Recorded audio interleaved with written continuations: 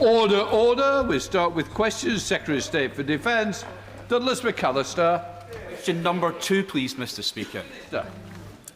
Thank you, Mr. Speaker. Last Thursday, I was proud to launch the Scotland Defence Growth Deal, which will increase the number of defence jobs in Scotland, invest in skills and make it easier for businesses, in particular SMEs, to do business in defence. This, alongside our commitment to increase naval shipbuilding in Scotland, will increase the number of high-skilled, high-wage jobs and make defence an engine for growth in Scotland. Douglas McAllister. Thank you, Mr. Speaker. I very much welcome last week's announcement of a £50 million defence growth deal for Scotland, making Scotland an engine for defence growth, from ships in the Clyde to new engineering and innovation facilities from the West Coast to the East Coast, creating good, well-paid jobs for my West Dunbartonshire constituents and right across Scotland.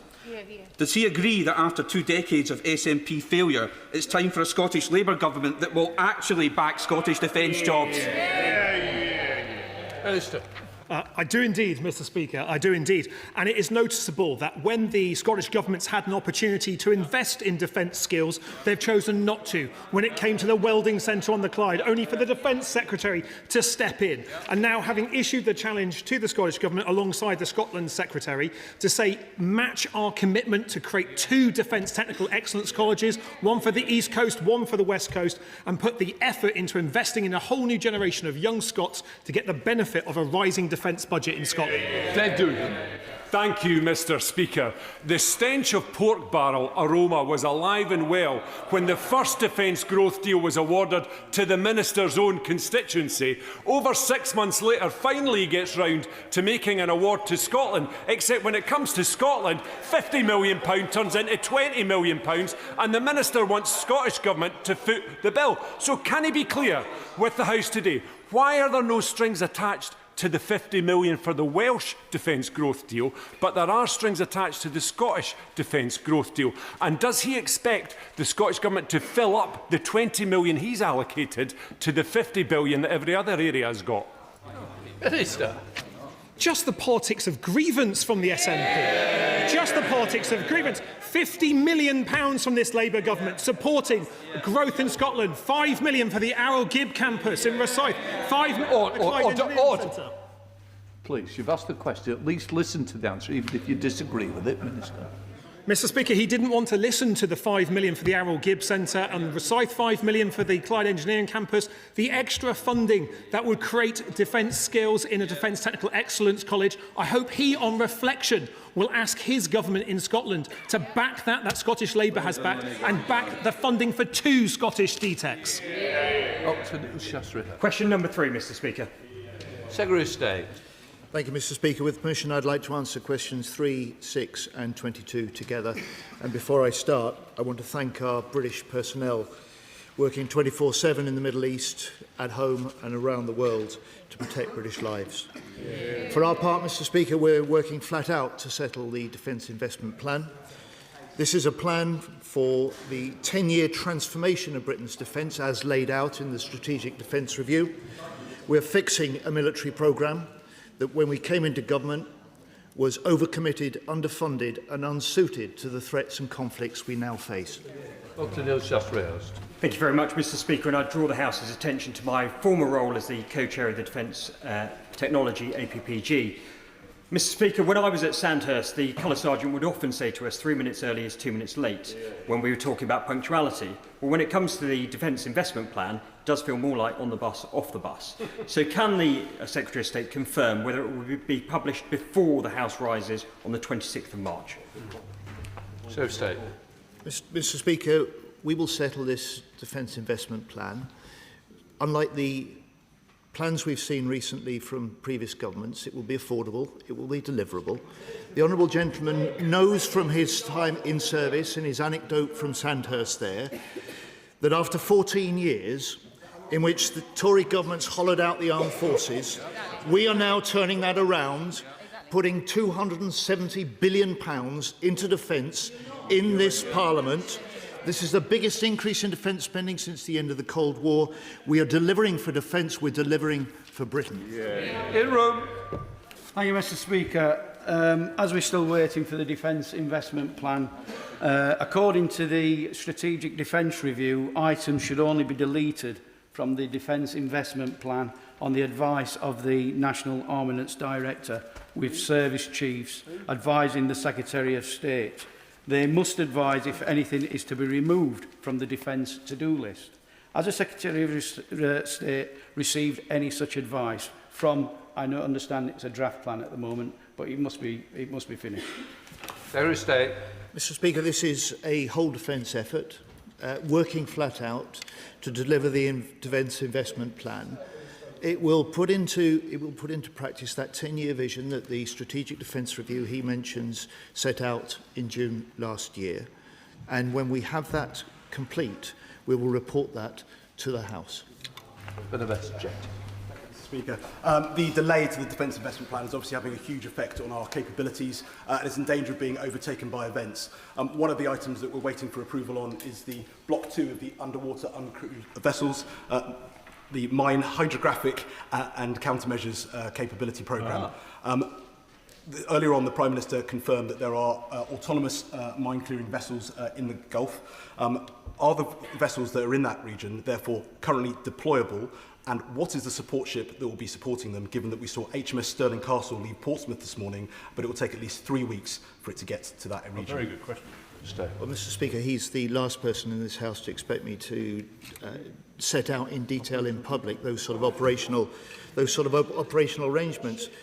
But I just say to him, the Defence Investment Plan is not holding up important decisions, important investment decisions.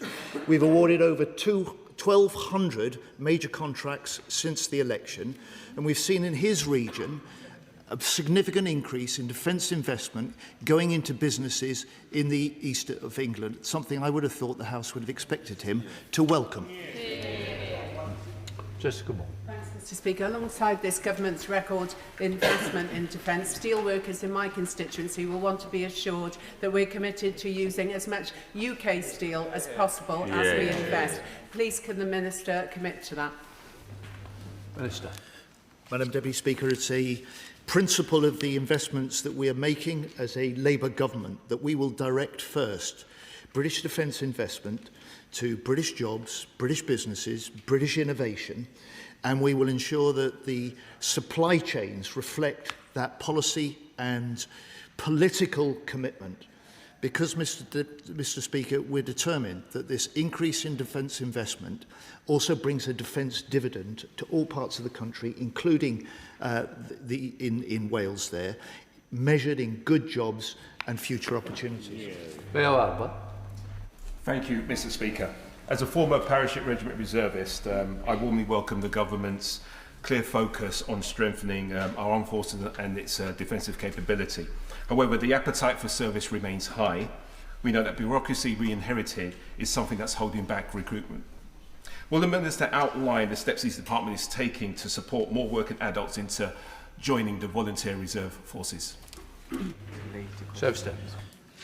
My honourable friend is absolutely right. So we've swept away some of the old, long-standing rules that got in the way of people being recruited into the forces. There is no shortage of those who want to join, including young people in this country.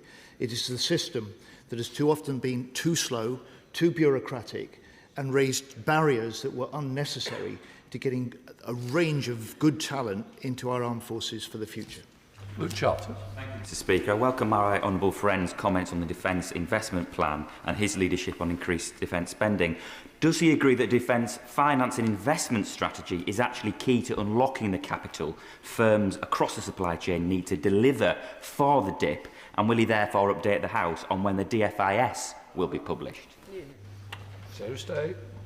I do indeed, Mr. Speaker. My honourable friend is entirely right.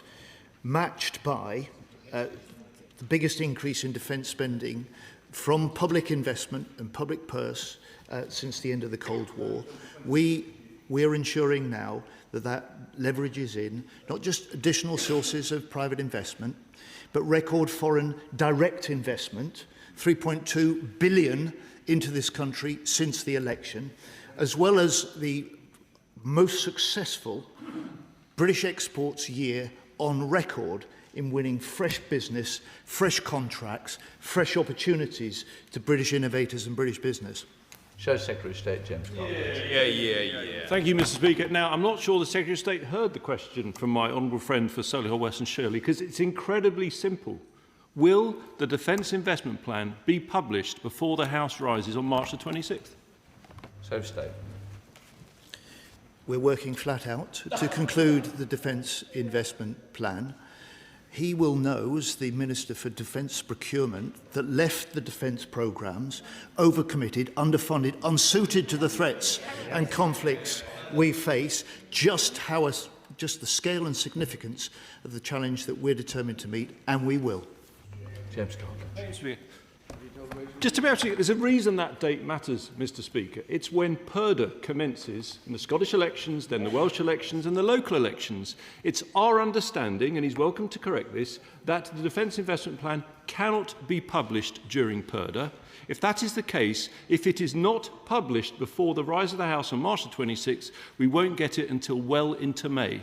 That's why this question is so important. So I'm going to ask him again, because he's failed to answer. It's very simple, straight question. It needs a straight answer.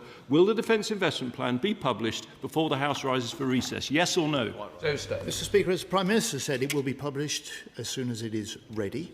And I just say to the honourable gentleman, this is not holding up major investments that we are making, over 1,200 major investments in contracts awarded since the election, 86% of them awarded to British-based businesses.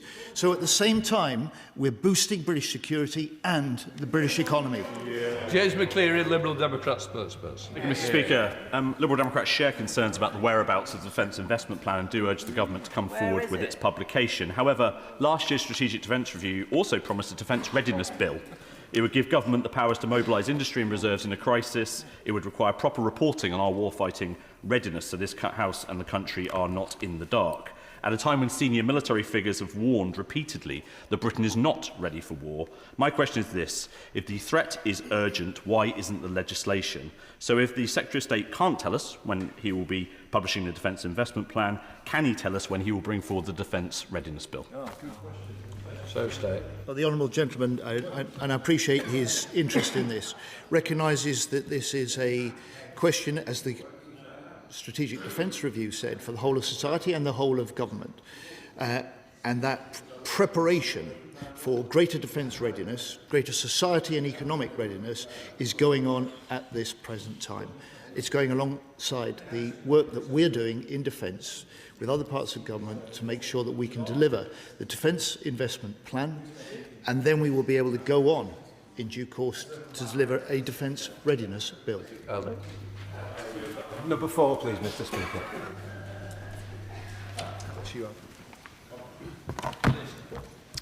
Mr. Speaker, alongside the conflict in the Middle East, the war in Ukraine continues to rage. Russia has taken over 1,000 casualties a day and launched over 55,000 missile and drone attacks against Ukraine just in the last year. At the latest Ukraine Defence Contact Group, the Defence Secretary announced a new air defence package of missiles and systems worth over $500 million to protect Ukraine against Russian attacks. And in coming months, the UK will deliver an additional 1,200 air defence missiles and 200,000 rounds of artillery through the Air Defence Consortium. I'd like to thank the Minister for that answer. Mr. Speaker, the Prime Minister's leadership on Ukraine has been exemplary. Does the Minister agree with me that this leadership has helped to secure US commitments on security for Ukraine, and that this demonstrates the importance of the US-UK defence relationship for international security? Minister. The UK and the US relationship remains stalwart. Our collective leadership on Ukraine has been second to none. The Defence Secretary's leadership of the Ukrainian Defence Contact Group has stimulated billions of pounds worth of investment, and we are delivering in support not just of the UK's security, but European security through Ukraine. So Ian Duncan-Smith. Mr. Speaker, the Prime Minister previously, in the last few weeks, has been very clear about what he considers to be our role under international law if we believe that allies are being attacked. In that case, does he, in the case of Ukraine, see exactly the same status for Ukraine as an ally, that them under attack means that we are, by necessity, directly involved. Minister. So as the honourable member will know, the right honourable member will know, we continue to support Ukraine with almost as much capability as we can. The leadership through the UDCG, with capability and industrial working groups back both within the United Kingdom and across Europe, will continue to support them and do everything we can to ensure the sanctity of Ukrainian sovereignty. Murphy. Question number 5, Mr. Speaker. So stay. Mr. Speaker, at the election, military morale had fallen to record lows, and we promised as a new government to renew the nation's commitment to those who serve. That is what we are doing. The biggest forces pay increase for more than 2 decades, landmark investment to buy back and to renew nearly 40,000 military family homes, wraparound childcare extended for those serving overseas. Mr. Speaker, when we say we're a government on the side of our forces, this is what we mean. Murphy. I'm grateful to the Secretary of State for his answer. I was privileged to be able to spend time in the high north of Norway as part of the Armed Forces Parliamentary Scheme recently with our Royal Marines and other Armed Forces personnel. It was a stark reminder of the service and sacrifice that they perform to protect our national interests and our way of life. Can I ask the Secretary of State what assessment he has made of the overseas allowance for those on temporary duty, like those in the Arctic? So State. Mr. Speaker, I will write to my honourable friend with the detail of that answer, but I would say to him part of the commitment we've made to renewing that contract with those who serve has involved the extension of wraparound childcare to those serving overseas. It is part of making sure that we can raise the quality of the experience of those who are in uniform. We can raise the morale of those who serve, and in doing so, we can help deal with the deep-seated, 14-year-long recruitment and retention crisis that we saw come the last general election. Oh, Jim Shepard. Thank you, Mr. Speaker. Can I thank the Secretary of State very much for his answers? Personnel and families from Northern Ireland face exceptional costs if they're stationed here in the mainland. If they want to meet their families, they want to go home again, there's extra costs for them. Can I ask the Secretary of State, what's been done to ensure that families from Northern Ireland aren't disadvantaged because of the fact they live so far away from wherever their families are based, and to ensure that the families can have the family time that they very much need to ensure that families stay together? Thank you. Well, Mr. Speaker, the honourable gentleman will have welcomed at Christmas the Get Home allowance that we made sure that every one of our serving personnel had access to for the first time. But I would just say to him, look, the highest pay increase for forces personnel for 20 years, the more than 10% pay rise over the first 2 years of this government is part of making the service life more affordable, including for those in Northern Ireland. And I am proud to be the first Defence Secretary of this country that can stand up and say, for all those full-time in UK military uniforms, no one is now paid less than the national living wage. And will we look at Gibraltar Regiment as well, Secretary of State? Lizzie Collins. Question number 7, Mr. Speaker. So State. Mr. Speaker, our outstanding armed forces are in the Middle East protecting our people, our interests and our allies. The RAF have conducted now over 550 hours of defensive operations in 5 countries, and drones have been shot down by UK forces almost daily. We now have more jets flying in the region than at any time in the last 15 years. Thank you, Mr. Speaker, and I thank the Secretary of State for his answer. About 10 days ago, we saw alleged attacks by both US and Iranian forces on water desalination plants in the Middle East, which is, of course, in direct contravention of international law. Civilians in the Middle East are reliant on desalinated water for survival, and targeting that is absolutely unacceptable. So can the Secretary of State confirm that UK forces operating in the Middle East continue to operate fully under international law, and that we condemn operations that target civilian infrastructure? So State. My honourable friend is right about Iran's widespread strikes have shown a total disregard for civilian life. It is because that I strengthened British defences in the region ahead of this conflict, extra jets, radars, defence systems. From day one, we've been coordinating defensive actions with a sound legal basis to protect British citizens, bases and our allies in the region. And I'm proud of the skill and the dedication that our armed forces are showing in the Middle East. Thank you, Mr. Speaker. I have constituents at RAF Akrotiri having been deployed out of RAF Kosovo in my constituency, and I've already had correspondence from concerned constituents and their families. The Iranian regime has a very potent chemical and biological weapons program, and I've asked the Defence Secretary this question before. Can he confirm that there is the CBRN protective kit at Akrotiri and other UK armed forces military bases around the region? And finally, the Iranian regime also has a very potent submarine fleet, maybe not nuclear and maybe not Trident-led as ours is, but it nevertheless is a significant threat in the region. So could the Defence Secretary say what he is doing to address both of those threats? So stay. Well, Mr. Speaker, the right honourable gentleman is right about the range of threats the Iranian regime poses, especially as we've seen as it hits back after the first wave of strikes. Those are widespread. They hit countries not involved in the conflict. They are directed at civilian, not just military targets.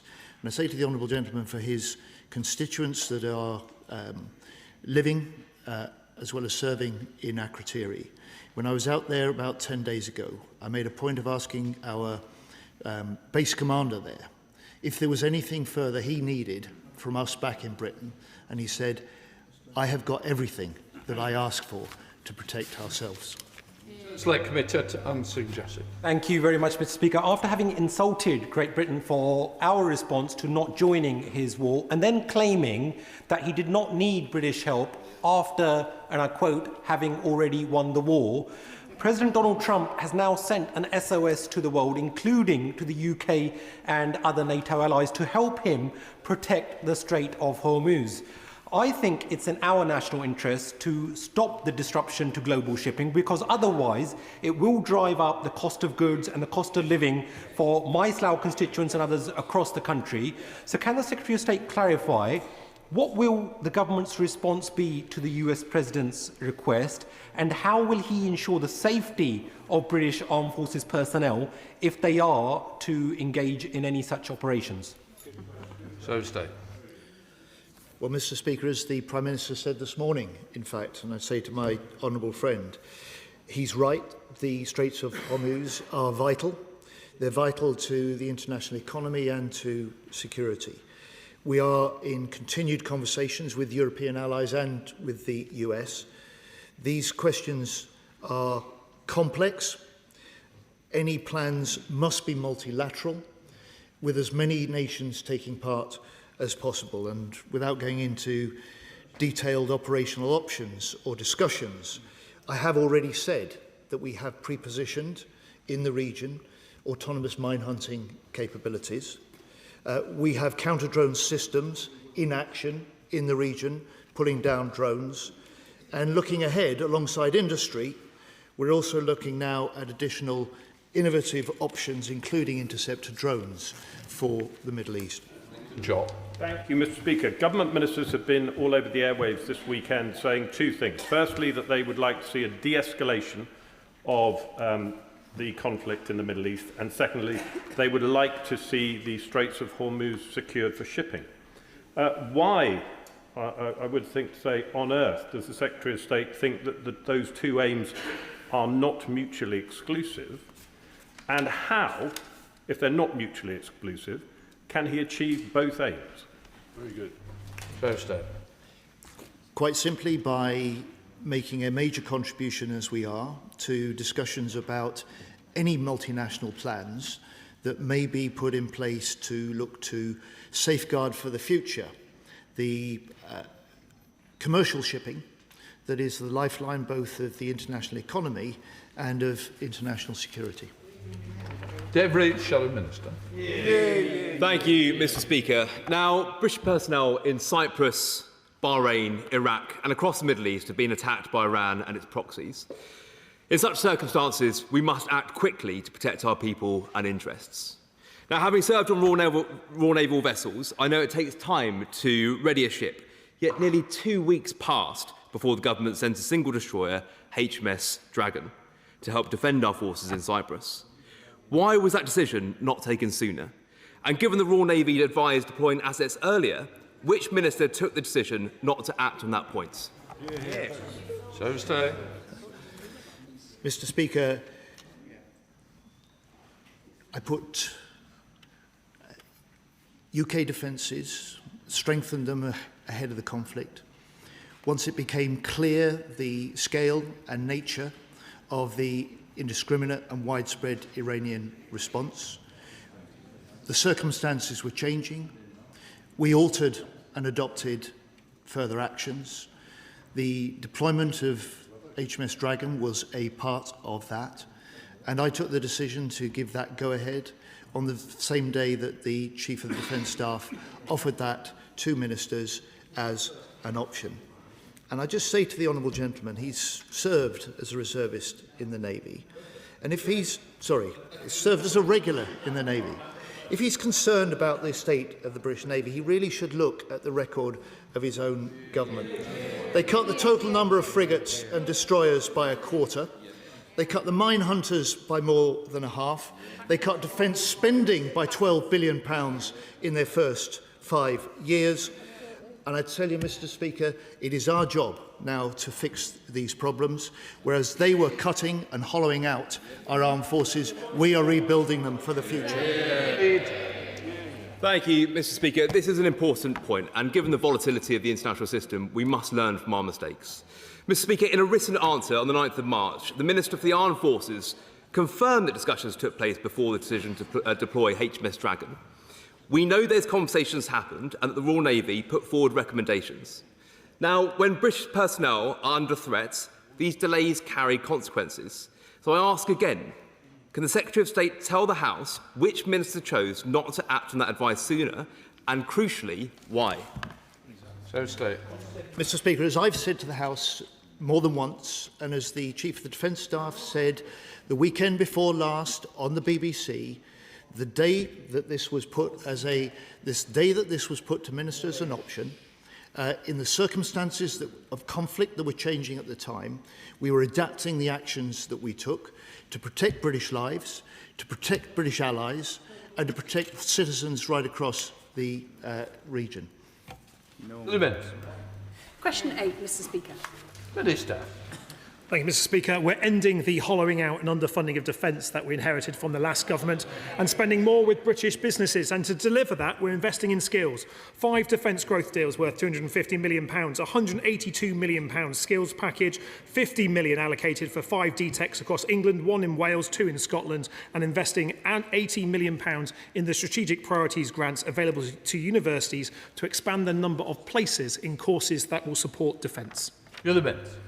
I thank the Minister for his answer. He will be aware that my constituency was home to Europe's largest munitions factory during the First World War, a legacy that lives on in MOD Longtown.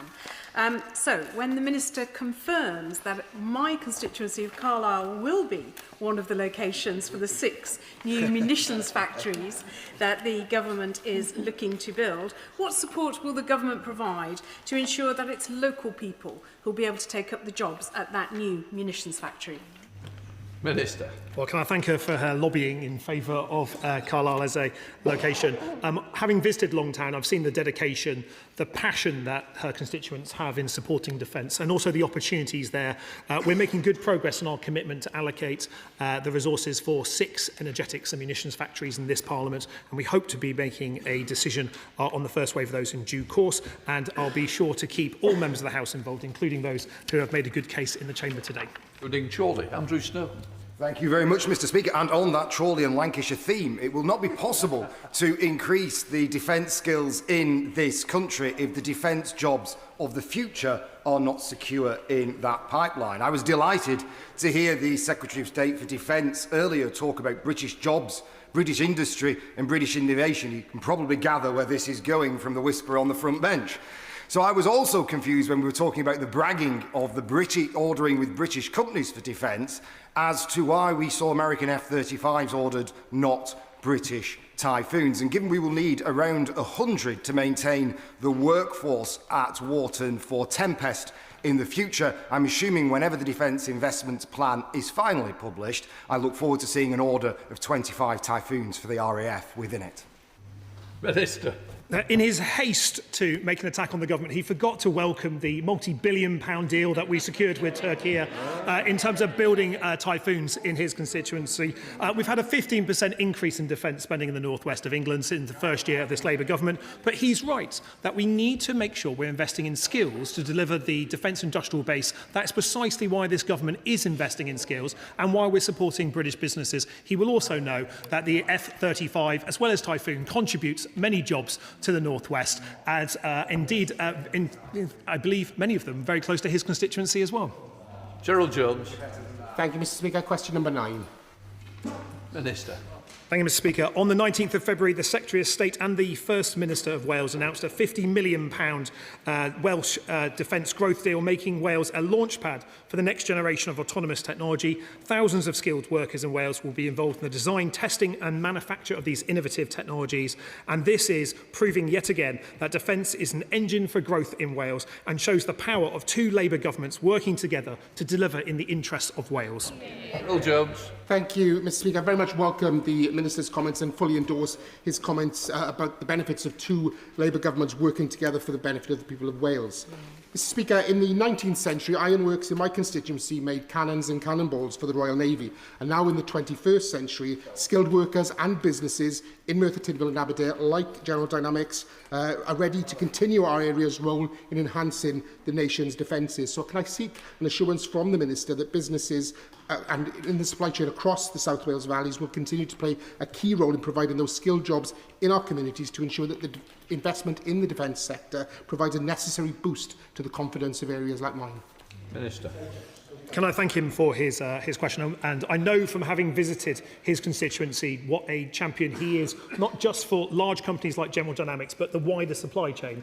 It's precisely why we've committed to increase our direct spend as a department with small businesses by 50% by 2028, making sure we're removing the barriers to small businesses being able to engage with the defence supply chain more, and investing in the skills that those small businesses and large businesses require to make the most of a rising defence budget. I look forward to meeting him and his constituents in relation to General Dynamics very shortly.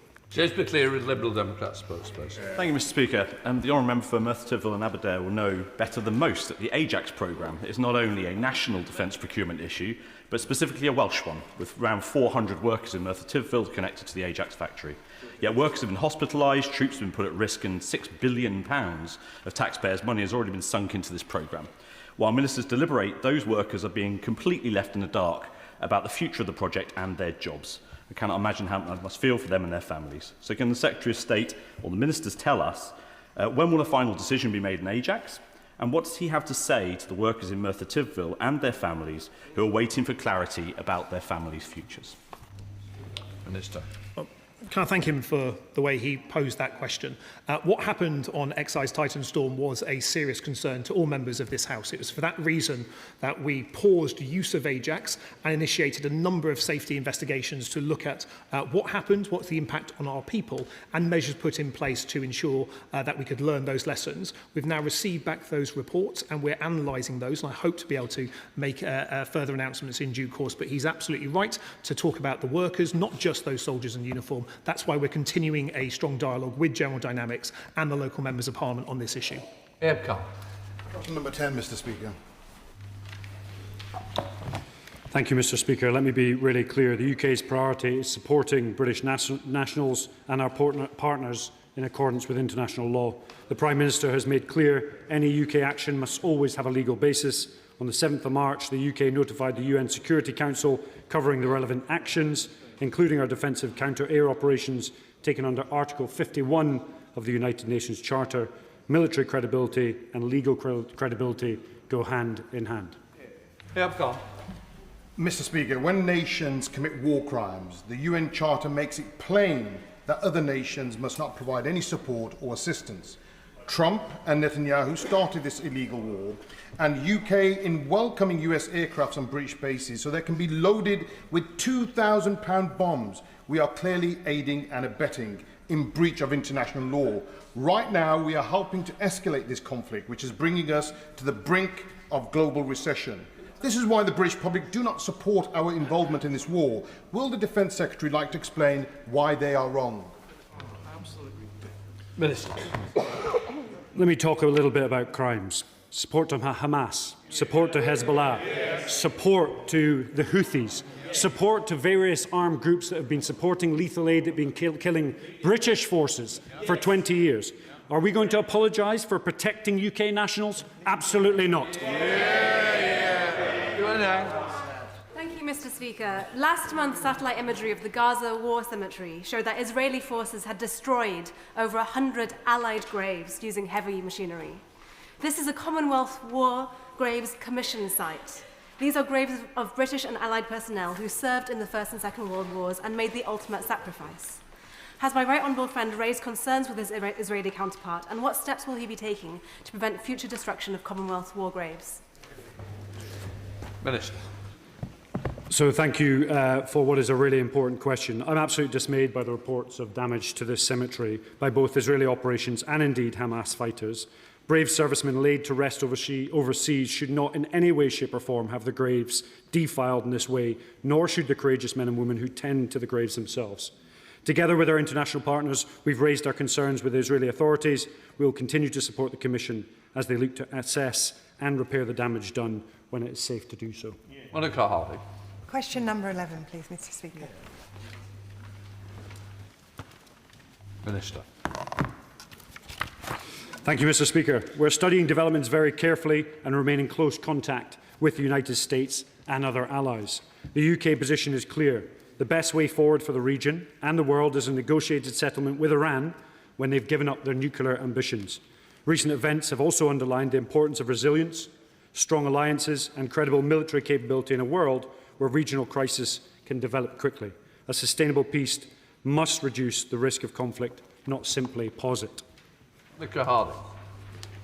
Mr. Speaker, my constituents in East and Walton are deeply concerned about further escalation in the Middle East, about the UK being pulled further into a conflict with no clear objective and the impact on their energy bills, inflation and interest rates. President Trump is attempting to pull us into his war of choice, urging UK deployment to the Strait of Hormuz and asserting that NATO's future depends on allies committing. Will the Minister rule out the deployment of military assets to the Strait of Hormuz? And will he do so as strongly as our German and Spanish allies have?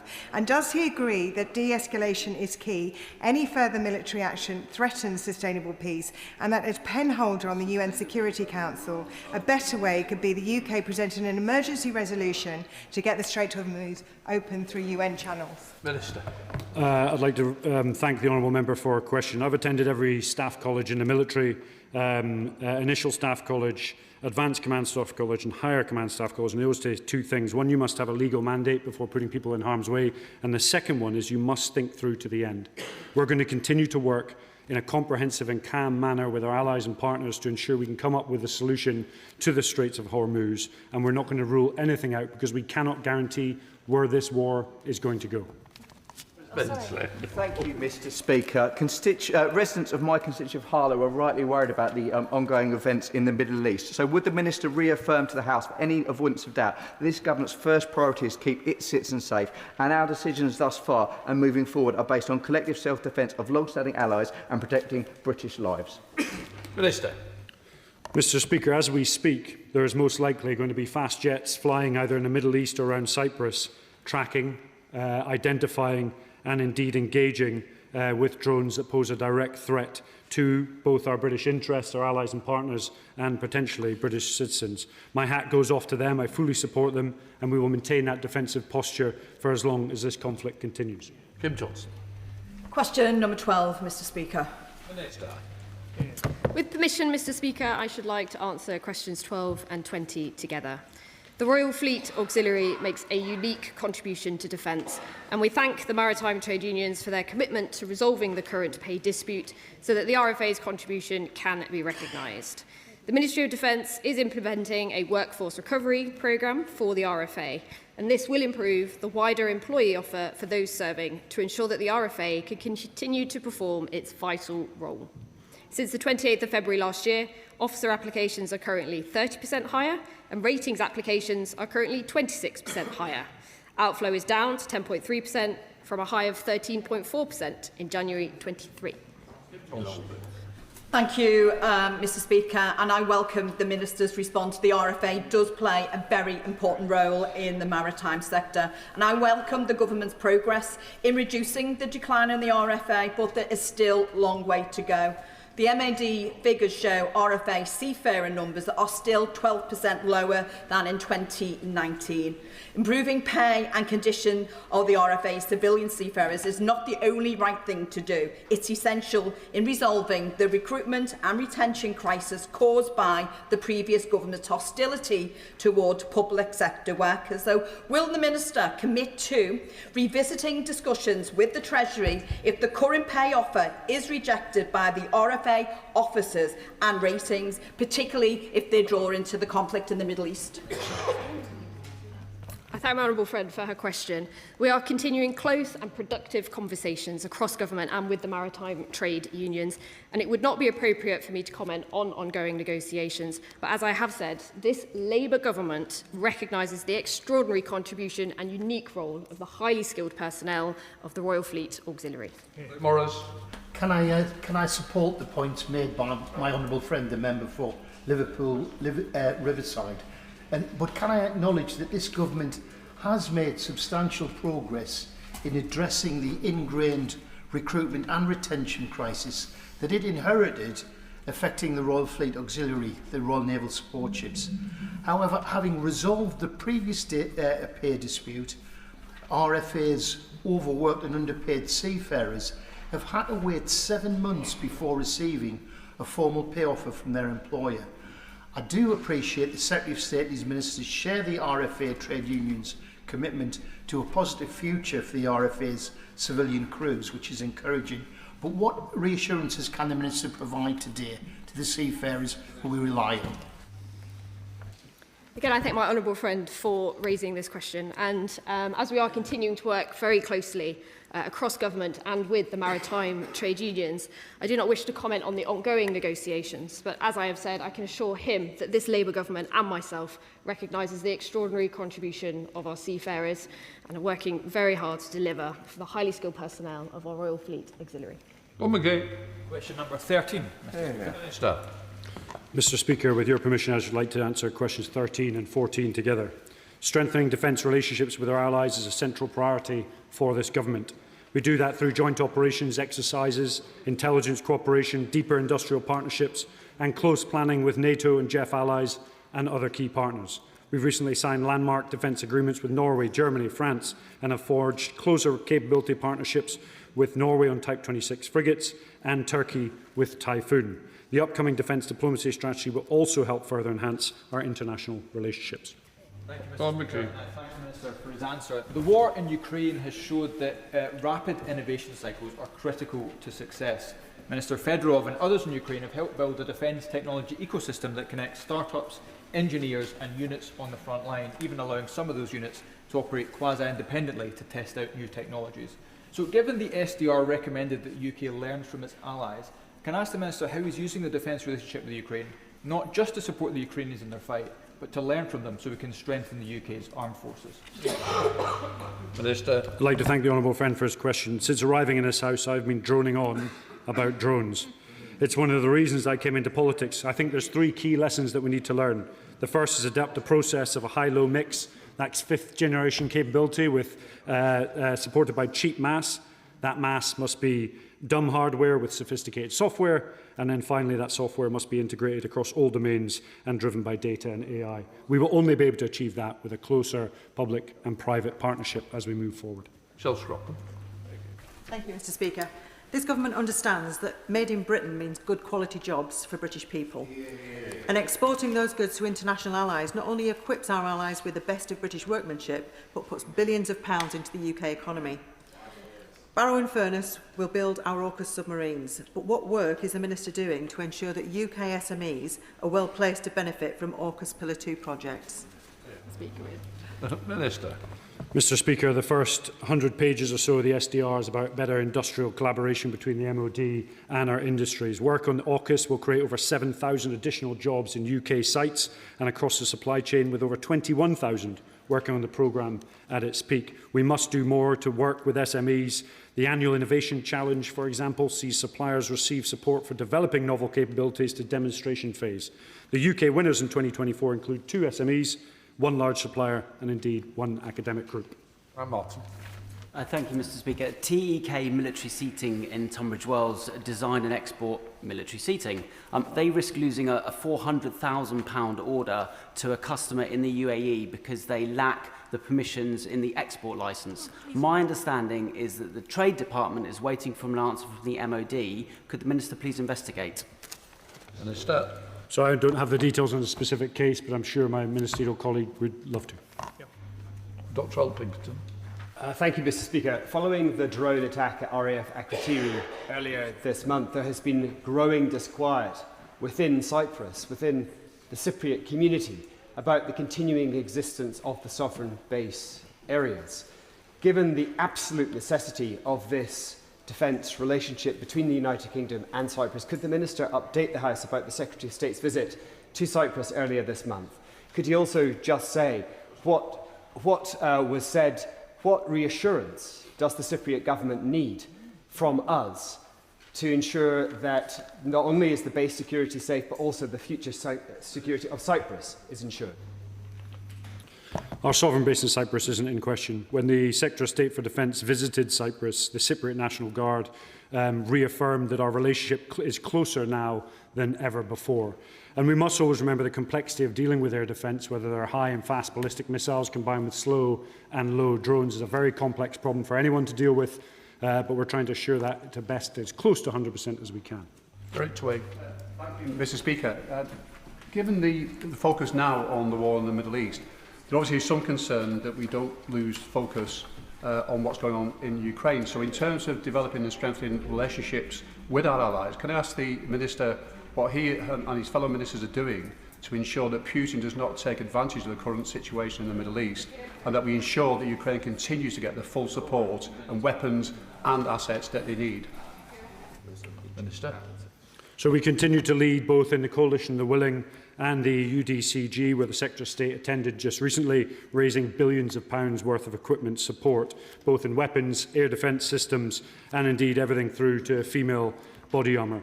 Ukraine absolutely remains a focus. It is not just about UK security. Indeed, it is about European security, and that will not change. Sir Julian. May I build on the excellent supplementary question asked by the Honourable Member for Glasgow South about Ukraine and counter-drone warfare? Thanks to the support given by this government and the previous government to Ukraine, they have become world leaders in inventing and deploying cheap responses to cheap drones.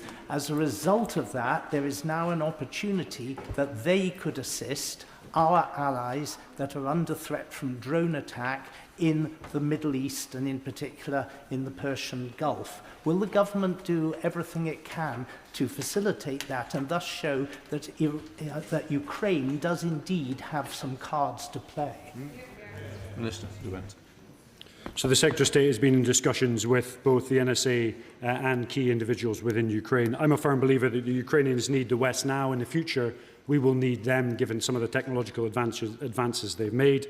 It's also worth doubling down on some of the capabilities and initiatives moving forward, Mr. Speaker, ranging from the hybrid Navy, the Army 40-40-20 programme, the DUST, the Defence Uncrewed Centre of Excellence, the NMITY drone degree to enhance and increase education, industry and the military forces move towards uncrewed systems, and of course finally £4 billion on uncrewed systems within the SDR. We come to topicals. Bill Esterson. Topical question number 1. Sarah State. Mr. Speaker, with all eyes on the Middle East, this House expects, and I am determined, to ensure that we continue to confront growing threats in the High North, that we continue to fulfil our obligations to NATO, and that we continue to step up support for Ukraine. So I can confirm today that over the last month, we have delivered to Ukraine 3,500 drones, 18,000 artillery rounds, and 3 million rounds of small ammunition. We face 2 conflicts on 2 continents, supported by an axis of aggression, with similar tactics and similar technologies. And I say this to the Ukrainian people on behalf of the UK. We will not forget the war in Europe, and our total determination to stand with Ukraine remains steadfast, and we will welcome President Zelensky to this country tomorrow. Right. Bill Esterson. Thank you, Mr. Speaker. Evidence presented to the Energy Security Select Committee shows that if the war in Europe is expanded, Russian submarines pose a significant threat to oil and gas tankers, to pipelines and to installations in the North Sea. What is the government's plan to address this very significant threat to our oil and gas supplies? So stay. Can I praise my honourable friend's chairmanship of that committee? Can I say he's absolutely right, as the Strategic Defence Review said last year, Russia poses an immediate and pressing threat to this country. The UK and allies' navies monitor, shadow and survey the Russian Navy activities, including stepping up our surveillance of any activity close to our oil installations and our pipelines. Right. Shadow Minister Mark Francois. Thank you, Mr. Speaker. There are growing rumours that the government is planning to bring back its ill-fated Northern Ireland Troubles Bill to the Commons next week. If that's true, it will give us the perfect opportunity to debate the Prime Minister's links with Phil Shiner, the disgraced lawyer who was convicted of fraud and struck off for making multiple false allegations against British soldiers. The Northern Ireland Secretary has told the House repeatedly that there is no such thing as a vexatious prosecution. Well, do MOD ministers now agree that's not just naive, it's simply untrue, especially after the case of Phil Shiner, a man universally hated across the British Army? Minister. There are two key roles that the Ministry of Defence play within this legislation. The first one is to ensure that we protect veterans throughout any legal process to do with Northern Ireland, and the second is to ensure no one corrupts the system to try and rewrite history in a different narrative. The third is to ensure those families of lost loved ones that were in the armed forces or the security services get the truth, reconciliation and justice that they deserve. I was asking about the current Prime Minister, not the next one.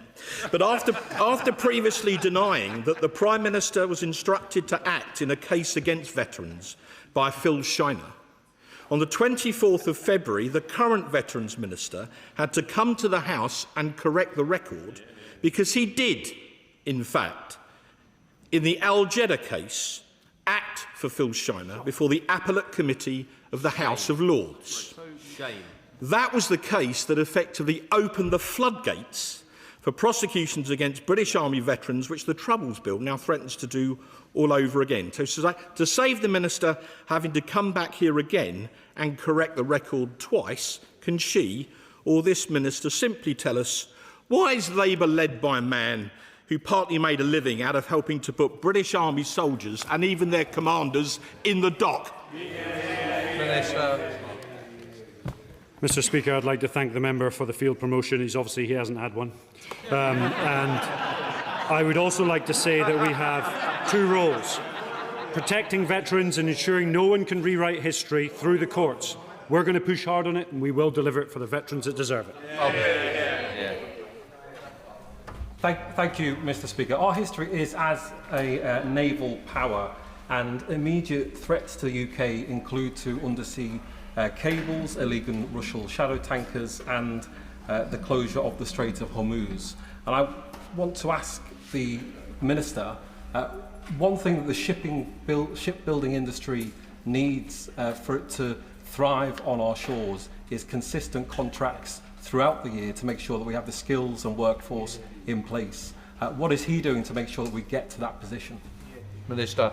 Can I thank him for his advocacy for shipbuilding? It's precisely why this government has brought together all departments with a shipbuilding interest with a cross-government effort to refresh our shipbuilding process, why Defence is leading that work in delivering more orders for our shipyards, which not only includes the frigates being built in Rosyth and on the Clyde, but also the fleet-side support ship that has started work in Appledore and North Devon as well. Sir Julian Lewis. Successive governments have refused compensation to the nuclear test veterans, but now the Sunday Mirror's investigative journalist Susie Boniface has revealed documents showing that, in fact, levels of radiation were known to be much higher than the court was led to believe in a case in 2016. Will the ministers be addressing this matter with the seriousness it deserves while veterans are still suffering and the widows of veterans still lack any recognition or compensation? This government has reset the relationship with our nuclear test veterans and the organisations that support them. And I want to say how much we appreciate the vital contribution that they made to keeping this country safe. We remain absolutely committed to listening to their concerns and working collaboratively to address them. Alistair. Thank you, Mr. Speaker. Having worked with the Defence Secretary to save the semiconductor plant in Newton Aycliffe in my constituency, I was proud the other week to meet Sam and Evan, 2 new apprentices who owe their opportunities directly to government investment. But we want to go further. So can ministers confirm that the MOD will continue to push hard to expand the number of jobs, the number of apprenticeships and training opportunities, so that that factory, that world-class factory, delivers for local growth as well as delivering sovereign supply for our nation? Absolutely, Mr. Speaker. Octric do a superb job in keeping our country safe, securing an essential supply of gear for our military. Since Octric came into MOD ownership, they've already recruited 33 additional staff, and we continue to support the company as it seeks to grow and build in support of our national security. Christine Jardine. Thank you very much, Mr. Speaker. A Ukrainian family that we managed to reunite visited my office on Friday. And in the conversation, it was clear that they are concerned for the future of Ukraine, given the war in the Middle East and now the US loosening the sanctions on Russia. So can I ask what representations have been made to the American government to underline the seriousness of that step and our commitment to Ukraine? I hope the Honourable Lady's constituent and the Ukrainian families will be reassured by the response this afternoon in the House, a determination that despite all eyes being on the Middle East, we will continue to stand with Ukraine, we will step up our support for Ukraine, and we will do so alongside allies, including the US. Anna Dixon.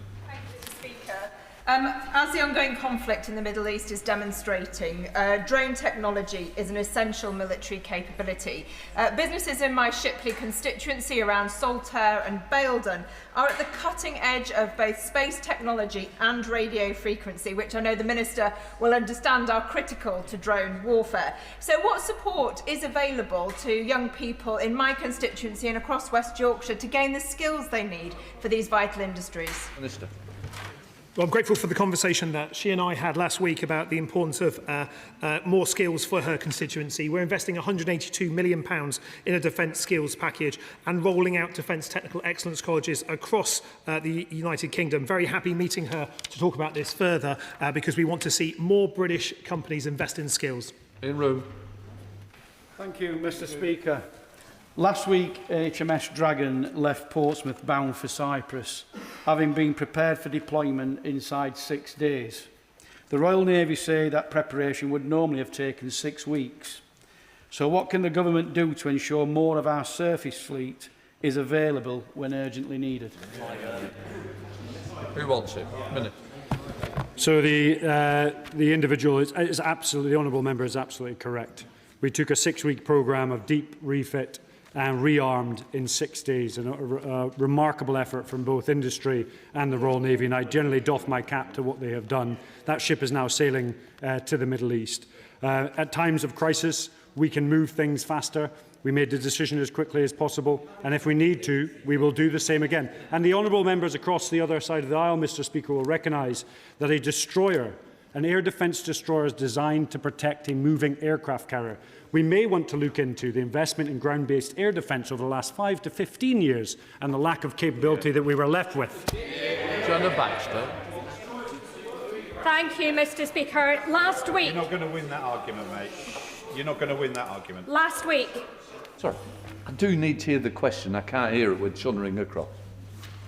Thank you, Mr Speaker. Last week, the United Nations Independent International Commission of Inquiry on Ukraine concluded that Russia have been committing crimes against humanity for the forcible deportation of Ukrainian children.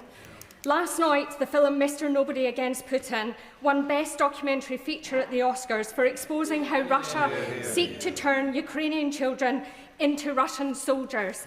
Can my right honourable friend outline what further work he is undertaking with colleagues in the FCDO to ensure that children are not used as weapons of war? Secretary of State. Can I first congratulate, on behalf of the House, my honourable friend for the award of the Presidential Order of Merit in Ukraine that she received earlier this month for her work on this area.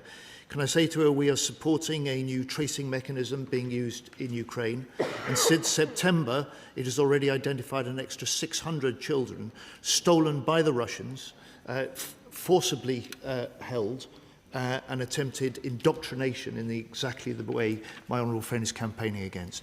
Andrew Snowden. Thank you very much, Mr Speaker. Earlier, I asked the Secretary of State if he would confirm an order of 25 Typhoons for the RAF after claiming about backing British jobs. The Minister, in his response, deployed the power of waffle to avoid answering the question.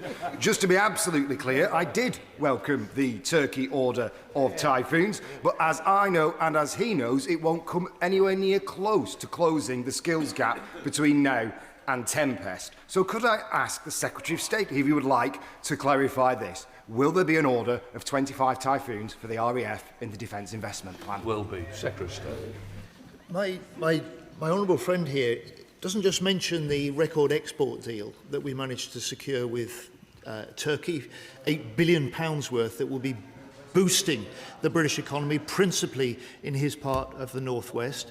He fails to welcome also the £500 million investment we put into new radars for the Typhoons. This is part of building up our UK defence base. It's part of 15% increase under this government in defence investment going to his region.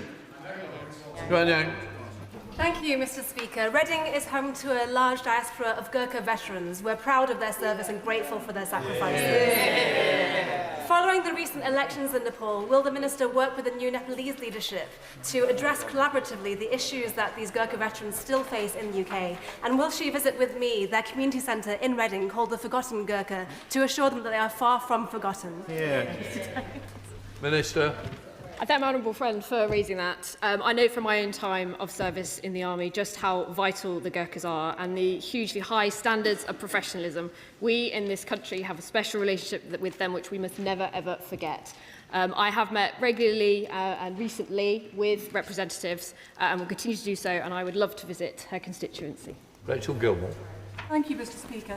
In Devon and Somerset we are home to some of the finest units in British Armed Forces, from Devonport to Lympstone to 40 Commando at Norton Manor and to Royal Marine Base Chivener in North Devon.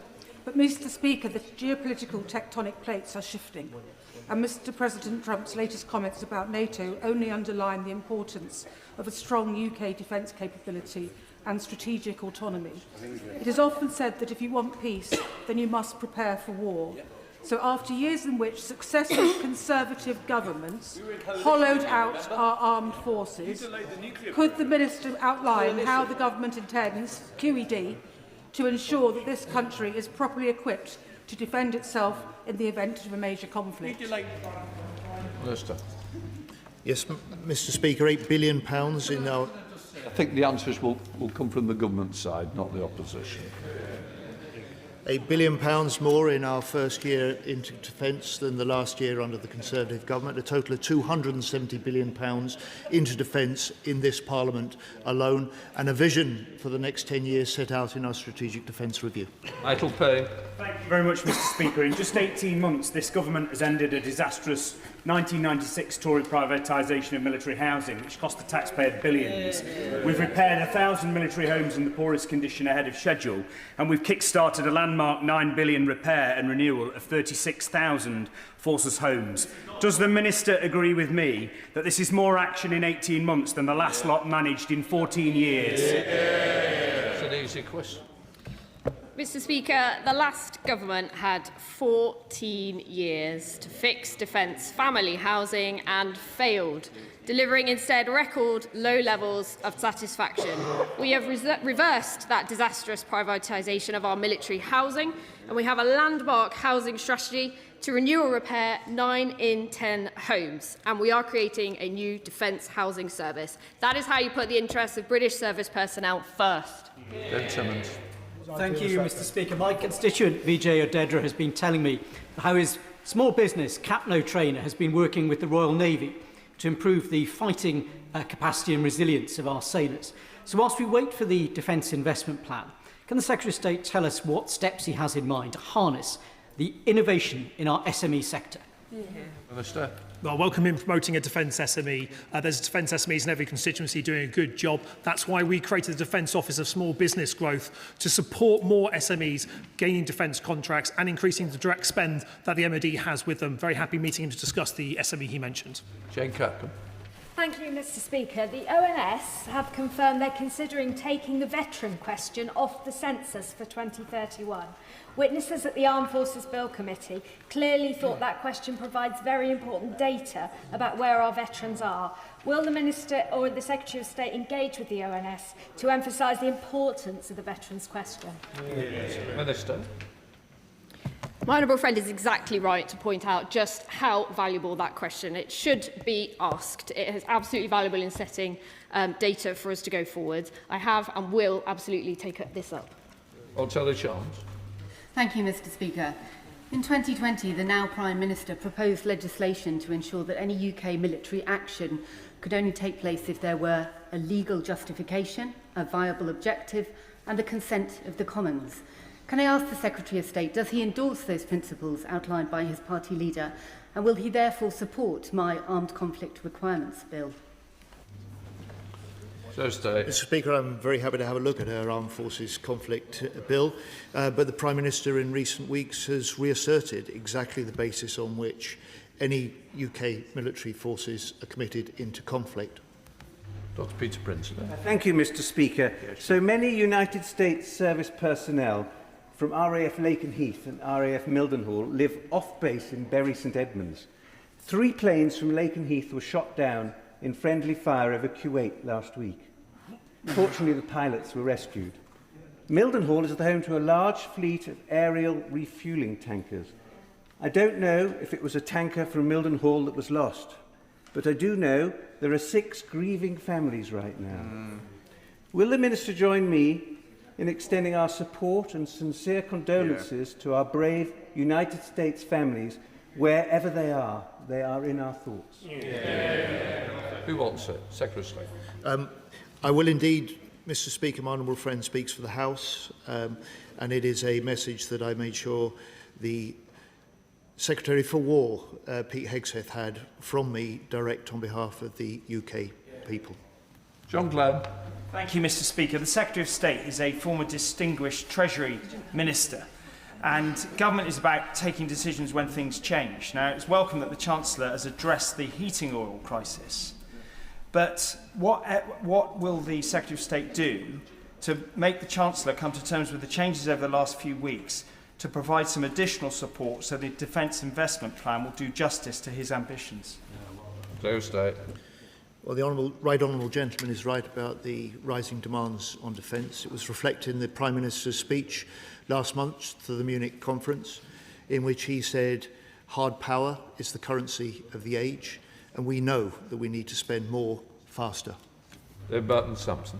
Thank you, Mr. Speaker. Last month, I joined several members from across this House in Ukraine for the 4th anniversary since Putin's illegal invasion, and the mood was very different to the previous year after an extremely harsh winter and Putin's bombardment of the power networks. Can he give assurances that not only will we stand by Ukraine with everything going on in the Middle East, but we'll also help them and support them in fixing key infrastructure so that 400,000 people are not living without power in Kyiv? Thursday. My honourable friend is right, and I welcome the visit that he paid to Ukraine. We are indeed doing what we can to help Ukraine defend its critical civilian infrastructure targeted by Putin, and we are indeed stepping up our support, our military support to Ukraine in the way that I've reported to the House today. Wendy Morton.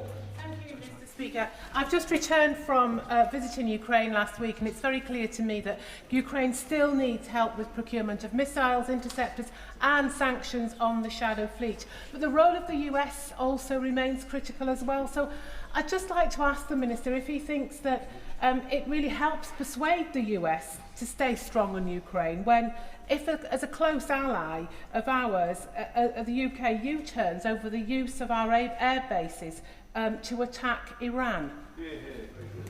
Thursday.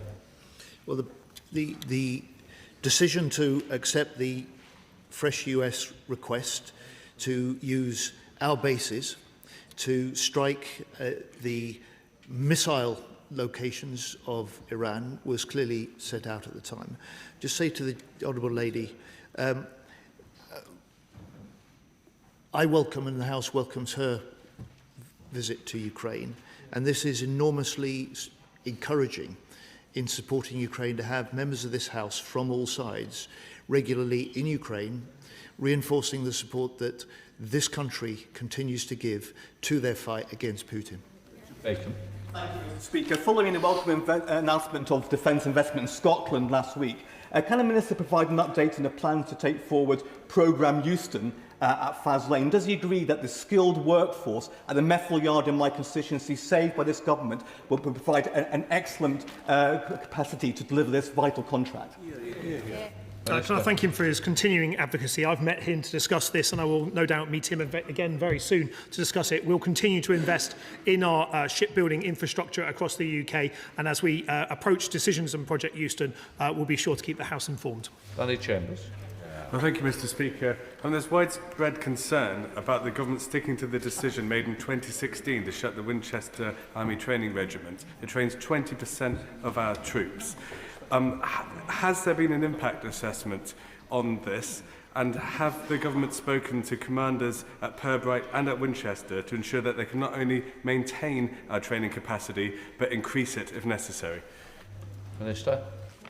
The government undertake very detailed impact work, and I can assure him that there is no impact to our training capability, and I'm pleased to say that we are increasing the number of people starting training, no thanks to the previous government. Much, Mr. Speaker. A new partnership between New College Lanarkshire and Cairnhill Structures, a steel fabricating company in Coatbridge, begins today. Engineering Futures aims to give local people a start in engineering and trades such as welding, fabrication and computer aid design, all essential to strengthening our skills base and increasing defence jobs. So what steps will my right honourable friend take to promote similar schemes across Scotland? Well, can I praise New College Lancashire for their work? It's precisely the reason that we wanted to invest in not one but two Scottish Defence Technical Excellence Colleges, and I hope that the Scottish Government will be able to match that commitment that this Labour Government has made precisely to deliver for young people of Scotland as he has set out. Final question, Harriet. Thank you very much, Mr. Speaker. Further to the question from the Chair of the Energy Select Committee, energy infrastructure offshore needs protecting. The Strategic Defence Review did not mention specifically platforms, FPSOs or rigs, these movable assets. Can the Secretary of State or the Minister confirm that these will be considered in terms of our energy security, and what will the Defence Department do to ensure their security now and in the future? On the contrary, Mr. Speaker, the Strategic Defence Review laid greater emphasis on the need to step up our homeland security and our homeland defence, and that includes the critical infrastructure under the sea on which we depend. Point of order on questions. Then the best objective. Mr. Speaker, before the Defence Ministers leave their place, earlier on the Minister for Defence, Readiness and Industry mentioned Exercise Titan Storm in the context of Ajax. I asked a written question to the Department on the 1st of January, a name day question which was due for answer by the 7th of January, with regards to how many noise and vibration injuries have been sustained up to Exercise Titan Storm. And I was wondering if I could ask for your advice as to how I can best elicit an answer now it's over 2 months late. Front bench wants it? If not, I'll deal with it. Can I just say it's totally unacceptable that it's in the question. It's a name written day. It should be answered. I cannot believe that something that came in January has still not been answered. Can I ask that the Secretary of State looks into it and ensure that questions are answered? Isn't good enough. Members are representing their constituents. They have people who are serving, people who may be serving in this contract. Please, let's take this House more seriously. We're having a very bad time from government, who seems to have a total disregard for members of Parliament, which is totally unacceptable. Is it similar to the same one? Mr. Speaker, can I thank you for your comments there? The next defence questions are going to be on the 10th of May, and obviously we're all aware of the recess, but given our armed forces personnel, many of them my constituents and represented across the House here, are going to be in harm's way during that period. Can I look to you, Mr. Speaker, as you always do, where necessary, for your urgent questions and particular statements to be given by the defence team in this period, because the 10th of May is a very, very long period of time, given we have armed forces personnel on duty right now. Right, I'm not going to carry on the conversation. I think you put it on the record.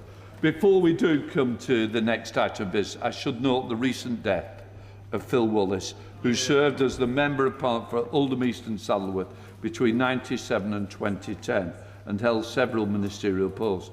Our thoughts are with Tracy, his sons, and the rest of the family and friends, and from all former colleagues. I know, and I've got to say to the Secretary of State for Defence how close you were, and I know, John, that you did and kept us all informed with your regular visits. It really was appreciated.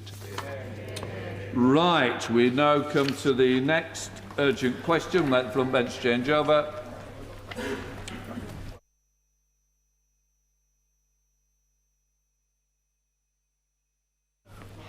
We come to the urgent question. Shadow Foreign Secretary Dame Priti Patel. Mr. Speaker, to ask the Secretary of State for FCGO if she would make a statement on the steps she's taking to secure the reopening of the Straits of Hormuz. Well, Mr. Speaker, I thank the Shadow Foreign Secretary for her question. I should say first, Mr. Speaker, that the Foreign Secretary will provide a wider update to the House tomorrow morning on the UK's approach to the situation in the Middle East, including the conflict in Iran, escalation in Lebanon, our consular response and her diplomatic engagement, including her recent visit to Saudi Arabia over the weekend, which will provide the possibility for further questions on a much wider range of issues. Turning to the Right Honourable Lady's question, Iran's reckless actions in the Straits of Hormuz are having damaging consequences for the global economy and putting the lives of those aboard civilian vessels in danger. Iran has struck several commercial ships in the last few days. Its actions have put a fifth of the world's oil supply effectively on hold. And indeed, a ministerial colleague will shortly update the House on steps that this government is taking to provide help to those affected in the UK that most need it. Last week, we joined, Mr. Speaker, 31 other countries and the International Energy Agency in agreeing a coordinated release of 400 million barrels of oil, including 13.5 million barrels from the UK, the biggest ever release in the IEA's history. And, Mr. Speaker, as the Prime Minister said this morning, we are working with all of our allies and partners, including our European partners, on how we can restore freedom of navigation in the region as quickly as possible and ease the economic impacts. That is not a simple task, Mr. Speaker, but we have to reopen the Straits of Hormuz to ensure stability in the market. Mr. Speaker, the Prime Minister spoke with President Trump yesterday on the importance of reopening the Strait of Hormuz. The Foreign Secretary was in Riyadh in recent days showing support for our partners across the region who face continuing strikes. She discussed the impact of Iran's actions with GCC foreign ministers and the importance of maintaining energy security and supply. And as we speak, she is on a call with Secretary of State Rubio on this very crisis. The Defence Secretary has just been answering questions, Mr. Speaker, on these issues. And Mr Speaker, I can assure you and the whole House that the Government will continue to work towards a swift resolution of the situation in the Middle East to protect our people, our allies, and to reduce the cost of living for working people in this country. Mr Speaker, this is a moment for Britain to stand tall and work intensively with our allies. With the despotic Iranian regime continuing to attack international shipping in the Straits of Hormuz, urgent action is required to reopen safe shipping routes, to protect lives and to support trade and economic stability. We all feel the economic cost of Iran's actions, and this morning the Prime Minister told the press, and not the House, Mr Speaker, that we are working with all our allies to bring together a viable collective plan that can restore freedom of navigation in the region as quickly as possible. Now, recognising that this is not straightforward, where is this plan and what measures are being considered?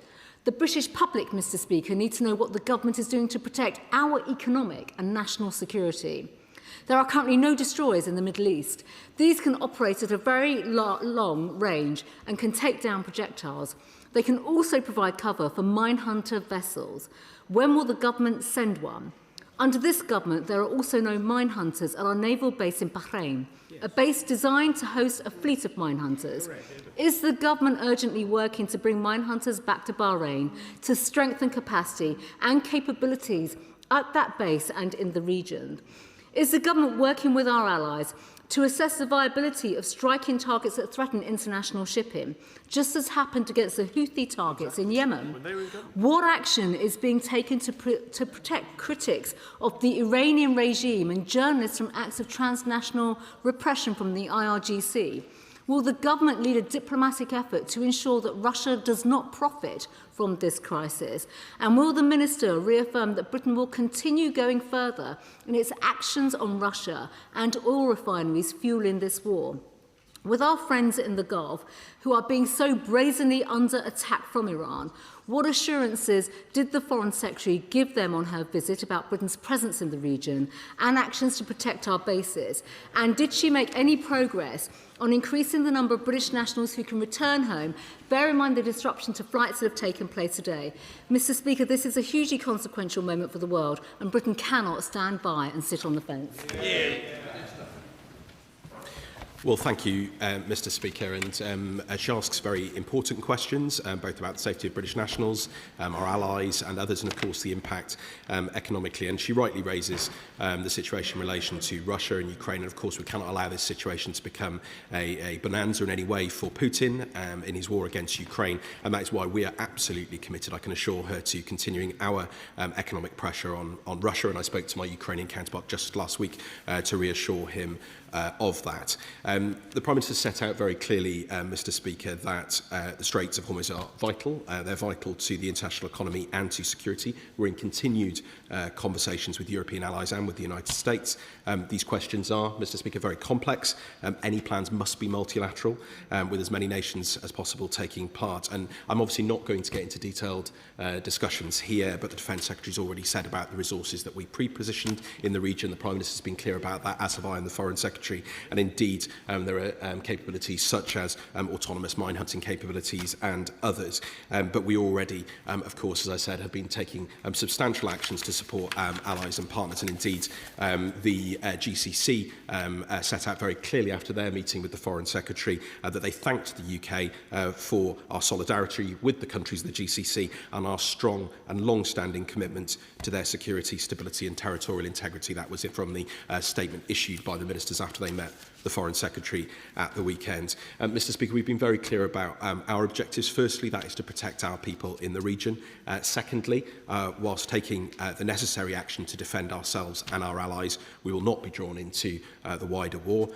We will continue working to a swift resolution that brings security and stability back to the region, but also crucially stops the Iranian threats to its neighbours. We all want to see an end to this war as quickly as possible, because obviously the longer it goes on, the more dangerous the situation becomes. incomes, and the worse it is for the cost of living back here at home. And that is exactly why the Prime Minister has set out decisive action today on the measures that we are taking to support UK citizens who be affected with energy prices, and whether that's on the heating oil issue, which a ministerial colleague will be speaking on shortly, whether that's on the energy price cap, whether that's in our continued investment in energy security and capability here in the UK. We cannot allow ourselves to be at the whims of whether it's the Ayatollahs or indeed Vladimir Putin when it comes to our energy security. We've already acted alongside other countries to release those emergency oil stocks, which I set out at a level that is completely unprecedented. But of course, we ultimately do have to reopen the Straits of Hormuz to ensure stability in the market, but that isn't a simple task. So I repeat again, we're going to work with allies, including European partners, to bring together a viable and collective plan to restore freedom of navigation. Mike Kane. Thank you, Mr. Speaker. The Joint Maritime Security Centre has designated the Persian Gulf situation as critical. Nautilus, RMT and the Chamber of Shipping have designated the Straits of Hormuz, the Persian Gulf and the Gulf of Oman as a warlike area way into next month. Protecting the safety of seafarers and UK-flagged vessels is paramount. Will the Minister continue to commit to upholding the International Convention for Safety of Life at Sea?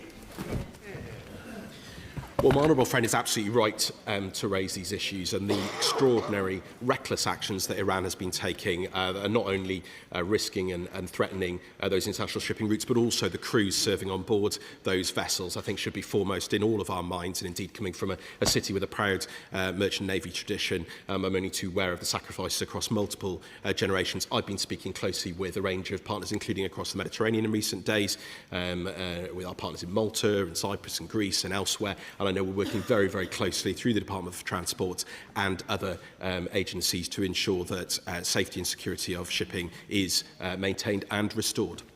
Callum Miller, Liberal Democrat spokesperson. Thank you, Mr. Speaker. Households across the UK are fearful of rising prices at the pumps and to heat their homes. The closure of the Strait of Hormuz by Iran will worsen the serious situation, yet it should have come as no surprise. And in response, President Trump's position is both irresponsible and inconsistent.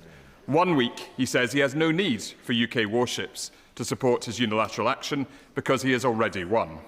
The next, he says we must send ships. One day, he suspends sanctions on Russian oil in a desperate, dangerous attempt to bring down oil prices. The next, he says he might bomb the Iranian facility at Karg Island for fun. The UK should be leading on the world stage at a time like this, not following Trump like a poodle, nor succumbing to his bullying, as the Conservatives and Reform Party have advocated.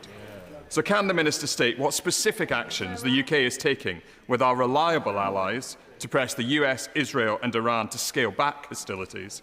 And will the Minister commit to seek agreement in the UN Security Council on a collective approach to get the Strait open?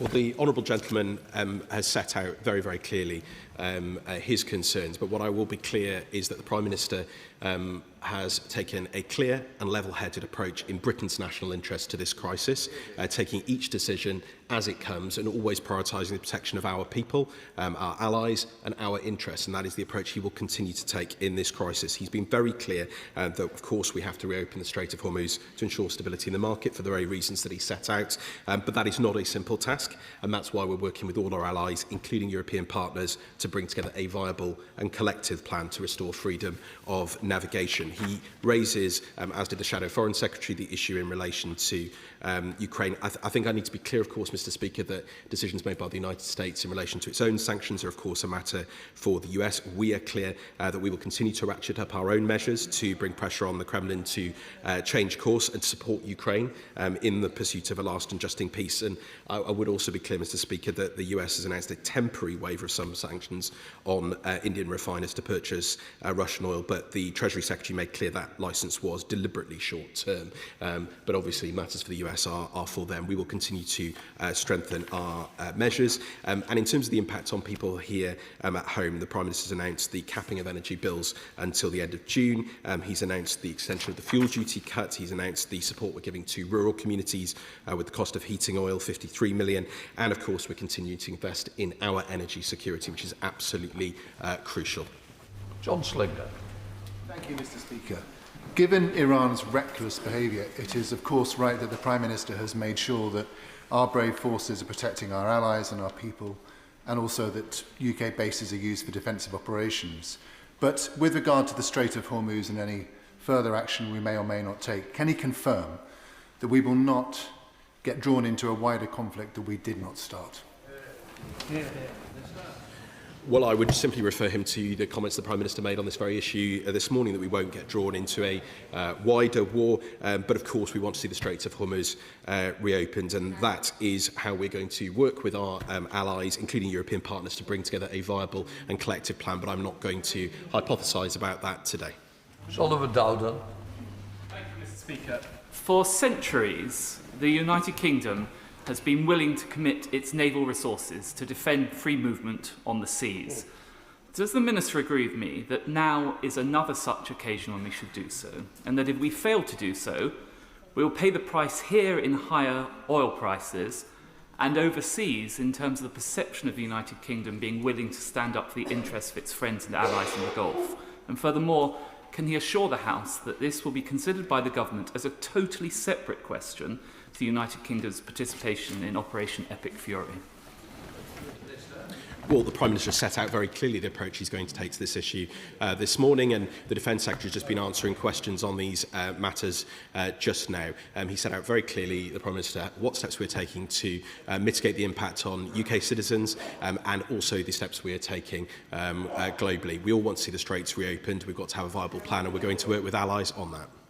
Dave. Thank you, Mr. Speaker, and I thank the Minister for his detailed responses. And he will know, like many of us across the chamber do, that there are many residents across our country who are really worried and concerned about the conflict in the Persian Gulf. But can the Minister reassure me and the House that they are having discussions with the Department and ongoing discussions with Cabinet colleagues on assessing the different scenarios of the conflict in the Persian Gulf? Well, firstly, I can absolutely understand the concern that her constituents feel, and indeed it's felt by many constituents, including my own, up and down the country. And that's exactly why the Prime Minister set out the decisive action we're taking on energy bills, on fuel duty, on support on heating oil, and of course on our continued investment in energy security in this country. Of course, Iran could stop its reckless attacks on shipping. It could reopen the Straits of Hormuz. That is fundamentally the reckless and dangerous action that they are taking, and we're going to continue to engage with allies on what we can do. Sir Berninger. Thank you, Mr. Speaker. Does the government realise that this nation is already at war? That we have Iran firing on sovereign British territory? That we have Russia having already proclaimed that they are at war with the United Kingdom?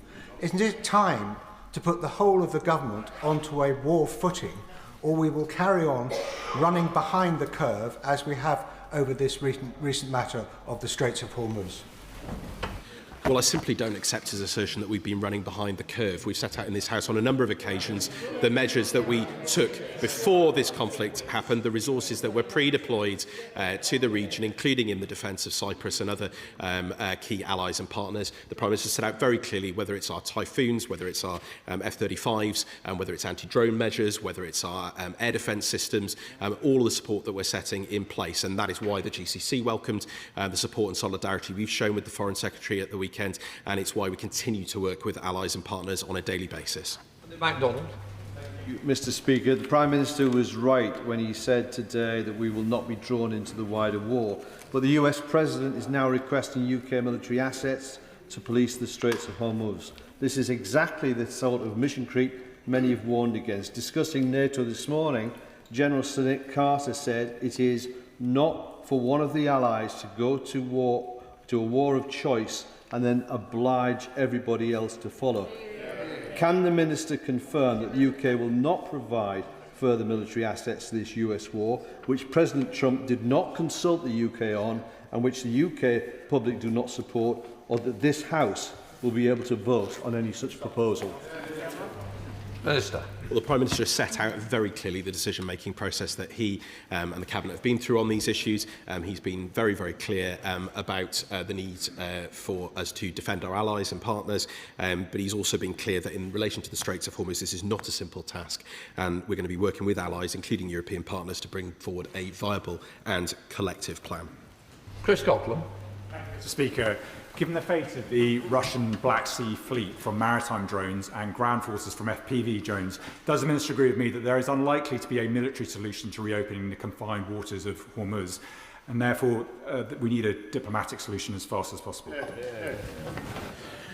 Well, I completely agree with him that we need further diplomatic action. That is exactly what the Foreign Secretary, the Minister for the Middle East, the Prime Minister, myself, the Defence Secretary and others have been engaged in recent days and weeks. He raises the importance of different drone capabilities. In terms of the wider situation, the threat we face from drones, that's exactly why we work with partners such as those I saw in Latvia just a few weeks ago to develop the very, very best in capability and to learn the very important lessons from Russia's brutal war against Ukraine. John MacDonald.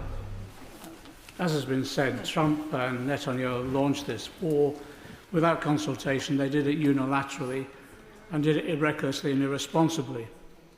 And it was totally predictable, absolutely predictable, that the Straits would be threatened in this way. And yet some shipping is moving, isn't it? Some shipping going to our ally, India, because they're not engaged in the war, because they're at peace with Iran. So doesn't that teach us the lesson that we need to bring about peace, and that should be our main and prime purpose in negotiating a peaceful settlement, and the first step on that is de-escalation? Well, let me first be absolutely clear that, of course, Iran's regime has been appalling. It's been reckless, what they've done to their own citizens. They cannot be allowed to develop a nuclear weapon. And, of course, their reckless attacks, not only on shipping, but on civilians and of our allies and partners across the Gulf and indeed across the wider region is absolutely appalling. They could stop this right now. But the Prime Minister has been very, very clear that our decisions as the United Kingdom will be based on a calm and level-headed assessment of the British national interest at every stage. Sir Desmond Swain. What is his latest assessment of the threat of transnational oppression carried out by the Iranian Revolutionary Guards Corps? Well, I'm obviously not going to get into a detailed assessment on the floor of this House, but he will know that we have faced transnational repression threats, not only from Iran, but other countries. And that is the work that my colleague, the Security Minister, myself and others are absolutely united in doing everything that we can to defend against. We cannot allow Iran to operate on our streets in this way, or indeed other hostile states who seek to do harm outside their borders. Paul Wall. Mr. Speaker, this government is absolutely right to refuse to take part in this war being waged by the United States and Israel. But will he confirm to me and to this House again that actually we're going to put British interests first in everything we do, and that includes protecting the global economy and protecting all their constituents with their energy bills? I absolutely can assure him of that. That's exactly what the Prime Minister has set out today, not only how we will take these decisions in the British interest, but also the measures we're taking to meet the needs of the British people who are affected by the energy consequences, in particular, of this war. Brendan O'Hara. Mr. Speaker, the government said previously that the United States could only use UK airfields for the specific and limited purposes linked to defending against Iran's reckless attacks. Yet we know that RAF Fairford is being used by the United States to launch B-52 bombers carrying up to 24 cruise missiles at a time. But given President Trump's reckless and dangerous language at the weekend about Cargill Island, saying that we may hit it a few more times just for fun, what guarantees can he give this House that none of those missions coming from the UK anywhere will target civilians or civilian infrastructure? Well, Mr. Speaker, I'm simply not going to get into hypotheticals on the floor of the House. What I can say is the Prime Minister has been very clear, as he well knows, the principles on which he has taken these decisions, the principles on which he took the first decision, the principle on which he took the second decision, and he's been very, very clear about that. Debbie Abraham. Mr. Speaker, at a meeting last week in the House of Commons, we had a number of Arab ambassadors who attended, and they made the really clear point that the military action undertaken by Israel and the US emanated from the action that we've seen over the last 2 years, over 2 years in Gaza, and that the solution similarly needed meaningful peace in that area. So what are my right honourable friends doing specifically around Palestine, given the relationship it has to a lasting peace within the region as a whole, including within this action? Well, we continue to engage closely with the Palestinian authorities and, of course, with the Palestinian ambassador here in the UK. And indeed, the Foreign Secretary, as I said, was in the region at the weekend and was engaging closely with foreign ministers from across the region. So we'll continue to work with all partners in the pursuit of stability and security and peace across the whole region. Thank you, Mr. Speaker. Closing the Strait of Hormuz is Iran's most predictable threat, and yet it appears no plan to reopen it was ready to be enacted.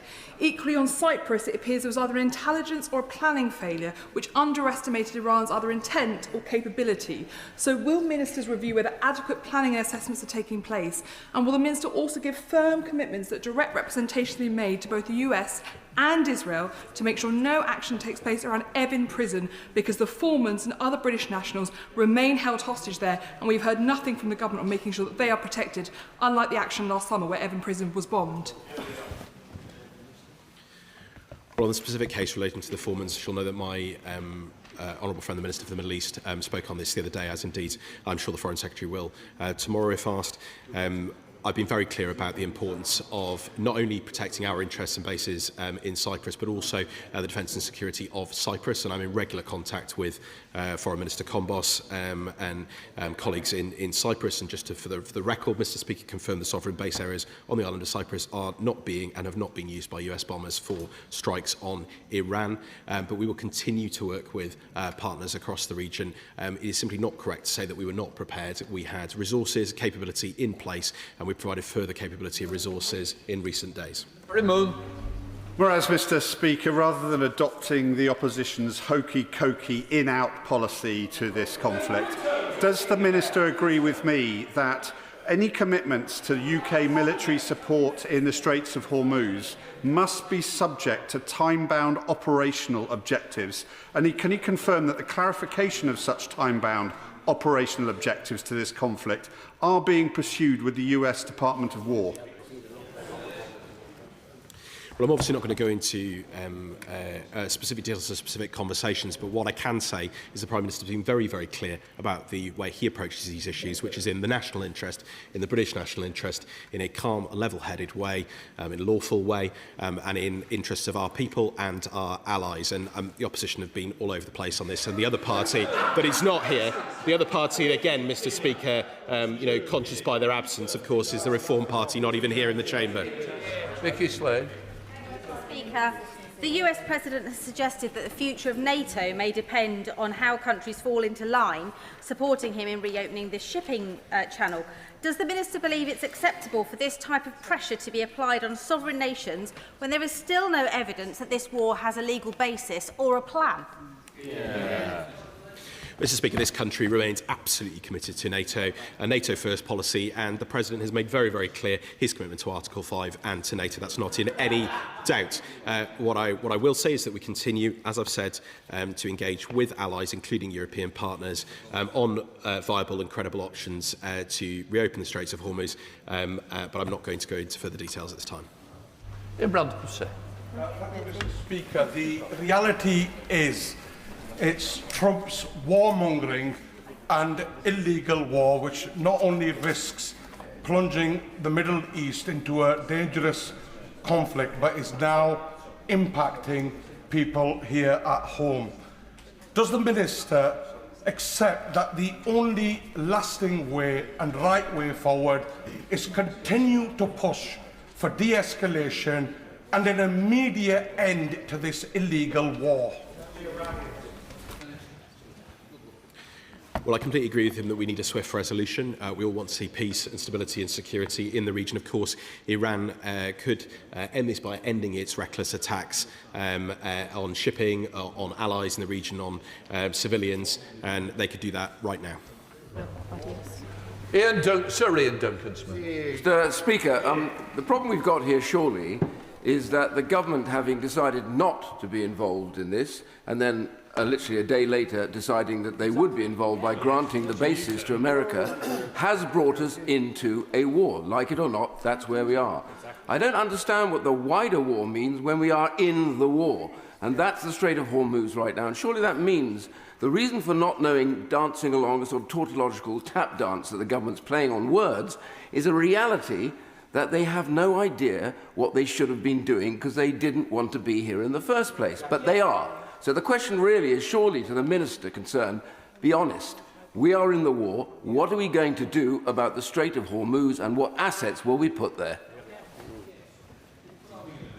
I've been very clear, Mr. Speaker. We have to reopen the Strait of Hormuz to ensure stability in the market, but that is not a simple task. I think to suggest that it is simple would be not doing judgment.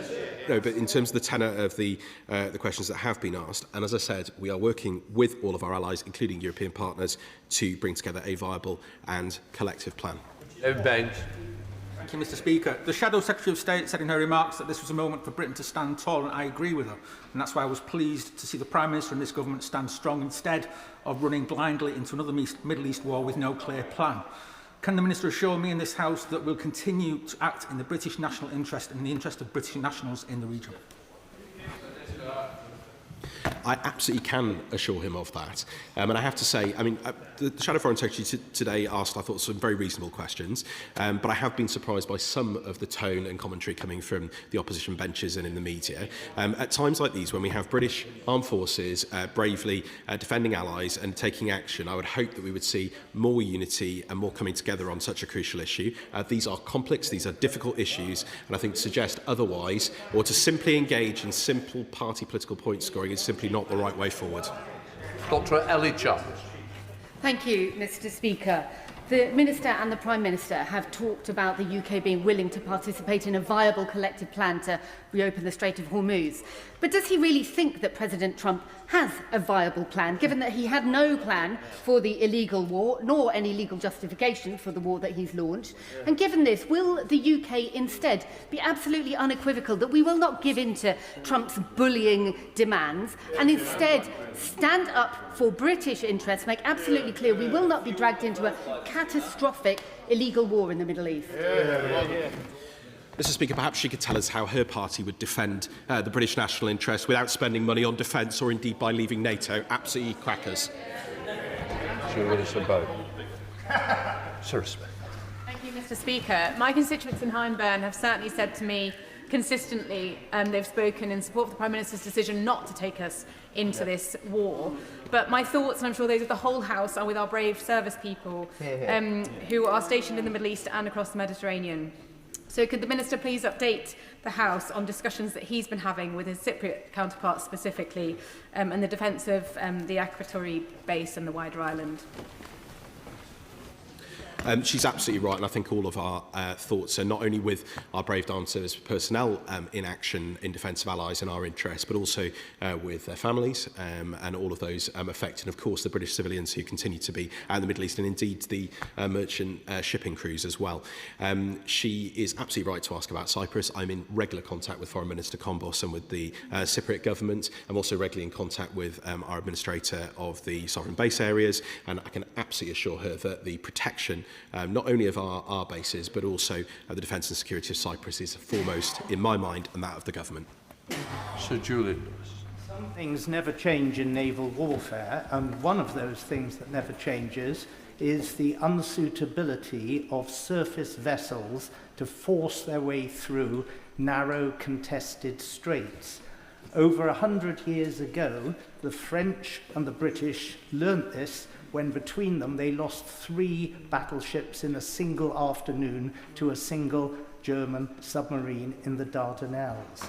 So will he advise President Trump that whilst we would like to help him reopen the Straits of Hormuz, the way to do it is not with a £1 billion warship escorting vulnerable tankers, but with counter-drone technology such as Ukraine can help him to supply, providing he has the decency to ask President Zelensky for some help.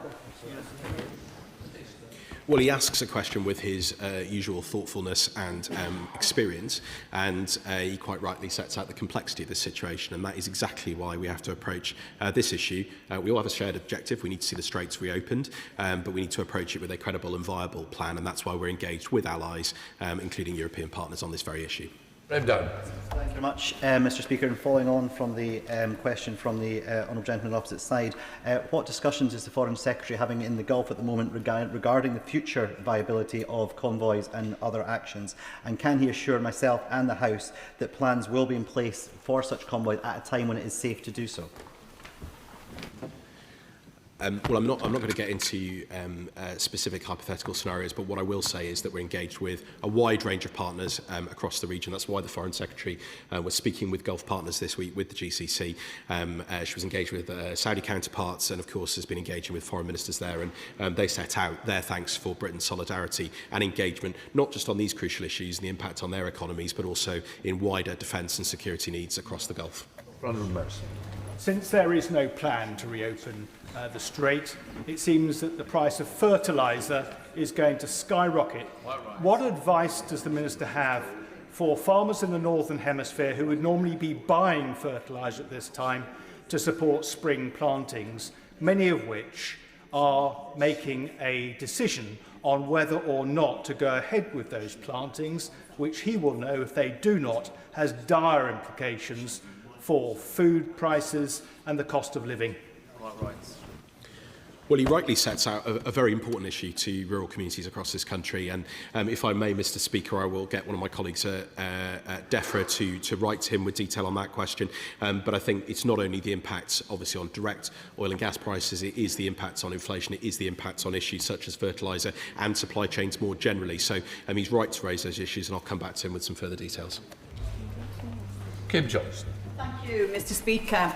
Israel and the US started this illegal war, but Trump is now demanding that NATO allies support him in opening up this critical waterway. Yet European countries are not bending. So can the Minister give assurance that this country will not bend and that any military action we will be given a vote? Well, Mr Speaker, the Prime Minister set out the very clear, calm, logical approach that he has taken to all of the decisions that he's had to take on these important issues. I can absolutely assure her that approach will continue. We all want to see the Straits reopen to ensure stability in the market, and for the reasons that were just expressed, that isn't a simple task, and that's why we're engaged in working with all of our allies, including European partners, on this issue. Adnan Hussain. Thank you, Mr Speaker. Given that the British public abhors being drawn into another war, and given that some members of this House are already calling for an escalation into military involvement, without addressing the potentially catastrophic consequences, will the Minister reassure the House that the government will prioritise diplomacy and de-escalation rather than drawing this country into a deeper military involvement? Well, he heard quite clearly what the Prime Minister had to say on those issues this morning. Nigel Payne. Thank you, Mr Speaker. Alongside the escalation of closing the Strait, the Minister knows that female activists in Iran continue to be relentlessly targeted by this repressive regime. Will he ensure that the work that the Foreign Secretary is spearheading in the Foreign Office to tackle violence against women and girls globally includes specific initiatives to support the brave women and girls in Iran? Well, he's right to raise the absolutely horrific circumstances for women and girls in Iran, which, of course, have been going on for many, many years. And he knows the priority that the Foreign Secretary and, indeed, all ministers place on this issue. Obviously, the situation inside Iran at the moment is extraordinarily difficult. We don't have a full picture on what is happening there, but I can assure him this will continue to be a priority. David Reid. Thank you, Mr Speaker. It's a known that the Iranian regime will close down the Strait of Hormuz in a period of conflict. So back in May 2025, I asked the former Foreign Secretary, now Deputy Prime Minister, what would happen and what contingencies we had in place to be able to offset against that. And I quote, "I assure the honourable member that these issues are of course under consideration." And this is the key part, Mr Speaker. All contingencies are in place. Now, listening to the Prime Minister, the Defence Secretary and now the SEDO Minister, those remarks just don't add up. So what's changed? Mr Speaker, I've been very clear today, and the Prime Minister has been very clear. We have to reopen the Straits of Hormuz to ensure stability in the market. That is not a simple task, and I think he knows that well with his level of experience, and that is why we're engaged with our allies on credible and viable plans. Fresh from the doorsteps of Arthur's Hill, West Denton and Blakelaw, I can confirm that this is an issue of real concern and some fear across Newcastle Central and West, and that there is overwhelming support for the government's decision not to join Israel in the US in initiating an unthought-through war in one of the world's most complex and unstable regions. Given that the Foreign Secretary emphasised how closely Iran and Russia are allied, with Iran providing the drones for Russia to use in Ukraine, what assessment has the Minister made of the impact of the US reducing sanctions, lessening sanctions on Russia, on Russia's ability to support its ally, Iran? Well, she's absolutely right to highlight the connections between Russia and Iran, and having been in Kiev when bombardments have been going on, likely from Iranian-made drones, and having seen the devastation that they've caused, it's clear that that alliance has been in place for some time and has caused devastation, not just in Ukraine, but of course we're now seeing it across the Gulf, and it's absolutely appalling what Iran has been doing. I can absolutely assure her that we will continue to put maximum pressure on Russia economically. I spoke to my Ukrainian counterpart on this just last week. Obviously, US sanctions matters are for them, but I did set out that the Treasury Secretary had announced that those were temporary measures in relation to oil that was already at sea. Thank you, Mr. Speaker. Contrary to what some less well-informed voices on the Conservative benches have been saying, short of putting ground troops into Iran, there is no military solution that enables us to open the Strait of Hormuz. The Iranians are effectively holding at-risk civilian shipping with missiles, drones, subs, fast boats. It's very difficult to come up with a military solution to that problem. Therefore, Iran can decide if they want to reopen the Straits of Hormuz. So will the Minister tell the House whether we are getting together with our European allies to deliver a message to the Americans that they need to step down and step away from this to enable Iran to reopen the Straits? Well, he sets out the complexity, Mr. Speaker, of the challenge, and that's why we need a calm and level-headed approach, which is exactly the approach the Prime Minister is taking. We are absolutely in conversations with European partners on that point, and indeed partners across the Gulf. And as I said, the Foreign Secretary has been speaking to Secretary Rubio while I've been answering this question. Tom Hayes. Thank you, Mr. Speaker. The government has learned from the missteps of Iraq, whereas the Conservatives and Reform would repeat them. The Prime Minister is de-escalating in line with the national interest. The Conservatives and Reform would blindly follow President Trump into a war of choice. Would the Minister outline to my constituents that he will continue to de-escalate this conflict, he will continue to bring down the cost of living, and that he will continue to do that while keeping to the path that the government has set, which has brought inflation down from 3.4% to 3% and is on track to hit 2%? Well, I thank him for his question, Mr. Speaker, and as I said, I've been baffled as to the position at times of the opposition, let alone Reform, who yet again are not here in the chamber today. But what I can assure him of is that the Prime Minister is focused not only on the international aspects but on the domestic aspects, and that's why he set out very clearly today the measures to support British people who are affected by worries about their energy bills, and whether that's on the energy price cap, whether that's on the heating oil issue, whether that's on our investment in energy security in this country, or whether it's on the fuel duty cuts. He's setting out very clearly what we're doing to support people here at home. Samuel Wilson. Speaker, the Minister has insisted that he doesn't want to get drawn into a wider war. But how much wider could a war which has our civilians targeted, our bases targeted, and our economy being strangled, how much wider could a war like that be? And does it not recognise that Iran has been able to close off the Straits of Hormuz if and when they want it, using their proxies, using their geographical position, and only once they learn the lesson that that tactic will not be accepted, that blackmail will not be accepted, then are we going to find that this can't be repeated again. And what is his reluctance? Is it because we don't have the ability or just don't have the political will? Well, Mr Speaker, I'm not clear what the Honourable Gentleman is suggesting our policy should be, but what I can tell him is that the Prime Minister has been very clear about the decisions he's made, and when it comes to the defence of our allies and of our interests, those will always be forefront in his mind, as indeed will be measures to support citizens who are affected by these issues, including in Northern Ireland and those relying on heating oil. Christopher Vitz. Thank you, Mr Speaker, and I thank the Minister for his detailed response on an issue that we're all keen across the House to get resolved. On the issue of British nationals' return to the UK, and I'm pleased to say that those that I made representation about to the Prime Minister a couple of weeks have been safely returned to my constituency of Harlow. Can the Minister confirm the work the Government is doing to support the British airline industry? I had a meeting with representatives of, a conversation with meetings with representatives of the MAG Group last week in the area to support to ensure all the UK citizens are returned home. Well, I'm glad, Madam Deputy Speaker, that the situation he raised on behalf of his constituents has been resolved, and I can absolutely assure him we remain focused on bringing British nationals home. Yesterday, 35 flights arrived back in the UK carrying more than 8,000 British nationals from the region, and more than 92,000 British nationals have returned since the start of the war. We've chartered 6 flights from Muscat and Dubai, and we continue to work with airlines as he requests to ensure people can be brought home safely and quickly. Mark Pritchard.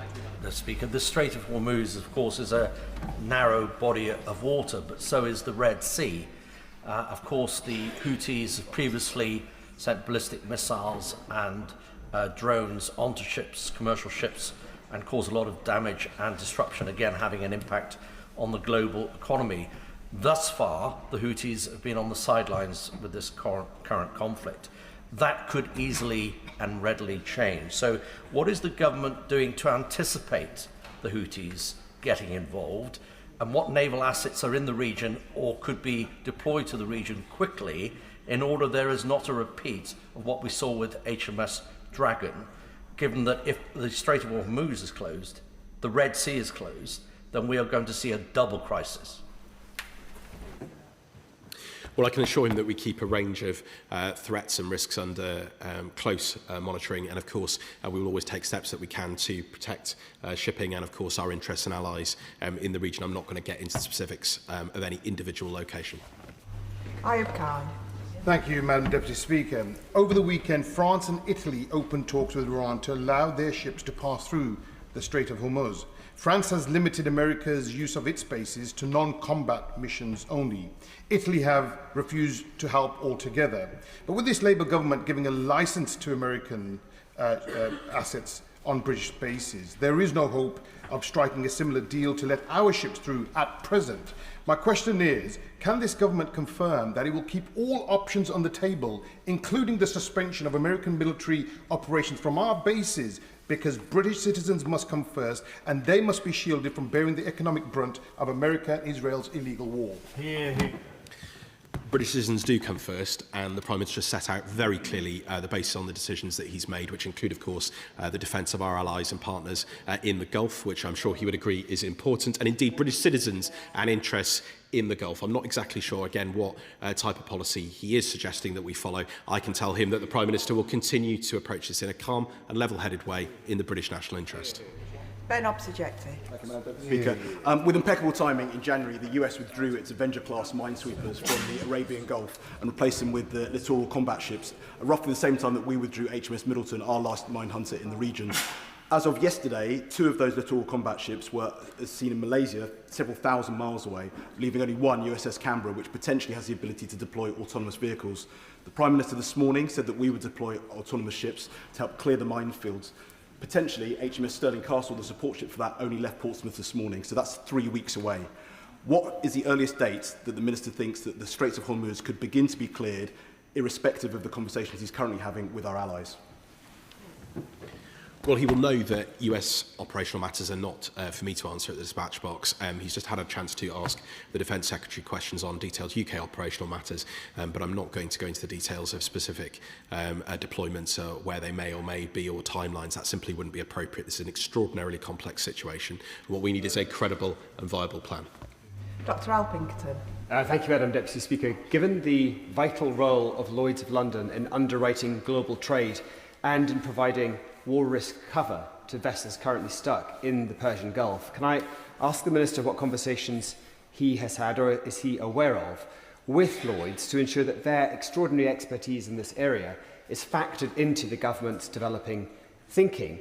And can I also ask what conversations have been had across government to protect and defend the reputation of Lloyds against, frankly, shameful attacks from the MAGA movement in the United States?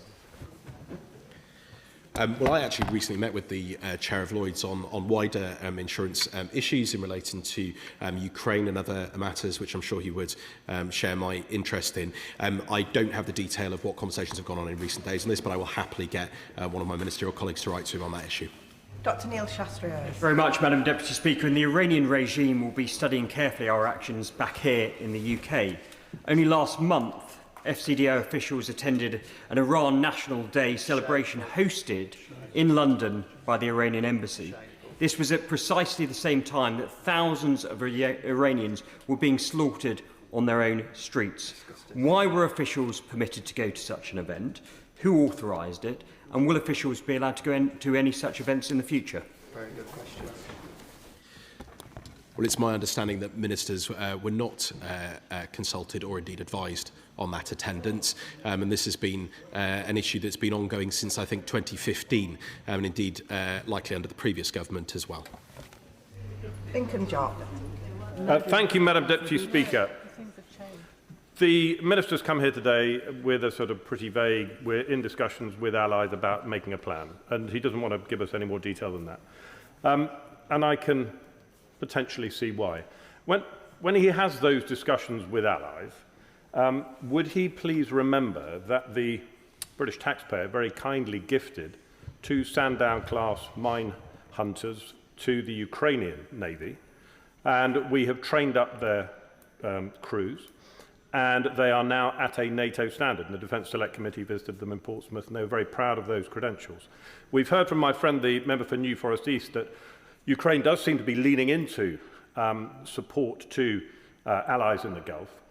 And so when he's having his discussions with his allies about making a plan, will he bear that in mind? Because, of course, those craft cannot deploy back to the Black Sea because of the Montreux Convention, and the crews, I believe, are there and ready to operate.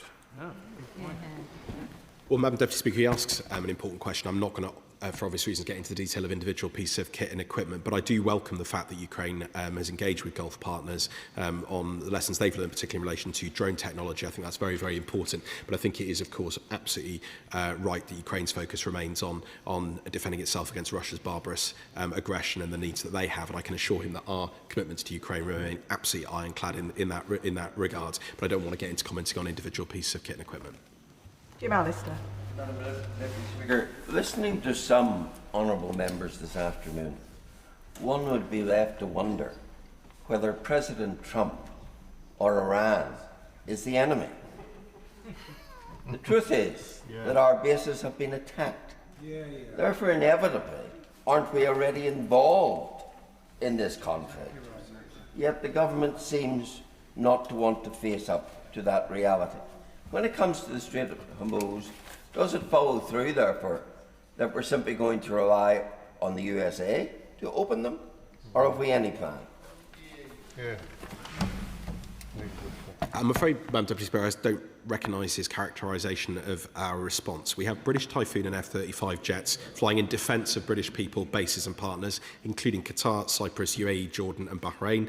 We've had multiple F-35s, Typhoon jets and ground-based defences shooting down drones. The Defence Secretary was just setting out the operational hours and sorties that our brave crews have been flying. And of course, we also have HMS Dragon on her way to the Eastern Mediterranean. Indeed, RFA Lyme Bay also sailed from Gibraltar and is available for maritime tasks as well. We also have helicopters and other assets in place, so I simply don't recognise the characterisation he's making. Iqbal Mohammed. Thank you, Madam Deputy Speaker. It is suspected that AI systems have been used to target and murder 165 school children and their teachers using US-made Tomahawks, with further double-tap attacks falling on survivors 40 minutes later. This government says violence against women and girls is a priority, yet in failing to call out this clear war crime, those words mean nothing as the bodies of children get buried. So will the Minister explain what the UK government is doing to hold America and Israel to account for these war crimes? And does he share my concerns about the use of AI to kill? Well, the Defence Secretary set out, I believe, previously our position in relation to autonomous systems and AI. That's not for me to comment on as a Foreign Office Minister. But what I will say is that my understanding is investigations into the incident he refers to are ongoing, and it wouldn't be appropriate for me to comment on them at this time. Jim Shannon. Thank you, Madam Deputy Speaker. Can I thank the Minister very much for his answers and his tone as well, and use of words very, very carefully. Whilst I'm very clear in my stance on the principle of the war against the terrorist regime in Iran, I do not believe this is not about principle. This is about practicality, and the fact that my constituents on the poverty line, those who work and are not entitled to government help, and whose wages no longer cover the bills they covered 3 years ago, for those people, the government must make the right decision and secure the shipping channel. Doing so does not enter us into a war, but protects our constituents. So will the Minister determine to act in the British interest and work with our allies and secure this essential route? Thank you. Well, he rightly, Madam Deputy Speaker, as always, speaks up for his constituents in Strangford, and rightly does so. We all want to see the Straits reopened. It's important we have conversations with allies on credible and viable ways to do that, but it's also important that we take that action here at home. That's why the Prime Minister has acted on the energy price cap, on the fuel duty cuts, on the heating oil support, which I think will be particular benefit to his constituents, and indeed that's on top of course, the Warm Homes discount and the investment that we're putting into energy security in this country, and I hope that helps his constituents. And that concludes the first urgent question. I'll just give the front benches a few moments to swap over.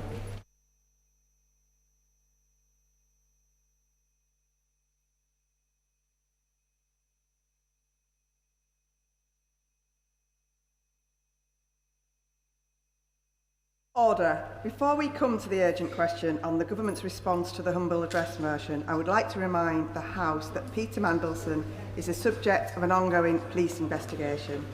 However, no charges have been brought.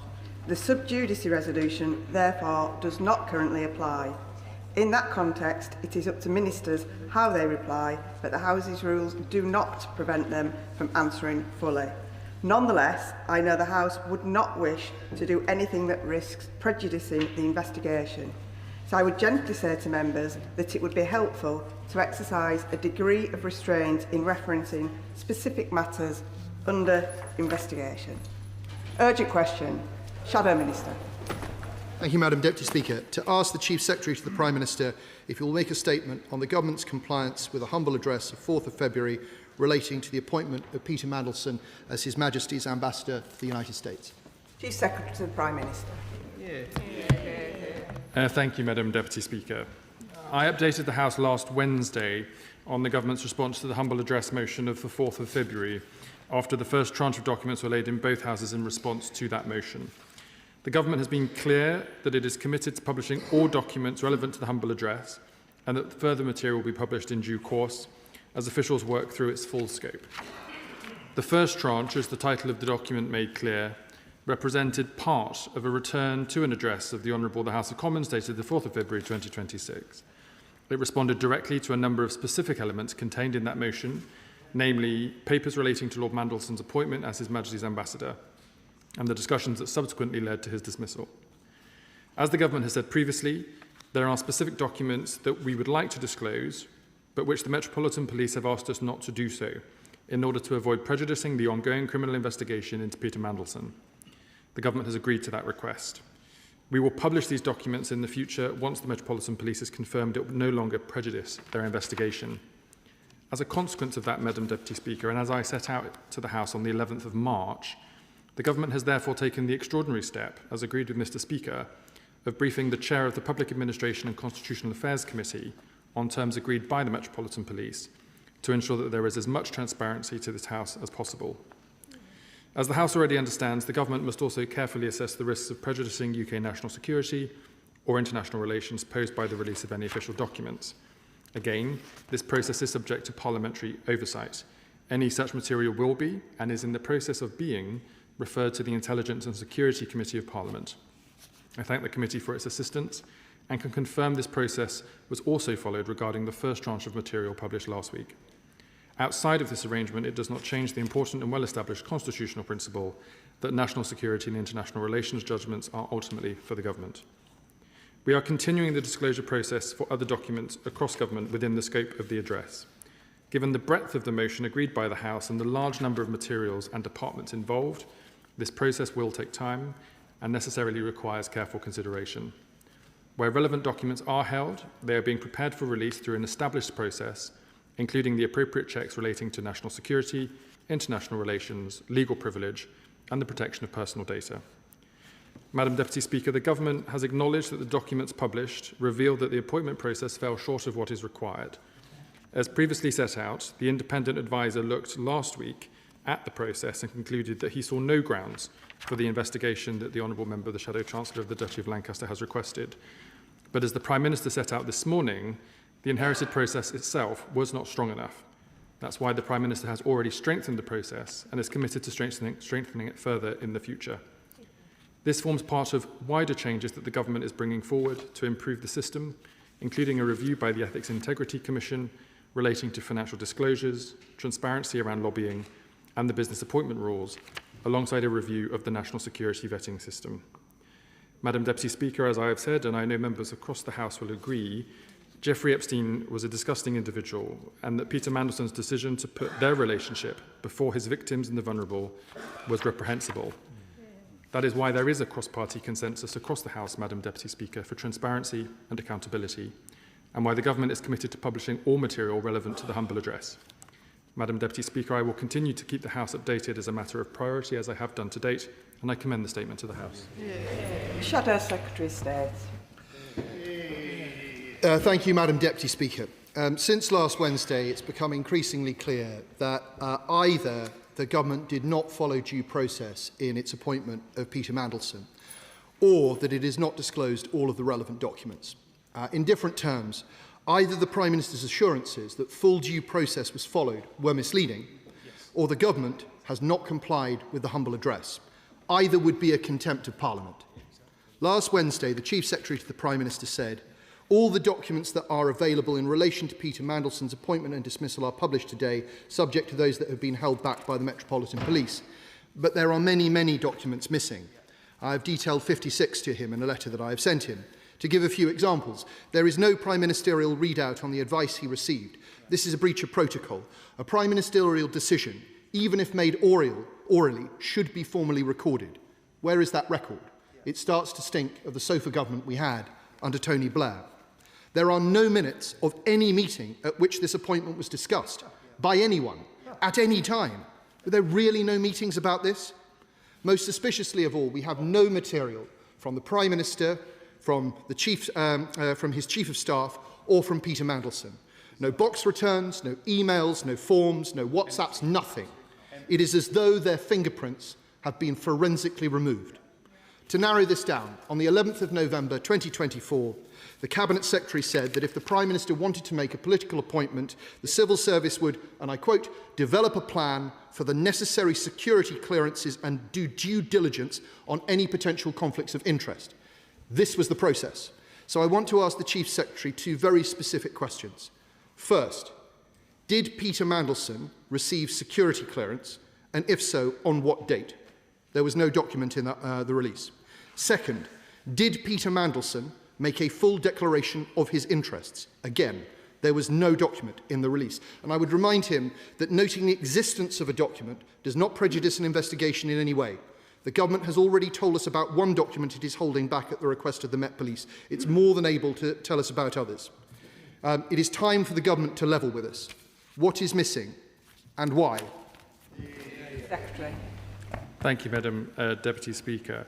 As I informed the House last week, the documents that pertain to Tranche 1 are the documents the Government owns and has been published in line with the humble address. The Shadow Chancellor asked me about the process followed for the appointment of Peter Mandelson. As the Prime Minister and the Government has said, the process that was inherited was the process that was followed. However, this has shown that that process is not sufficient, which is why it's being strengthened. He made reference to questions about WhatsApps and other messages. I can confirm that those types of documents will be subject to a further tranche being published in due course. He also asked me about security clearance for Peter Mandelson, and I refer back to my answer from last week in respect of that question and refer him to further comments from the Foreign Office. Mike Kane. Thank you, Madam Deputy Speaker. As an ex-alumni of Manchester Metropolitan University, I noticed that institution has stripped Peter Mandelson of all the honours it gave to him while he was Chancellor of that institution between 2016 and 2024. Can the Chief confirm that any contacts with government and the Department of Education in that period are not subject to this investigation currently? Secretary. I can confirm, Madam Deputy Speaker, that any documents that are within the scope of the humble address and refer to communications between ministers and others and Peter Mandelson are part of the disclosure process currently being undertaken by the government. Liberal Democrat spokesperson Luke Taylor. Thank you very much, Madam Deputy Speaker. We may debate whether the Prime Minister's appointment of Peter Mandelson was a weirdly rushed, catastrophic lack of judgment or just a stunning level of disengaged naivety. Either way, the British public are rightfully wondering whether or not decency in public office is just too much to ask. And can I reassure them on behalf of the Liberal Democrats that no, it is not too much to ask. As well as confirming that his ongoing relationship with a convicted sexual predator was known, the files also revealed that Mandelson was given top-level briefings before his vetting was finished, a vetting process that clearly failed by any measure. Trust in politics is already stretched thin, and I'm sure that everyone in this House wants to see it restored. If the worst fears of this sorry saga are found to be true, then that trust will take another body blow, boosting only the populists on the left and the right. So, can I ask the Minister, if the Prime Minister really wants to rebuild trust and ensure that proper procedures are always followed, will he commit to taking up Lib Dem calls to make the ministerial code binding in law? But will he also refer himself to the independent ethics advisor to determine whether, in the course of this long sorry saga, he has breached the code or not? The Prime Minister. I thank the honourable member for his questions. I just wanted to clarify whether he felt I should refer myself to the independent advisor or not. I refer him to the letter from the independent advisor himself, which came out on Friday of last week, which concluded that there was no grounds for investigation into the Prime Minister's conduct because the process that the government inherited for these types of appointments had been followed appropriately. That process itself, as the Prime Minister has said this morning again, is clearly not sufficient, which is why it needs to be changed for the future. Imran Hussain. Thank you, Madam Deputy Speaker. Peter Mandelson's appointment has done serious damage to public trust. But the deeper issue, as we are finding out, is the culture that made this possible. When a small clique is able to wield this much influence, confidence in public appointments is, of course, badly undermined. So can I ask the Chief Secretary what structural changes are being made to ensure that factionalism and cronyism can never again override the national interest? Chief Secretary. I refer my honourable friend to the part of my statement in relation to the work of the Ethics and Integrity Commission and the work that the Prime Minister has set it in reviewing the rules around transparency, lobbying, business accounting rules and other such related processes. David Davies. Last week, the government withheld the questions the Prime Minister put to Peter Mandelson and his responses, apparently at the request of the Metropolitan Police. This is perhaps the most important documentation we could see, and as the Deputy Speaker confirmed, Erskine May confirms that for criminal purposes, proceedings are active when a charge has been brought. That's the balance between justice and democracy. Given that Mr Mandelson has not been charged, this matter does not fall within the sub judice rule, and he may not be charged for a year or more, if ever. There also appears to be no other statutory bar to the government releasing information. Police and Criminal Evidence Act doesn't apply, Freedom of Information Act doesn't apply, the Contempt of Court doesn't apply, because Section 5 of that excludes public debate of matters of public interest. So given the lack of statutory bars preventing the government from action, will he release that document? Chief Secretary.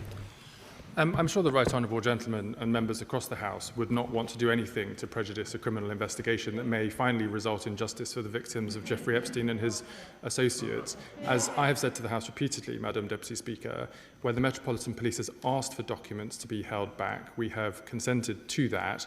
but recognising the points he makes, have agreed a process with the chair of the relevant select committee, which of course is a member of his side of the House, to be able to see those documents so that any accusations of any cover-up by the government can be shown to be inaccurate. Kim Johnson. Thank you, Madam Deputy Speaker. The Chief Secretary has just mentioned that the process was not strong enough, but I would have to say that was a massive understatement. The due diligence checklist published last week screamed reputational risks. Yet its red flags were ignored and dismissed, exposing deeply embedded culture of deception. Mandelson's appointment has dragged our party into the gutter, and the apparent collusion between key figures in Labour Together and the Prime Minister's top team signals their clear complicity in this failure of judgment. Will the government now take responsibility and support a full independent inquiry into Labour Together and those within the UK Prime Minister's office who enable this? Where the government has ability to take action to ensure transparency and accountability on this matter, it is making sure that it does so. For organisations that are outside of government, it is for those organisations to consider such requests. Sir Julian Lewis. It's not much good blaming the process when it's as plain as a pikestaff that the government knew that Peter Mandelson's appointment was, to put it mildly, extremely dodgy. If there were any conversations held over the telephone or face-to-face, or any private emails sent from people's personal email addresses, will they be made available to this House? The documents that fall within the scope of the humble address will be made available to the House in the way that I've set out. Rachel Maskell.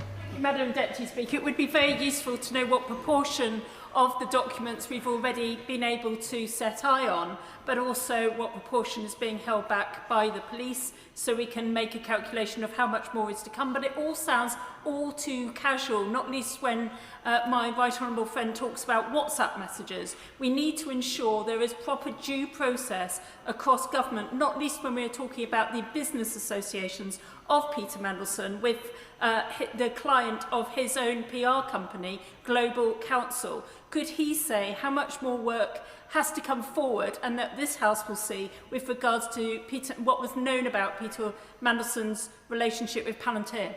Chief Secretary. Madam Deputy Speaker, it is a reflection of the depth and extent of the work being undertaken by government to comply with the humble address that means that this is taking some time to be able to process the documents. We moved at pace to publish the first tranche of documents last week, and as I've said to the House, we're going to publish the second tranche as soon as is possible. Bernard Jenkins. Thank you, Madam Deputy Speaker. My right honourable friend referred to very specific documents, meeting notes and decision notes, and these have not been disclosed. Can I just point out that the right honourable gentleman himself is in the position that he must not mislead the House. So, do these documents actually exist? Are there decision notes that have been withheld? Are there meeting notes that have been withheld, or do they not exist? Chief Secretary. Documents that the government owns that are within the scope of the humble address have been published as I've set out. Janet Davis. Thank you, Madam Deputy Speaker. Peter Mandelson's behaviour was disgraceful, and his continuing relationship with Jeffrey Epstein is difficult to comprehend. It's an insult to his victims and to his survivors, and to the survivors of Epstein's horrific crimes. Clearly, the government is putting in place standards and tightening its appointments and vetting process. But could the Chief Secretary tell the House what work Baroness Anderson will be undertaking in the Cabinet Office, and when we can expect a further update on the progress she has made and is making? Chief Secretary. Can I thank my honourable friend for her question? I know that Baroness Anderson from the other place will be listening with great intent at the question that she's put to the House. I was pleased to be able to get the Prime Minister's support to appoint Baroness Anderson as an additional minister in the Cabinet Office to take on this additional work, given the seriousness with which we place on the need for modernisation and reform, and I look forward to the proposals that she'll be bringing forward in due course. Tessa Mullins. Thank you, Madam Deputy Speaker. It's been revealed that Peter Mandelson was given top-level briefings before his vetting was finalised. Who did that? And who's going to hold those people to account? And can the Chief Secretary write to me if he's not able to answer that question now? Chief Secretary. As the Prime Minister has already said, the process for certain vetting in relation to ambassadors has meant that in the past, because of the length of time it takes between appointment and then agreement from the host country and the time that certain vetting takes to take place, there had been an established process which allowed for ambassadors to start work and be announced before that had been completed. That is one of the processes that we're reviewing to make sure there aren't such gaps again in the future. Apsana Begum. Deputy Speaker, aside from the response to the humble address motion, over 90 MPs, 90 members of this House from across parties are calling for an independent statutory inquiry into the relationship between Jeffrey Epstein and British public figures and institutions, and including whether due diligence was undertaken in the case of any appointments to public roles. Can the Minister confirm if it is the government's position to support such calls and establish an inquiry? And if not, can he confirm that there is no influence from Labour Together on such a position? Minister. My honourable friend will note that there are legal proceedings underway with actions by the Metropolitan Police and others. The government agrees with her that there should be justice for victims, and anyone who has any insight, knowledge or experience of Jeffrey Epstein, his associates or the events involved should come forward and share that insight. Sir Desmond Swain.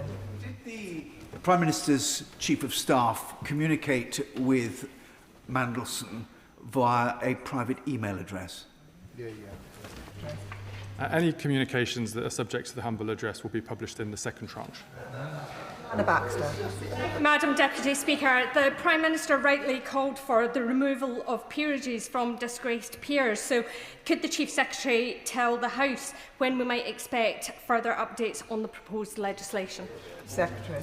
I thank my honourable friend. I think there is, Madam Deputy Speaker, cross-party agreement that we should bring forward legislation that removes life peerages from those in the other place that bring their house into disrepute or suffer criminal penalty for their behaviour.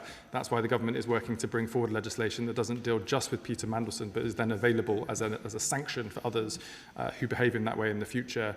We are getting towards the end of this session, but we are committed to bringing forward this legislation, and so we look forward to presenting it shortly. Brendan O'Hara. Thank you, Madam Deputy Speaker. No matter how many ministers the government sent out over the weekend to try and spin their way out of this crisis, the story remains unchanged. And that is, the Prime Minister chose to ignore the fact that Mandelson remained friends with the convicted paedophile Jeffrey Epstein. The Prime Minister chose to ignore Mandelson's own scandal-laden political history. And the Prime Minister even chose to ignore the advice of the security services who questioned his suitability for the job. Given the Prime Minister's appalling lack of judgment, can the Minister understand why so many people across these islands believe that he simply cannot be trusted to remain in office? Chief Secretary. On the second half of the question, Madam Deputy Speaker, I think the public are looking to the Prime Minister and seeing the important leadership role he's playing in the world with events happening in the Middle East and Ukraine and elsewhere, and the importance that has for domestic conditions for families struggling with living standards and who are worried about the future. On the first part of his question, as the Prime Minister has said, he has apologised for appointing Peter Mandelson. He regrets it, it was a mistake, but if he had known the depth and extent of the relationship that then became available from the publication of documents at the point of his appointment, he wouldn't have appointed him in the first place.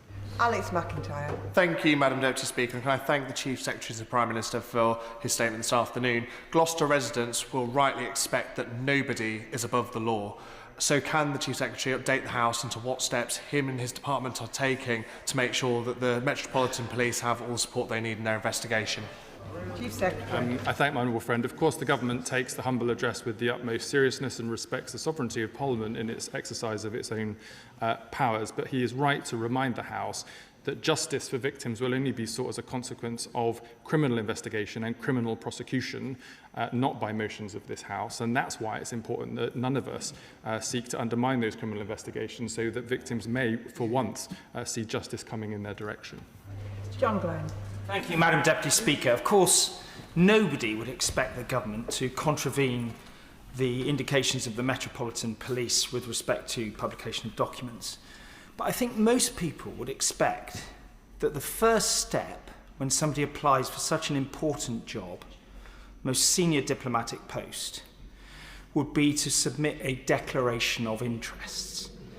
It's unclear whether this declaration of interest was submitted and whether that document actually exists, because we haven't seen it yet. And it's also difficult to understand how such a basic first principles requirement wouldn't be disclosed in the first tranche of documents. Why is this? Hear, hear.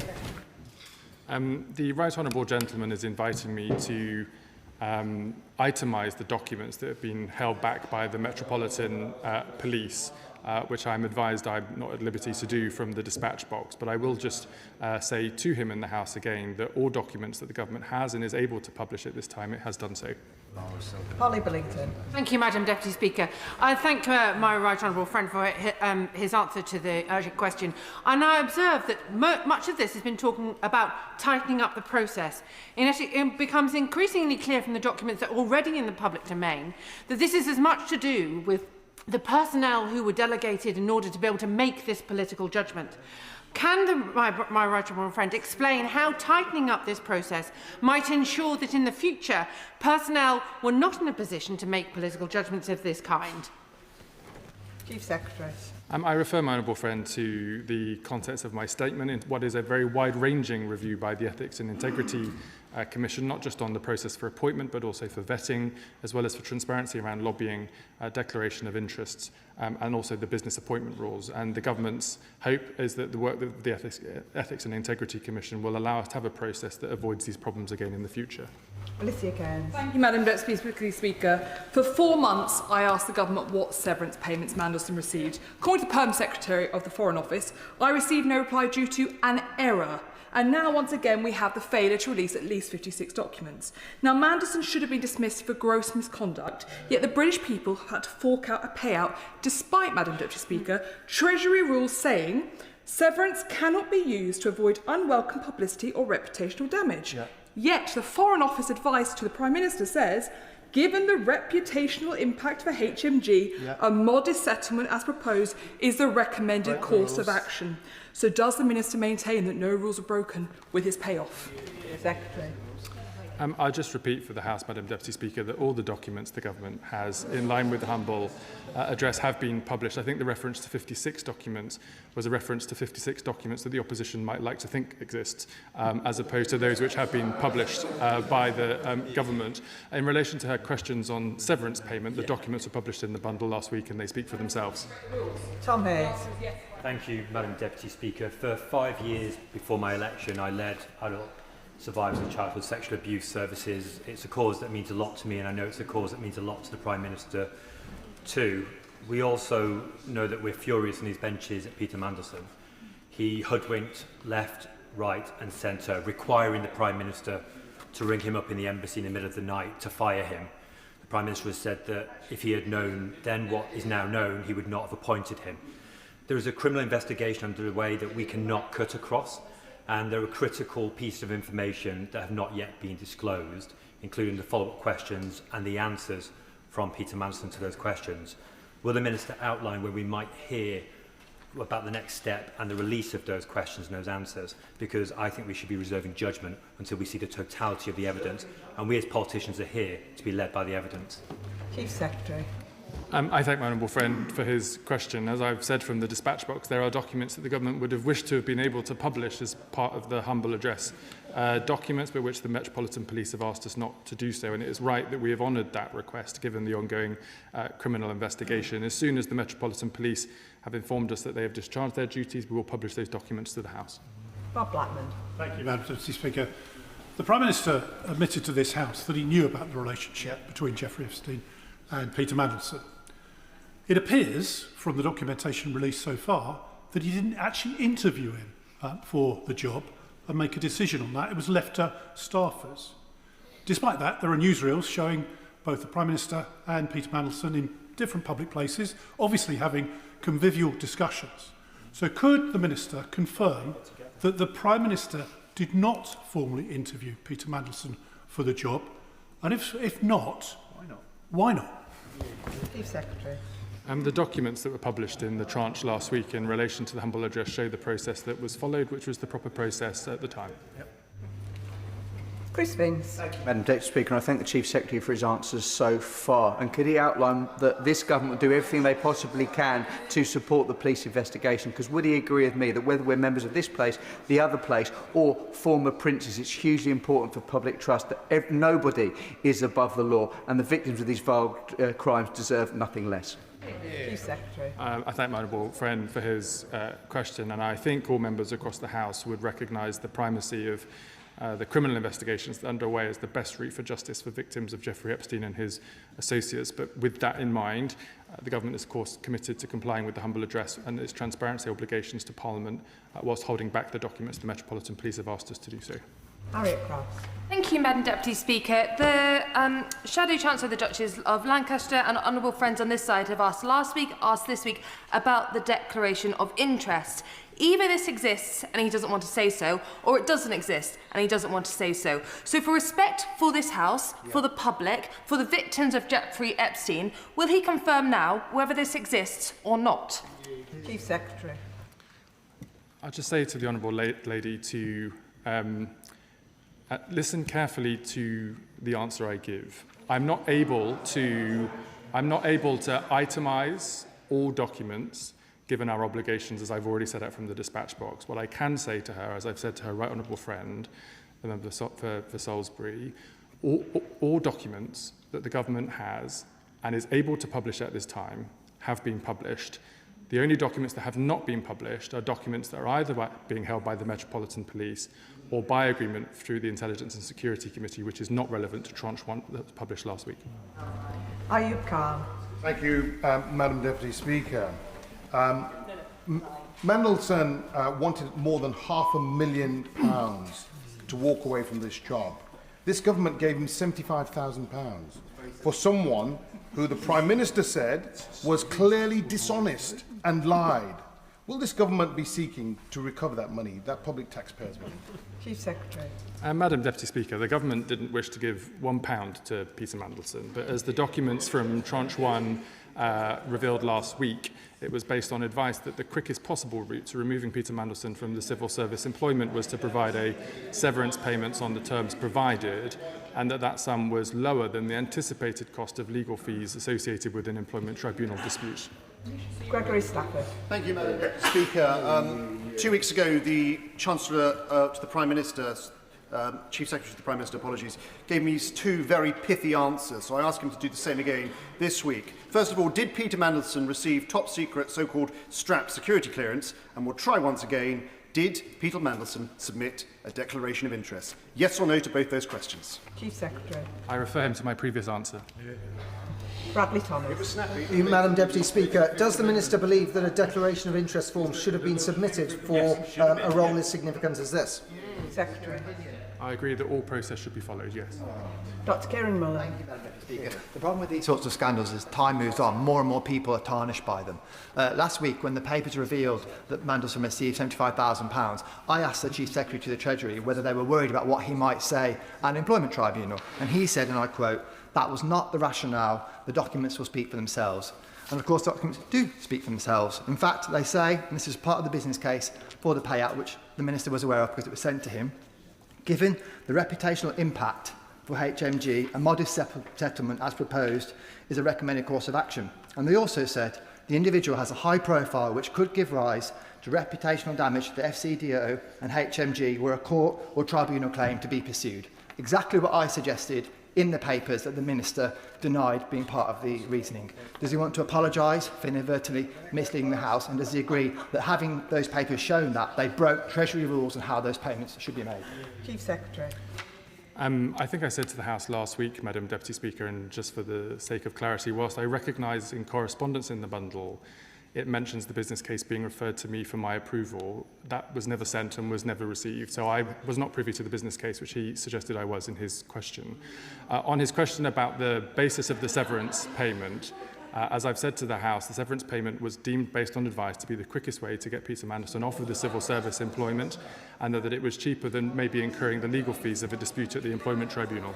Dr Luke Evans. Thank you, Madam Deputy Speaker, and I welcome the first tranche being brought forward. One of those documents says the due diligence checklist, advice for the Prime Minister on the 11th of 12th, 24, has an entire section about Mandelson's relationship with Jeffrey Epstein. Yet on the 4th of February, at Prime Minister's questions, the Prime Minister said, quote, "If I knew then what I know now, I would never have been anywhere near government."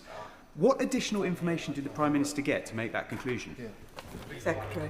I think the Honourable Member is referring to the initial release of documents by Bloomberg, which exposed the extent and depth of the relationship between Peter Mandelson and Jeffrey Epstein, which was not made clear to the Prime Minister prior to that appointment, which was subsequently confirmed by the US Department for Justice documents. Iqbal Mohammed. Thank you, Madam Deputy Speaker. In our country, and I fully support the government's national inquiry into grooming gangs and child sexual exploitation, the Epstein scandal exposes a global sex ring with many hundreds, if not thousands, of underage girls and women being trafficked for sex, for political, financial and global influence. It is right that the government is publishing details around the appointment of Peter Mandelson. However, will the government or the minister confirm what other steps the government is taking to go through all the millions of pieces of evidence and documentation being released by the US Justice Department to find and prosecute every single British person that took part in the exploitation of women and girls? Chief Secretary. I thank the Honourable Member for his question. He's right to remind the House that whilst we have important questions on process and documentation and appointments and dismissal of civil servants, above and beyond all of that was the most horrifying set of crimes that are imaginable to any of us in this House. And the fact that they were able to happen in that way reminds us that we have much, much further to go to deal with male violence against women and exploitation of women by the powerful and the rich. That's why the government is committed to its strategy on violence against women and girls, and of course why it will comply with any investigation where we can be of assistance to ensure that justice is being delivered for those victims. Ben Objective. Thank you, Madam Deputy Speaker. What level of security clearance was Peter Mandelson granted prior to his appointment as Ambassador to the United States? Chief Secretary. I can confirm to the House my previous answer about the process for his appointment, agrément, and then the security vetting that took place. For particular details, I need to refer him to the Foreign Office. Final question, Jim Shannon. Thank you, Madam Deputy Speaker. Can I thank the Chief Secretary for making himself available on every occasion the House asks him to come along and ask and answer questions. Thank him for that. As each week passes, the attention to this matter does not divert, but indeed it intensifies. And with each seeming redirection, the British public become even more dejected and less confident in the government structures that are in place to hold staff and ministers to the highest possible standard. So will the Chief Secretary outline what additional steps can be put in place to assure the members of this House and indeed the British public that the present job application route has completely shut down and that political persuasion will cease to be the top qualifying criteria in government employment shortlists? Thank you so much. Chief Secretary. I thank the Honourable Member for his question. As I think I've said to the House before, the vast majority of people who apply to join the public service do so to serve the public and are honourable people who acknowledge and live the Nolan principles in every day of their work. But what the Peter Mandelson example has shown, and there have been others in the past, is that for all the rules in place that serve the majority well, there are still too many opportunities for those who wish to get around them to do so. And that's why the work that the Ethics and Integrity Commission is now doing is going to be vitally important to try to prevent that risk again happening in the future. Point of order, Madam Deputy Speaker. Point of order, Gregory Stafford. Thank you, Madam Deputy Speaker, and apologies for not being able to give you notice of this point of order. Madam Deputy Speaker, the Ministerial Code very clearly says that ministers must provide accurate information to this House. And under the duty of truthfulness, it says ministers are required to be as open as possible with Parliament and maintain high standards of accountability, i.e. not by just what they say, but what they fail to say. Now, I know you, Madam Deputy Speaker, don't enforce the Ministerial Code, but would you expect a minister who has misled the House by omission to return to the House to correct the record? I thank the honourable member for his point of order. Whilst I am the occupant of the chair is not responsible for ministers' words, I would expect any minister by omission to return to the House. However, that is a matter for the Treasury benches and not a matter for the Chair. We now conclude the urgent question and move on to the next urgent question. So we give a few moments for the front benches to switch over.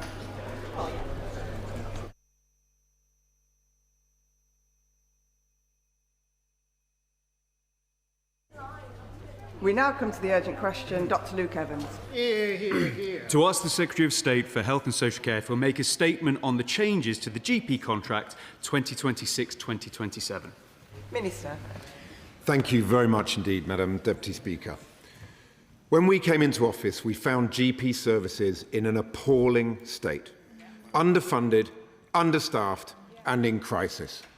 But since July 2024, this government has been fixing the front door to the NHS, investing more than £100 million to fix up GP surgeries this year, making online booking available to patients across the country, recruiting 2,000 more GPs who are now serving patients on the front line, and following investment in advice and guidance, we've seen 1.3 million diverted referrals since April 25, people who would have otherwise been added to the electives waiting list. So a lot has been done, but there is a lot more still to do. We are determined to make the system fairer for coastal communities and deprived areas, so we've launched a review into the Carr-Hill formula to close the gap on health disparities and ensure that funding is targeted on the basis of need. We shall shortly update the House in the usual way on our Carr-Hill review. Madam Deputy Speaker, last year's GP contract saw the biggest cash increase in over a decade. And this year we're investing an additional £485 million, taking total investment made through the contract to over £13.8 billion this financial year. But of course, investment must always be combined with reform. So the new contract will improve access for patients by requiring that all clinically urgent requests are dealt with on the same day. It will provide a mechanism to hire even more GPs via a new practice-level reimbursement scheme, and it will support the shift from treatment to prevention as set out in our 10-year plan through incentives to boost childhood vaccination rates, better care for patients living with obesity, and requiring GPs to share data with the lung cancer screening programme. Madam Deputy Speaker, these ideas weren't cooked up by someone sat behind a desk in Whitehall. What's happening is that we are taking the best of the NHS to the rest of the NHS, working with pioneering practices who've been doing these things for a long time. Today we can see our policies are working, and after years of decline in general practice, we are getting the front door back onto its hinges. Patient satisfaction with general practice is finally moving in the right direction. According to the ONS, almost 77% of people described contacting their GP as easy in January this year, up from just 60% where it was languishing in July 2024. And I know that when he gets up, the honourable gentleman and his honourable friends will welcome hugely the progress that we are making. Shadow Minister. Thank you, Madam Deputy Speaker. And this Health Secretary and his team have perfected the sales pitch for NHS reform. The problem is the detail never seems to arrive. A 10-year health plan with no delivery chapter. The abolition of NHS England, yet no price tag. 10 new straight-to-test referral pathways announced by the Health Secretary, but he couldn't name a single one. And now, a new GP contract with more questions than answers. Madam Deputy Speaker, calling something modernisation does not make it reform. If the rules and the delivery are unclear, it's simply confusion with branding. Take advice and guidance. In practice, this appears to create a single point of access for referrals. GPs will no longer be able to refer directly to a consultant even when they believe it's clinically appropriate. So will the government publish the clinical evidence supporting this approach? And who will carry the legal responsibility if, in a GP's professional judgment, a patient needs to see a consultant but must first go through advice and guidance?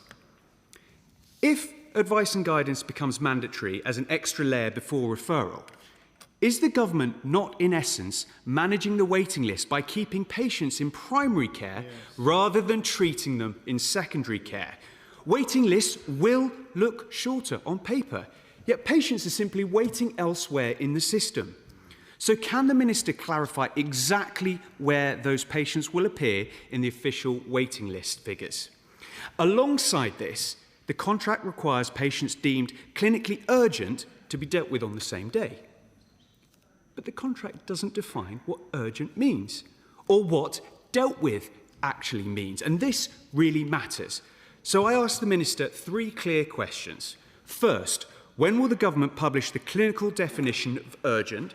A patient's sick note is urgent for them, but not clinically urgent. And what counts as a patient being dealt with on the same day? Second, the Minister talks about access, but how can practices guarantee same-day responses when demand is uncapped and definitions aren't published?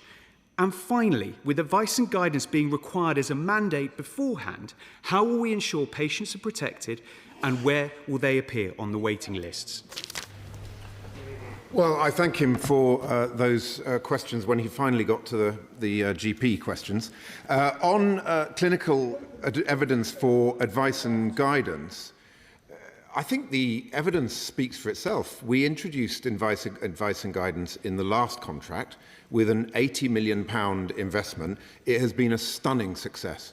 Take-up across the country has been huge, and the stat that matters most of all, 1.3 million referrals that would have ended up in electives have been dealt with by GPs. And what's more, the honourable gentleman chuntering from a sedentary position doesn't seem to care what actually matters for patients, which is through advice and guidance, they're able to get a response from their GP within about 48 hours. It takes a lot longer to get an outpatient appointment, I can tell him that.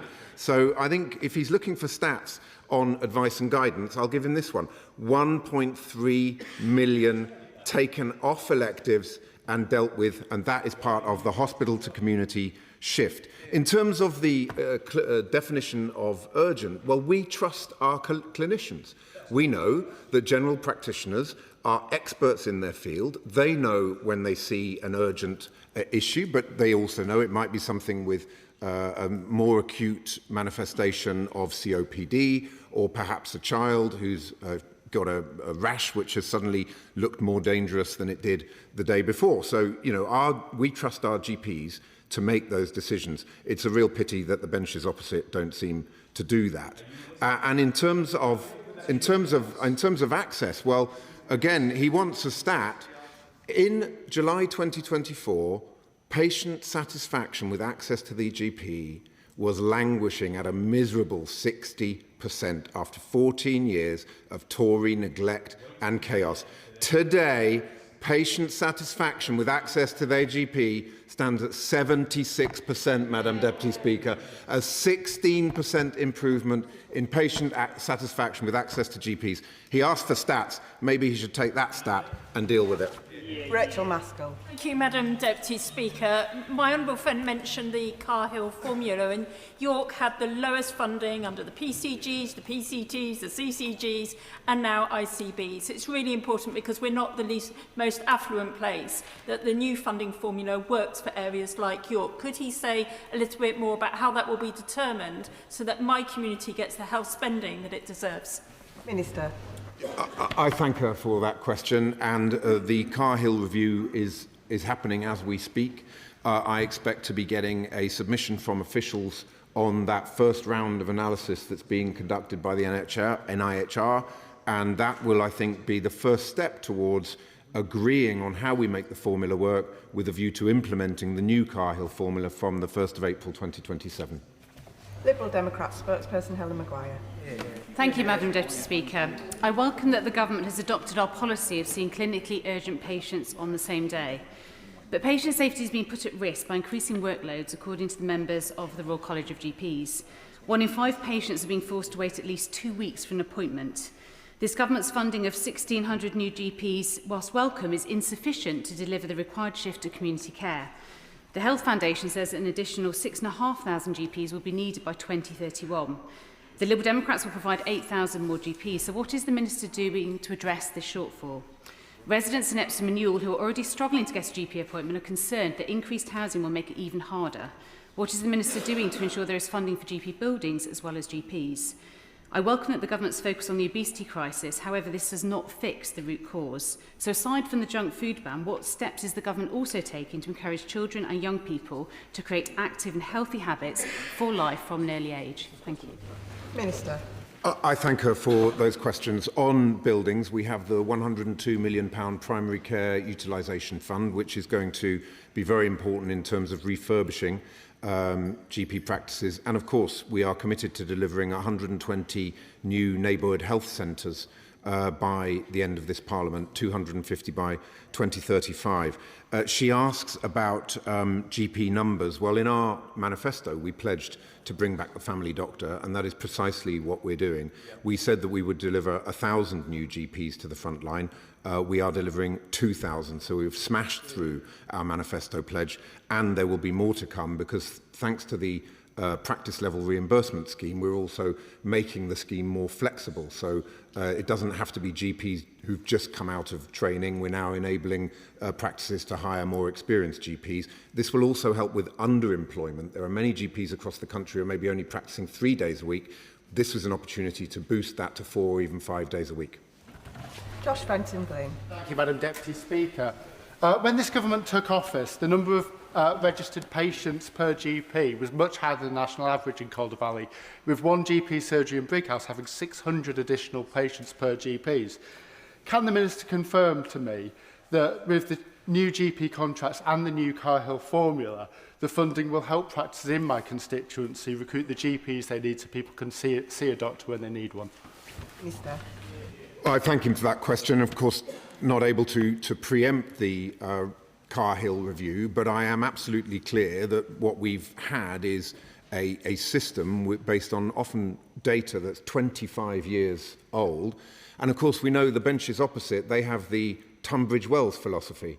We'll always recall the former Prime Minister standing up in front of Conservative Party members and proudly proclaiming the fact that he'd been taking money out of parts of the country that needed it most and pumping it into those parts of the country that were delivering his pork barrel politics. Dr. Andrew Merrison.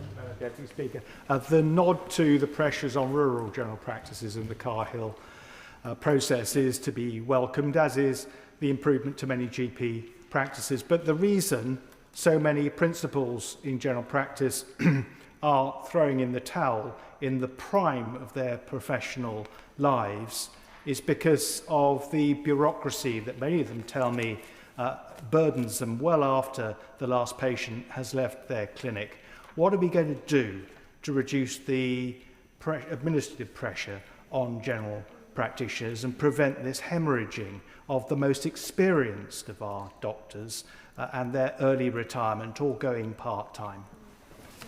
I thank him for that question. He makes a very important point about the bureaucracy. Many of the reforms that we are pushing for in the contract are designed to reduce bureaucracy, for example, on advice and guidance, by moving to a single point of access and embedding advice and guidance into the contract. We will actually reduce the number of transactions because the current advice and guidance system, the practice needs to put in a request for a £20 payment each time it does advice and guidance. We are embedding that and streamlining that. The other point I would make, of course, is at the heart of our 10-year plan is the shift from analogue to digital. I have seen some extraordinarily effective AI technology around ambient voice services which enable an entire consultation to be recorded, put directly into the system, thus saving the GP hours at the end of the day in terms of writing up notes. Dr. Simon Arthur. Thank you, Madam Deputy Speaker. And I'd like to declare an interest. I am a working GP in the NHS, and I probably wouldn't be standing here if general practice hadn't been decimated over the last 14 years. So can I welcome the £485 million of extra funding? Can I also welcome the fact that the capacity and access money is being channeled back into emergency GP action? So we're increasing appointments and therefore increasing the continuity of care and bringing back the family doctor. And so I'd just like some reassurance around the advice and guidance and the referral mechanisms that these processes would not get in the way of Jess's law, which is about Jess's rule, which is about referring patients on their third presentation without any particular diagnosis. Thank you. I thank him for that, and he's absolutely right. The £292 million that we've made available for advice and guidance is a repurposed funding from the capacity and access investment payments. So it's absolutely part of incentivising that improved access and better patient outcomes. I can absolutely assure him that Jess's rule remains absolutely fixed as a really important part of ensuring that it's 3 strikes and the referral. Whatever happens, that will be a top priority throughout the embedding of this contract.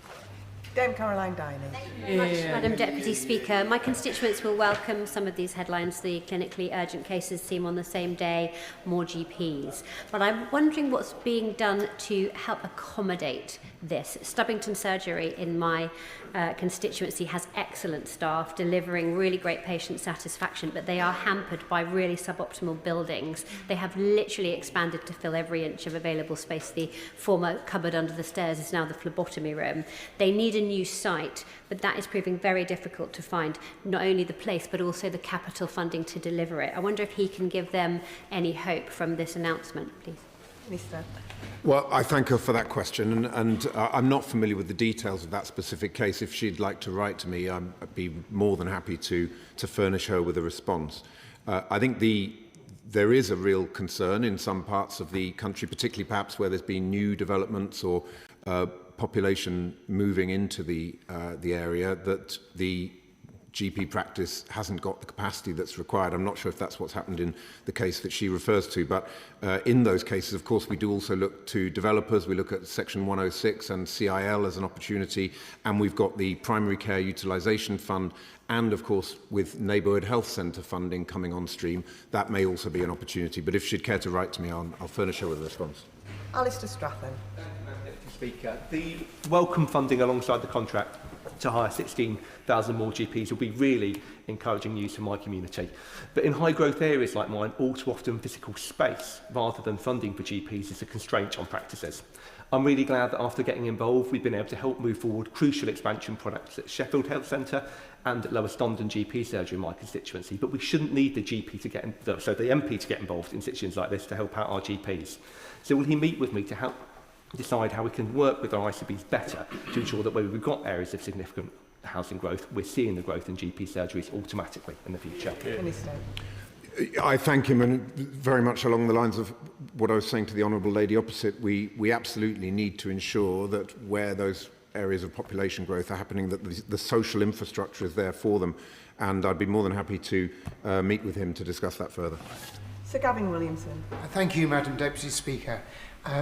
In this country, we have an immense wealth of talented young people who would love to train to be doctors. But over many decades, we haven't recruited enough. And I appreciate it's not just an issue with Department for Health. It spans across the Department for Education as well as Treasury. But is there something more that could be done to increase the number of doctor placements so we can train more and so we can rely less on recruiting doctors from overseas in often countries much poorer than our own? Minister. Well, I thank him for that, but that is precisely what we've been doing. We have, in our manifesto, we said we would bring back the family doctor.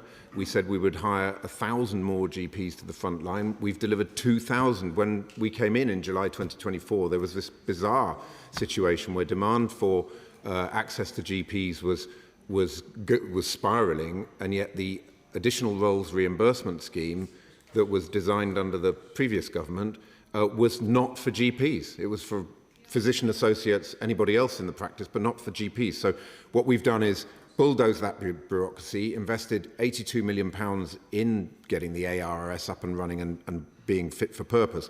And as a result, 2,000 more GPs and 1,600 more full-time equivalents through this contract. Michelle Welsh, followed by Steve Darling. Michelle. Thank you, Madam Deputy Speaker. I recently met with Byron PCN, who were clear about the pressures facing primary care. Could the Minister inform the House on how reforming GP contracts can ensure communities in my constituency with a growing population can better access GP services? We have been waiting over 14 years for a GP practice in Hucknall. Minister.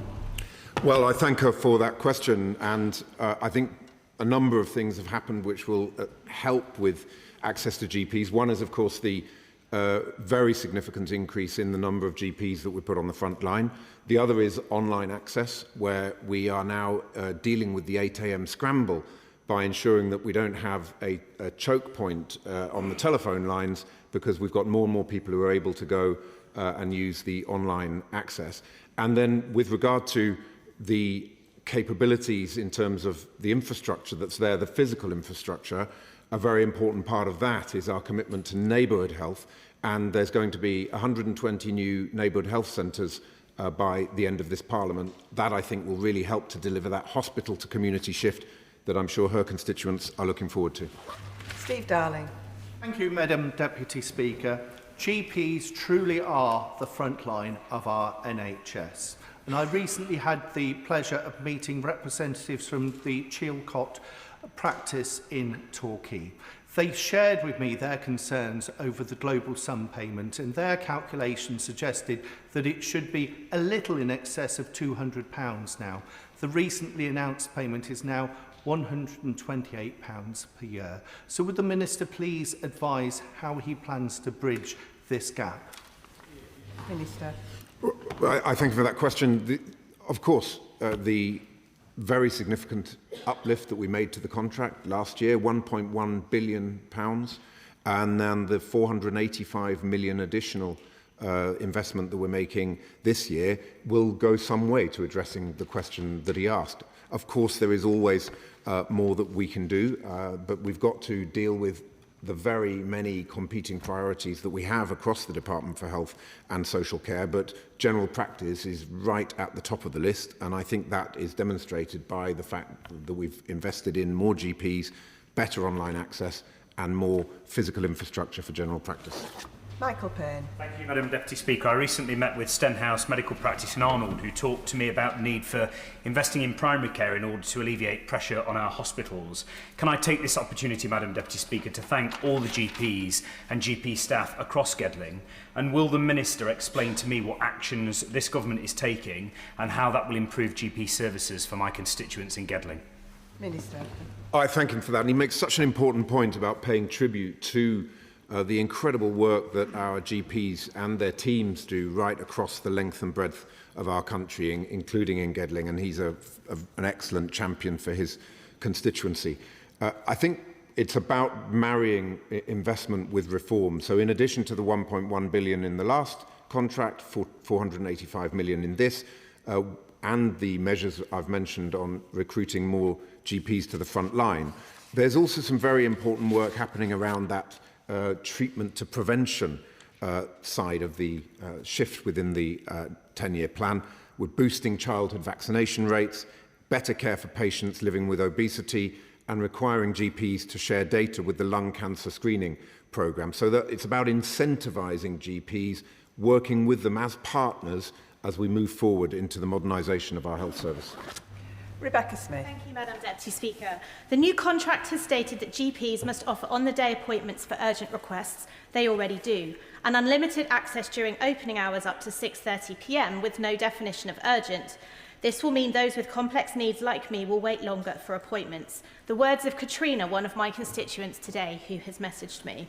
So what reassurance can the Secretary of State offer my constituents like Katrina that this new system will work for everyone and not just those self-diagnosing their sick note as urgent? Minister. Well, the key point on this is that the GPs are the clinicians who we trust to define what urgent means. But there are, of course, a number of criteria and conditions which will ring that extra alarm bell and ensure that that patient is registered as urgent. But it's worth mentioning as well, of course, that 46% of all GP appointments take place on the same day where contact is made with the GP surgery. So performance is already good, and of course the majority of those would be classified as urgent. So this isn't something new that we're just sort of landing on general practice. It's much more about making sure that we've got clear line of sight into who are the urgent patients and ensuring that urgent patients do get that treatment on the first day. Marcus Campbell-Saviours. Thank you, Madam Deputy Speaker.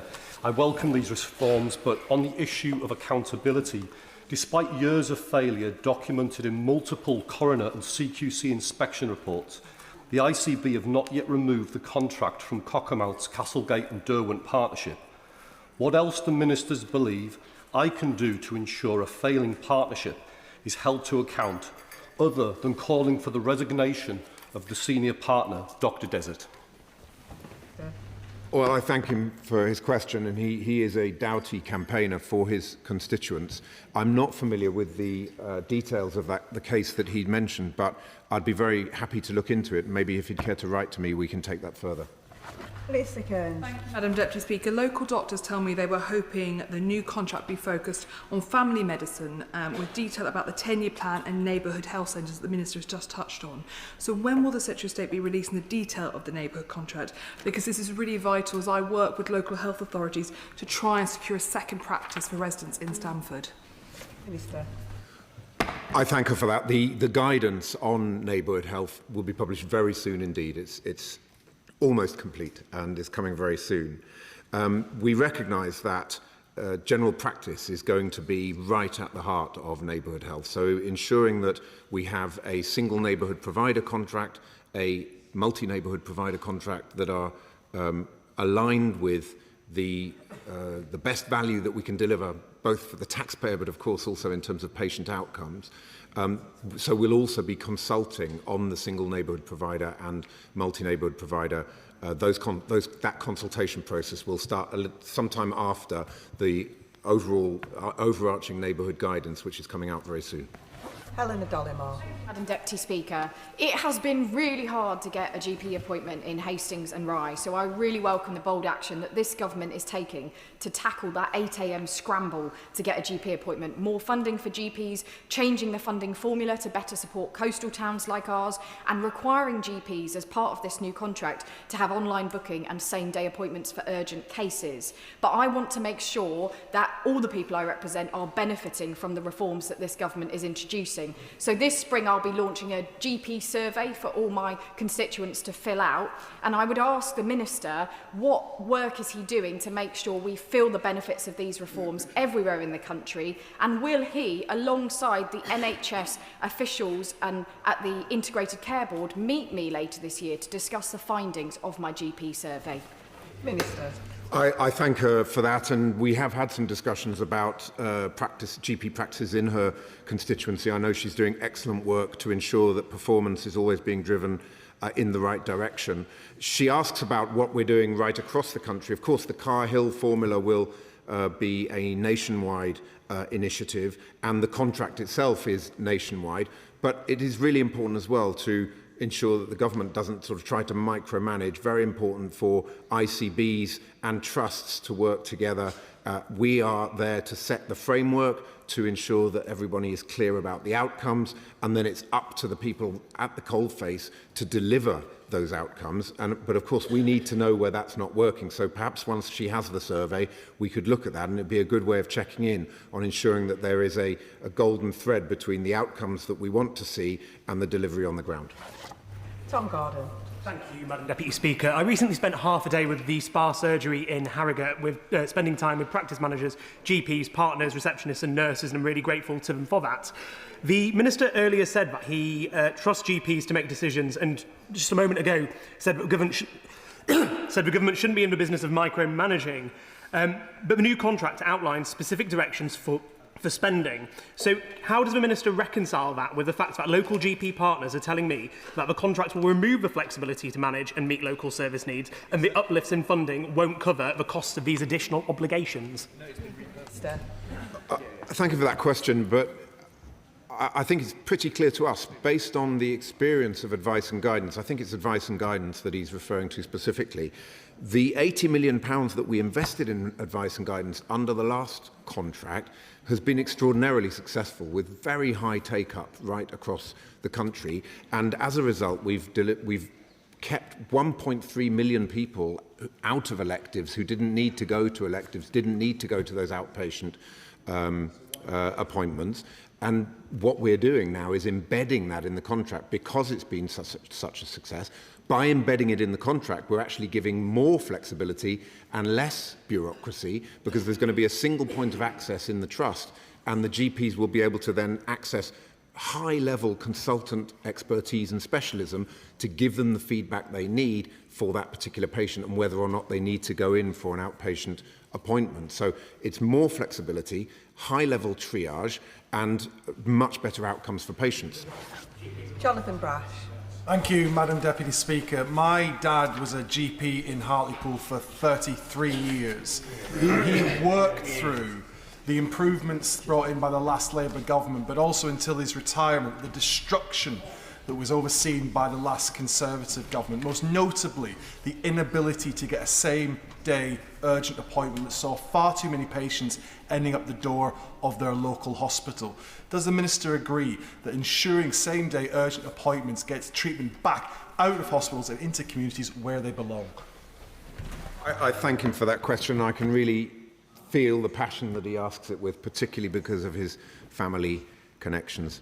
I think it's vitally important that clinically urgent patients get treatment on the day one, and we are confident that that is happening in many, many cases. But by embedding it in the contract, we just have that additional level of transparency and commitment from all sides of the equation.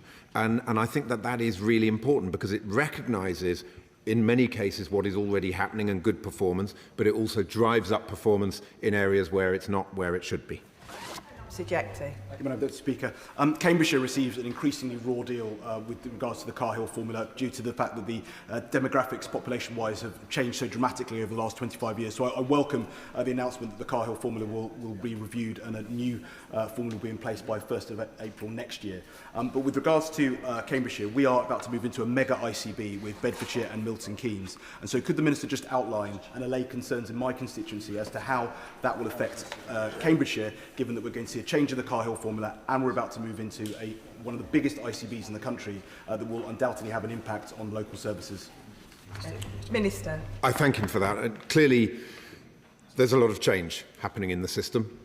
That's because a lot of change was required. Frankly, we have to do what we're doing if we're going to get the NHS back on its feet and fit for the future with the 3 big shifts that we have in our 10-year plan. Part of that is about the structure. And our view is that we can consolidate more of the, if you like, back office activity. That will help to free up more resources for doing more on the front line. And of course, ICBs play a vitally important role, particularly in terms of commissioning.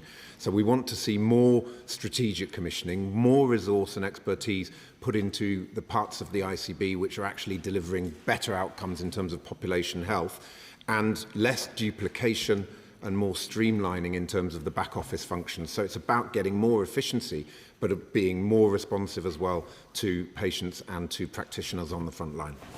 Jim Dixon. Thank you, Madam Deputy Speaker. Can I warmly welcome what the Minister said about the government's reforms, assuring same-day access for GPs for urgent cases, but also making it easier to get an appointment online, finally moving towards ending the 8 a.m. scramble. However, I recently visited Swanscombe Health Centre, where the brilliant team are under significant pressure because of the large numbers of new families moving to the area, particularly in neighbouring Ebbsfleet, which has seen 5,000 very welcome new homes built so far. I wonder, would the Minister visit Swanscombe with me to see the work the practice is doing and look at how we can get GP services designed into developments much earlier in the process in areas like Ebbsfleet Garden City? Minister.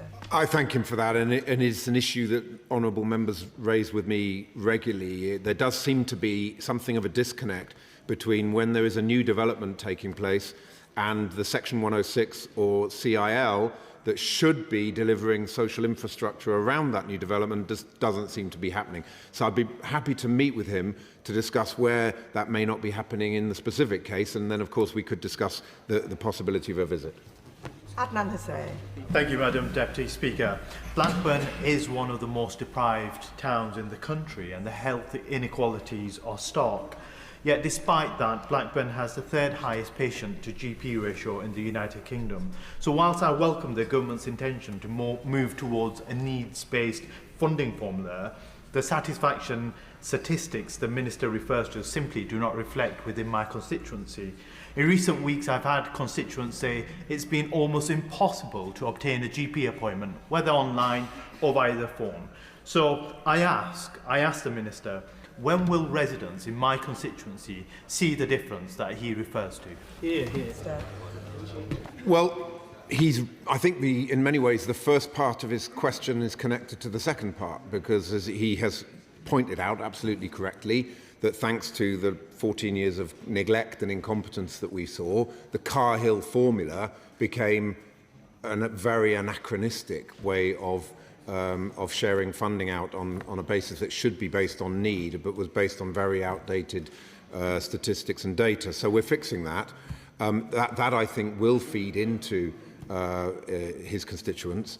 But I think it is disappointing to hear that he's had that feedback, because it doesn't reflect the nationwide polling from the ONS, which shows that satisfaction, which was languishing at 60%, satisfaction with access, I should say, languishing at 60% in July 2024, now stands at 76%. Anna Dixon. Thank you, Madam Deputy Speaker, and I hugely welcome the investment in general practice, and particularly the flexibility to employ often underemployed GPs who are wanting additional hours and shifts.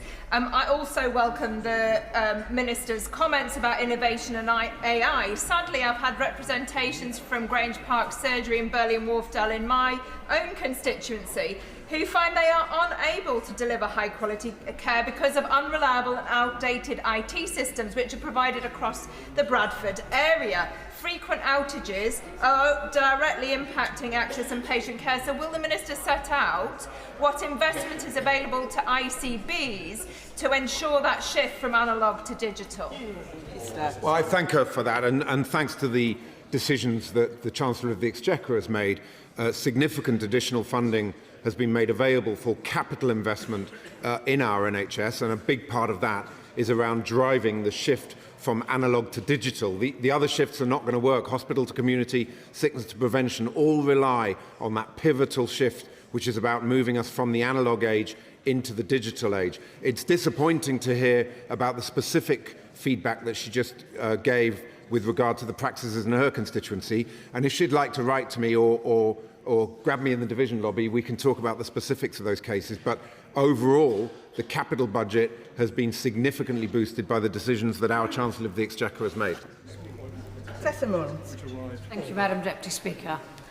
Serious concerns have been raised about GPs being offered incentives to prescribe particular branded drugs. We cannot have a situation where prescribing decisions are made to balance the books, but they should be purely for clinical decisions, and I'm sure the Minister would agree. With many GP practices seriously strapped for cash, has the Department for Health a clear picture of the situation, and what consideration has the Minister given to banning incentives so that the very best drugs are prescribed and not those that are produced by the most influential companies? I thank her, and she raises an important point, and it's very important that we at the Department for Health and Social Care work closely with the NHS regions and the ICBs to ensure that we are keeping a very close eye on that issue. It's vital, of course, that GPs are aligned with the highest professional standards, and if in any case we see those professional standards are not being observed, then action must be taken. And if she has specific evidence to suggest that some of these practices are going on, she is more than welcome to share those with me. Adam Jurgey. Thank you very much, Madam Deputy Speaker. And we all welcome the work being done to get our National Health Service back on track. But can I ask the Minister what engagement the Department has with and guidance it provides to ICBs about what happens when a practice closes or a GP returns their contract in rural communities like in Betley, in Newcastle under Lyme, because we need to do whatever we can to ensure that local people in rural communities like mine don't get left behind and can access the GP services that my honourable friend has outlined this afternoon in their own communities. Minister. Well, I thank him for that, and he's absolutely right that it's vitally important for ICBs to ensure that they have a very clear understanding of the population health needs, the demographics, and they're also very clear well in advance of what he just mentioned taking place. So it is very important that the ICB is ahead of that curve, is taking decisions to ensure that if a practice is closing down, then a commensurate service is being provided. That is a really important part of the ICB responsibilities. And if there are specific examples where he feels that his ICB hasn't been delivering on that basis, then he's very welcome to share those with me. Mr. Speaker, I also pay tribute to the GPs in my constituency of Dewsbury, Backley and surrounding villages. One area that the Minister mentioned was around preventative health. So what steps is this government taking to support GPs in their treatment of patients with preventable or avoidable diseases through the prescription of exercise and healthy foods? And secondly, we talk about online access, which is welcome, and my constituents welcome surgeries that offer appointments throughout the day. But how will he support those who are digitally excluded, who can't get through at 8 a.m. and who also don't have access to online applications? Minister. Oh, I thank him. On prevention, some really important measures in this contract. We're in essence, we are recalibrating the quality outcomes framework, which is the basis for payments to incentivise the actions that GPs take. You can shift in one direction or the other by changing the QOF, as it's called. So we have changed the QOF to incentivise boosting of childhood vaccination rates, particularly in areas of the country where vaccination rates are worryingly low. Better care for patients living with obesity, so exactly the kind of things he's just mentioned in terms of prescribing, if you like, advising exercise regimes, better nutrition, and changing the QOF to require GPs to share data with the lung cancer screening programme. They're just 3 examples of what we're doing within this contract. On online access, it's absolutely clear that there must always be 3 channels of access to your GP: walk-in, telephone, and online. And it's clear as well, I think, that if it's an urgent matter, it would be a walk-in or a telephone call. What's really worked with the online is it's taken pressure off the telephone lines so that people who don't have urgent requirements have been migrating to the online, and using the NHS app. Take-up of the NHS app is also excellent, so we're moving in the right direction there. Whereas, Madam Deputy Speaker, my father was a family doctor in my Campbell, Madruth and Hale constituency for more than 40 years. And now in his 91st year, I'm thankful he's no longer practising. But I have the highest number of deep-end group of GP practices in my constituency, including the one where my father practised. And whilst I welcome the consideration for deprived areas, can the Minister elaborate on targeted funding for areas with the highest levels of deprivation? I thank him for that, and please do pass on my very best wishes to his father, and thank him for the outstanding service that he provided over many years. Look, the Carhill Formula Review is a very important piece of work. It's going to have quite a complex range of drivers in it, both based on remoteness, coastal areas, but socioeconomic indicators are going to be absolutely key. So that is, very much at the heart of the review. Those are the clear terms of reference that we gave to the NHR, and that is the basis of the review. I'm expecting those documents very soon from officials, and we will be updating the House accordingly. Some of that was also set out in a dear colleague letter from a little while back, just in terms of the process. But we're also very keen to have feedback from MPs into that process. Ayub Khan. Thank you, Madam Deputy Speaker. In my constituency of Birmingham, Perry Bar, many of our surgeries have had the enormous pressure of having to deal with patients that can't get an appointment. So I welcome the additional support that will be coming into communities, especially inner-city communities. In my constituency, as I say, in Perry Bar, Lawley Pike and Al Shifa Medical Centre do so much work around preventative work. I hope the Minister can join me in commending the work that they do. Will the Minister also just identify whether there will be any ring-fenced funding around preventative work, such as cardiovascular disease detection, respiratory illnesses and diabetes? Minister. I thank him for that, and please do pass on my thanks. I think he said Lawley Pike and Al-Shabaab practices for the outstanding work that they do. In terms of ring fencing, we aren't really doing that. We're embedding it in the contract through the quality outcomes framework, and those incentives are the best way to give the flexibility that practices need, whilst also ensuring that they're very clear what we expect in terms of outcomes. On cardiovascular and diabetes, some of the issues that he raised, they are part of the quality outcomes framework, but it's also worth mentioning, I think, the Pharmacy First scheme, where that is looking to move some of this out of GPs and enabling pharmacists to operate at the top of their practice. So that's another example of the shift from hospital to community, which is so important in terms of enabling people to get the best possible care in the right place at the right time, as close as possible to their homes. Chris Finns. Thank you, Madam Deputy Speaker, and I thank the Minister for his answers so far. One of the number one issues that came up on the doorstep when I was canvassing before the general election across my constituency of Harlow was same-day access to GPs. And although I recognise there is still work to be done, can I welcome the work that this Labour government have done and the Minister himself has done to improve GP access for constituents across Harlow? Would he recognise there's still more work to be done, and could he touch a little bit more upon the importance of that shift from hospital to community will have on hospitals like mine, Princess Alexandra Hospital, and specifically their A&E department? Minister.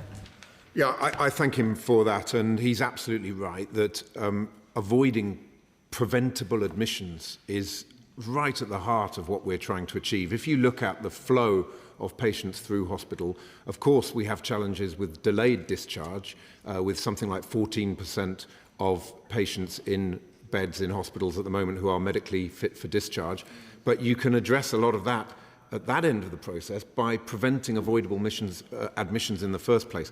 That's why the advice and guidance element of this contract is so important, because it's improving coordination and teamwork between primary care and secondary care. That's how you get, as I've said, 1.3 million people who would have ended up on the electives waiting list or going into outpatient no longer needing to be there, because they're being dealt with by that teamwork that's happening between consultant specialists and GPs.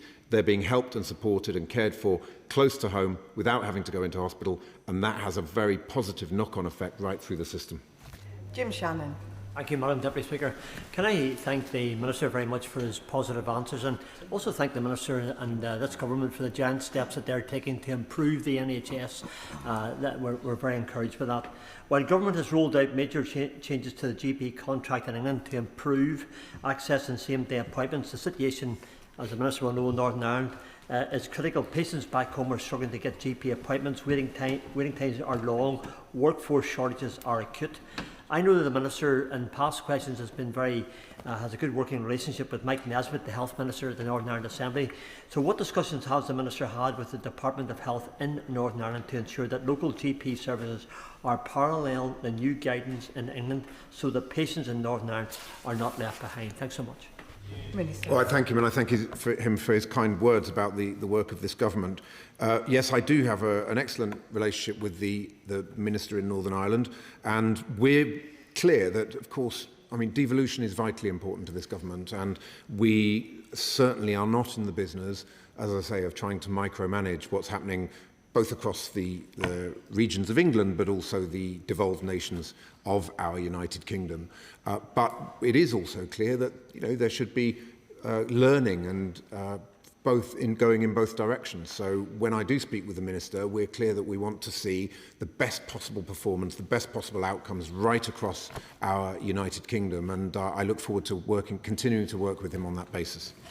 And final question, Tim Farron. Thank you, Madam Deputy Speaker. The beautiful, very isolated, yet vibrant community of Coniston has had a GP practice the last 200 years or so, yet it runs the risk of losing it this year.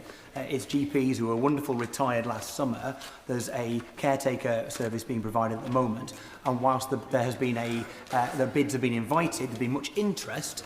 No bid has been made, and the reason why is because the finances are really marginal with a small surgery like that, where people can't go anywhere else. There is an answer, and I want to ask him whether he might intervene and talk to the ICB to help us to get there, and that is if the dispensing contract was to be let jointly with the GP contract, that would make it viable, and and I know of GPs who would take that if that was the case. Would he talk to the ICB to make sure that flexibility is applied so we can save a surgery in Coniston for the next 200 years? Minister. Well, I thank him for that, and it would be deeply troubling if an important service to the community were to be removed. So I'm certainly happy to speak with him. Perhaps he'd like to write to me to provide more of those details. Looking to the medium to longer term, it is possible as well that the review of the Carhill formula could well end up benefiting communities such as the one he's mentioned, because remoteness and rurality will be an important factor in the Carhill review. But I accept that that might be a bit too far off for what sounds like a more urgent issue. So if you'd like to write to me, I'm sure we can look into that.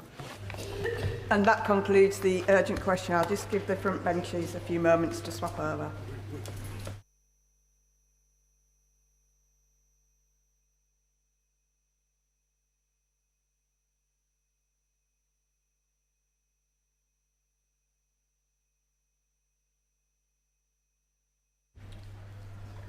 Order. Before we come to the statement on heating oil support, I must note my disappointment about briefings to the media before important announcements are brought to this House. It shows a deep discourtesy to this House and its members, and a worrying pattern of behaviour from the government. As the Public Administration and Constitutional Affairs Committee stated, making the most important statements in the first instance to Parliament means doing so before they are made to the media and not at the first available opportunity thereafter. The requirement to come to this House is set out in the government's own rules in its ministerial code, and it must do better. Furthermore, a statement of this importance ought to have been made by the Secretary of State, and I am sorry that the Minister has been put in this position. Minister, statement. Thank you, Madam Deputy Speaker, and I take my responsibilities under the Ministerial Code very seriously and will make sure that that message is communicated. With permission, Madam Deputy Speaker, I wish to make a statement on the action we are taking to protect British people from the soaring costs of heating oil due to events in the Middle East. Madam Deputy Speaker, it is now more than 2 weeks since the conflict in the Middle East began. My thoughts and the thoughts of the whole House will be with the millions of people affected, including the British citizens and troops serving in the region. But just as we saw 4 years ago when Putin invaded Ukraine, the impact of this conflict is being felt far beyond the battlefield. With Iran continuing to target the energy infrastructure and shutting off the Strait of Hormuz, the price of crude oil on the international market has rocketed. And I know the 1.5 million UK households who use heating oil to heat their homes will be understandably concerned. Indeed, some customers have already reported prices doubling or not being able to secure a delivery at all. Let me be clear. This government will not stand by and let British families suffer. And let me set out the direct action that we are taking today. First, we will always stand up for the most vulnerable in our society, and I can confirm to Parliament that we are committing over £50 million to help low-income families who use heating oil. We are allocating this funding where the greatest need is, based on census data, and it will go directly to the devolved governments with the expectation it will be used to support vulnerable households. We know this is a particular issue in Northern Ireland, where almost 2/3 of homes rely on heating oil, and we have allocated £17 million to support them.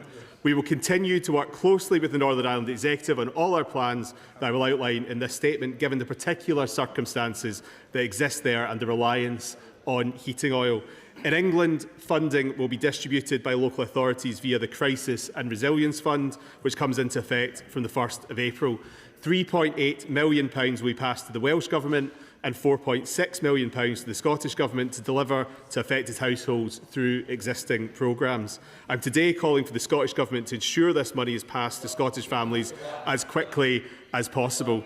Second, as well as direct support for consumers, we are working with the sector to ensure pricing is always fair, transparent and justified. This government will not tolerate profiteering or unfair practices.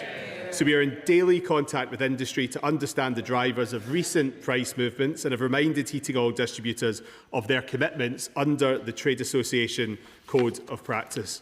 The Chancellor has also written to the CMA to ask that it remains vigilant across heating oil prices and tackles unjustified increases. And we urge customers to share any evidence of price manipulation with the CMA. But we also recognise that the heating oil sector is currently under-regulated. Unlike gas and electricity, the heating oil market is not regulated by Ofgem in the UK. We are going to put that right by exploring what regulations may be needed to ensure consumers get a better deal, and by exploring new ways to ensure households are better protected.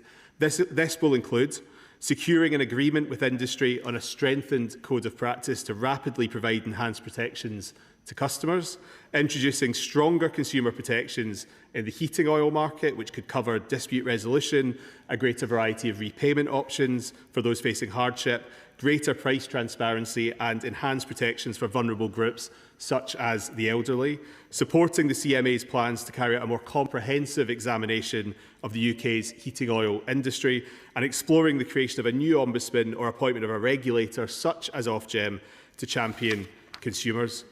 Third, this conflict is yet another reminder that we must get off the roller coaster of global fossil fuel markets as soon as possible and onto the path of clean, secure, affordable energy that this country controls. This is the only way to protect the British people from energy price shocks and ensure we are no longer buffeted by the headwinds of conflicts we had no part in starting.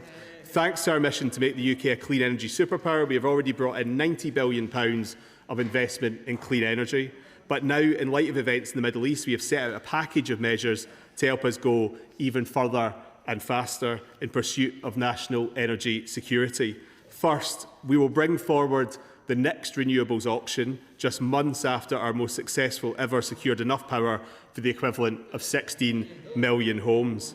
Second, we will make plug-in solar available for the first time in Britain so that families can buy a low-cost panel straight from a supermarket and set it up on their balcony or in their garden. Third, we will speed up the delivery of our £15 billion Warm Homes Plan, the largest home upgrade programme in British history. Fourth, we will reform nuclear regulations following the Fingleton Review so we can fast-track new nuclear power stations. Madam Deputy Speaker, behind every decision this government takes is a simple principle. Whatever the challenges, we will always support working people. We will always fight their corner. That is why we are directly helping those affected by the spike in heating oil costs. It's why we are cracking down on any suppliers who are cancelling orders or jacking up prices while working at pace to ensure the sector is properly regulated. And it's why we are doing everything we can to take back control of our energy, despite the opposition from parties opposite, ending our reliance on these unstable global fossil fuel markets and instead bringing in an era of new, clean, homegrown energy that we control in this country, an era of economic growth, new good jobs and unprecedented investment, and an era of real energy security. That is how we will ensure ordinary working British people never pay the price for foreign conflicts and our over-dependence on fossil fuels again. And I commend this statement to the House. Shadow Minister Andrew Bower. Thank you very much, Madam Deputy Speaker, and may I also thank the Minister for advance sight of the statement today. Although I really do have to take issue with the Prime Minister's earlier comments taking credit for Ofgem's decision to lower the energy price cap, a decision not taken by government, taken by Ofgem using a conservative mechanism and taken, in fact, weeks before the current crisis began. But why let the facts get in the way of this government spin? But, Madam Deputy Speaker, I am glad to see that today the government has taken steps to support households across Great Britain and Northern Ireland that rely on heating oil. Steps that those of us on this side of the House called for when prices began to rise weeks ago. Those households are, as the Minister has highlighted, acutely exposed to price shocks, and the stories we have heard from consumers across the country are very concerning indeed. Just this morning I heard from a constituent of mine who faces a lump sum bill of over £1,000. These consumers are often served by a single local supplier, meaning that there is no realistic competition. But be under no illusion, Madam Deputy Speaker, this announcement has only come about after the pressure put on this government by those on this side of the House. Actions that the Leader of the Opposition and my right honourable friend, the member for East Surrey, called for almost 2 weeks ago. So like everything with this government, it ends up doing the right thing only after weeks of dither, delay and inaction. But, Madam Deputy Speaker, today's announcement will be welcome news for rural households. And nowhere is this more apparent than in Northern Ireland, where over 60% of homes rely on oil for heat. Whilst welcoming the announcement, though, I would be grateful if the Minister could bring some clarity to parts of his announcement. Firstly, can the Minister explain what, if any, support will be made available to those that heat their homes with liquid petroleum gas? Furthermore, it appears that the allocation of funding for Scotland, Wales and Northern Ireland is to go directly to the devolved administrations and not directly to local authorities. Now, considering that the Minister opposite represents a Scottish constituency, he understands, just as well as I, that handing over a cheque to the Scottish Government does not guarantee money will be spent where it was intended. So can the Minister therefore outline how this Government will ensure that those in Scotland, Wales and Northern Ireland do get the support they need, and assure this funding is not siphoned off for other priorities determined by devolved ministers? Why wasn't this money awarded directly to local authorities in those nations as it is being delivered across England? It is also my understanding that this funding is inclusive of Barnett consequential. So could the Minister confirm if this is the case? And if it is, will he confirm that Scotland is being shortchanged due to the higher proportion of households on heating oil than the Barnett formula would account for? The Government could go further, Madam Deputy Speaker, and heed our calls to deliver a 20% cut to everyone's, and I mean everyone's, energy bill through the Conservatives' cheap power plan by axing the carbon tax and the rip-off wind subsidies now, a cut that would be worth around £165 for the average family, and they should bring about another one of their famed U-turns and cancel their planned fuel duty rise later this year, a rise that will add £156 to struggling families' bills, because Labour's plans always lead to more cost for families and businesses. Take today's announcement, Madam Deputy Speaker. We cannot ignore that this support will be funded through Labour's tax rises on working people. Why is this? Because this Government has made a choice, a political choice, to shut down the North Sea and forgo £25 billion worth of tax receipts that an attractive, investable and successful North Sea oil and gas industry would and still could provide. Backing the UK's oil and gas industry is about driving the economic growth that we so desperately need, which in turn would deliver greater tax receipts than the current regime. It's about becoming more energy secure. 100% of all the gas produced in the British North Sea is used in the British gas grid. The less we use from British waters, the more we have to import, at a higher cost and a bigger carbon footprint from Qatar, the USA and Norway, who continue to explore in the same sea we are prevented from doing. And it would support a vitally important, skilled workforce, a workforce that right now is packing up and going overseas. What will it take for this Government to change course? Revenue, investment, jobs, security. What is it that this Government doesn't get? Just today, the CEO of Renewables UK joined the chorus of voices calling for an overhaul to this disastrous act of economic self-harm being inflicted by this Labour Government. Now, we read at the weekend in the Times that we are currently led by the most intellectually incurious Prime Minister of all time.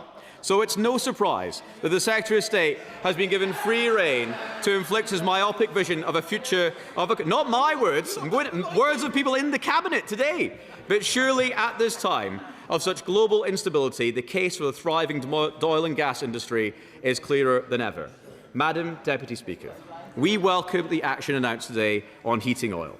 But there are serious questions, not just from me, but from the industry, the renewable sector, the trade unions and, frankly, everyone else other than those sitting on the benches opposite over wider government energy policy that need to be answered, and answered soon. Minister.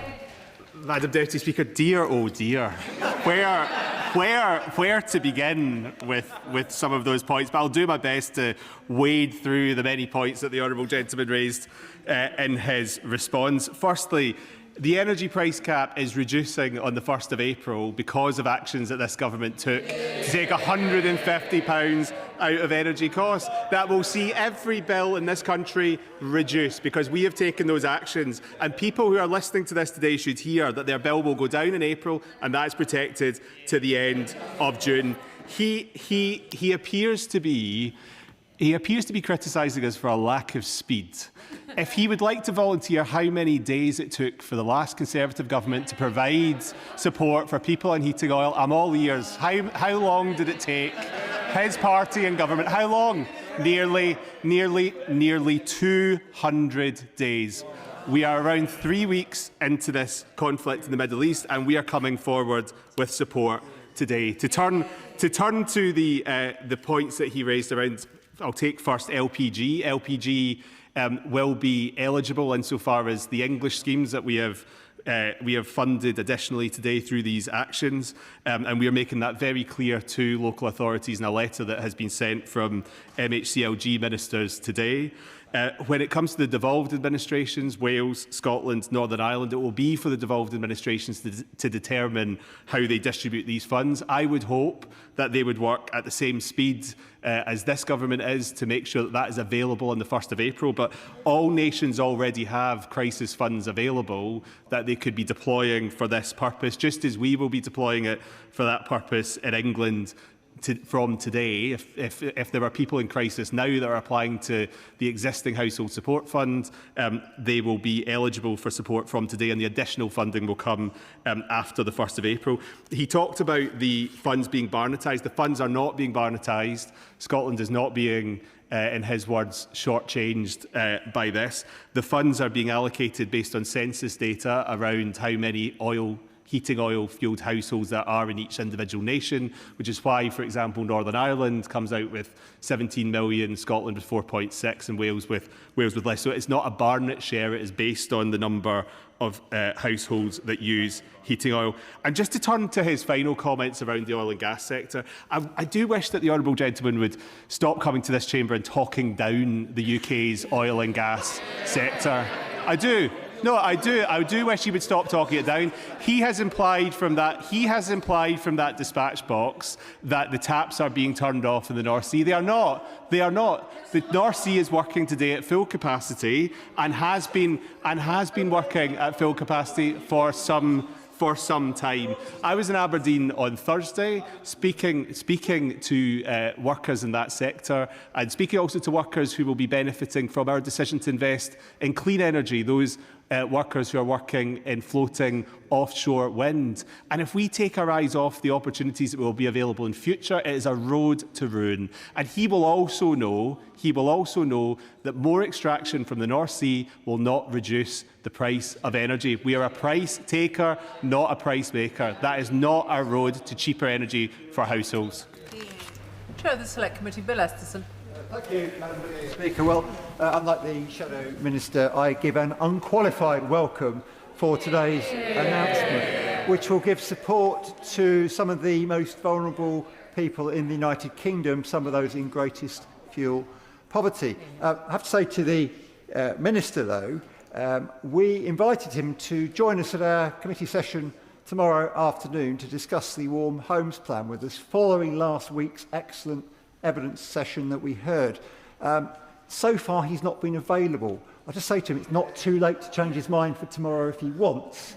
But I will ask him for now if, given the challenge that's been highlighted by the fact that people on heating oil are at the sharp end of the impact of this spike in oil and gas prices, will he consider giving them preferential treatment when it comes to the Warm Homes Plan so they can benefit from the range of measures and energy efficiency measures and reduce costs that it can deliver for them? Minister.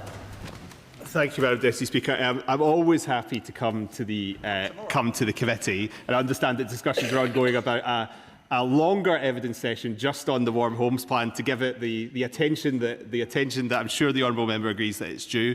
I agree with him that the Warm Homes Plan should target some of the lowest income people in our country. That's why we have allocated well over £1 billion for some of the low income schemes within the Warm Homes Plan, and why we have also focused in the Warm Homes Plan on how we target some of that at rural households, many of whom will be affected by the situation affecting heating oil. Liberal Democrat spokesperson Pippa Heylings. Thank you, Madam Deputy Speaker. And we welcome the Government finally taking action to protect households from soaring energy costs due to the Middle East crisis, from the calls from these benches, but across all of the Chamber, MPs from across all parties. Today's intervention is a sticking plus solution, with too many households potentially falling through the cracks and not receiving support. And we know and we've heard that those families who have to use oil for heating are the most exposed and defenceless, caught in the crossfire of Russia's war in Ukraine and now the volatility in the Middle East. And the heating oil market does need regulating. Liberal Democrats are calling for the immediate introduction of a 3-month VAT holiday on heating oil, but also a proper price cap, because these households deserve the same protection as those on gas and electricity. The real way to protect the households and businesses is not by parroting Trump's drill baby drill mantra and buckling in for more roller coaster rides that burn a hole in people's pockets, but by accelerating the transition to secure homegrown clean energy which we control, and extending preferential treatment to the Warm Homes Plan to help those homes on heating oil electrify, get off volatile fuel which we don't control. But I would like to ask the Minister, will the Government agree with the Liberal Democrats and set a price cap for heating oil to shield off-grid households? And will he learn the lessons if they want to provide targeted support from the COVID pandemic and the 2022 energy crisis, and immediately enact a data-sharing scheme between government departments, including the Department for Work and Pensions and the NHS, devolve this to local authorities to enable them to deliver that targeted support to those who need it most through, right now, the Resilience in Crisis Fund that they want to have adopted on the 1st of April. Thank you. Minister.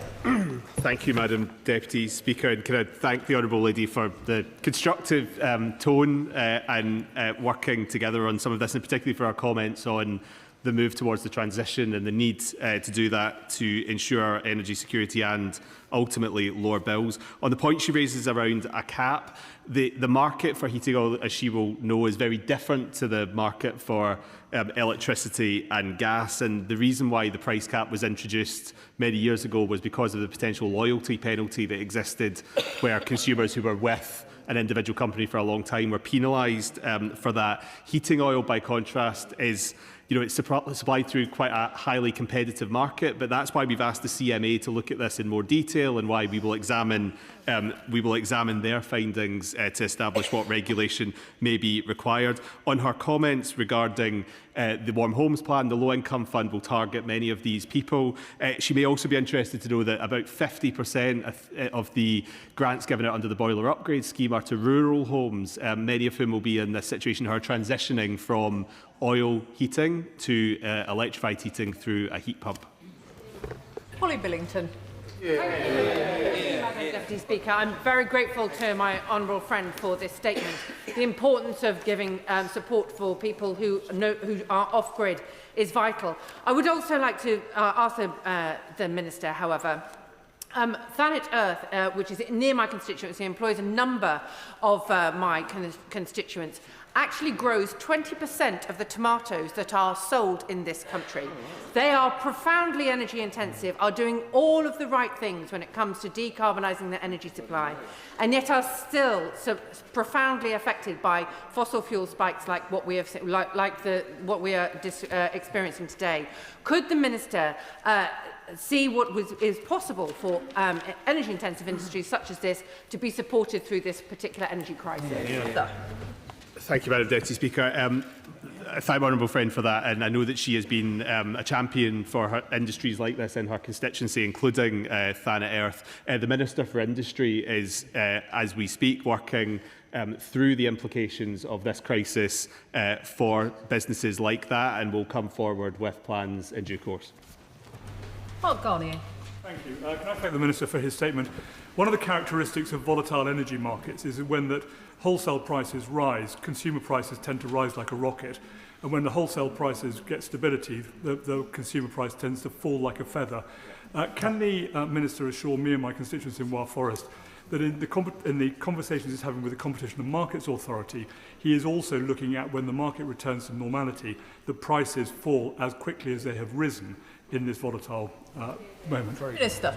Thank you, Madam Deputy Speaker. The honourable member makes an important point, and one that I know that ministers in my department have been discussing with the CMA and will carry on discussing.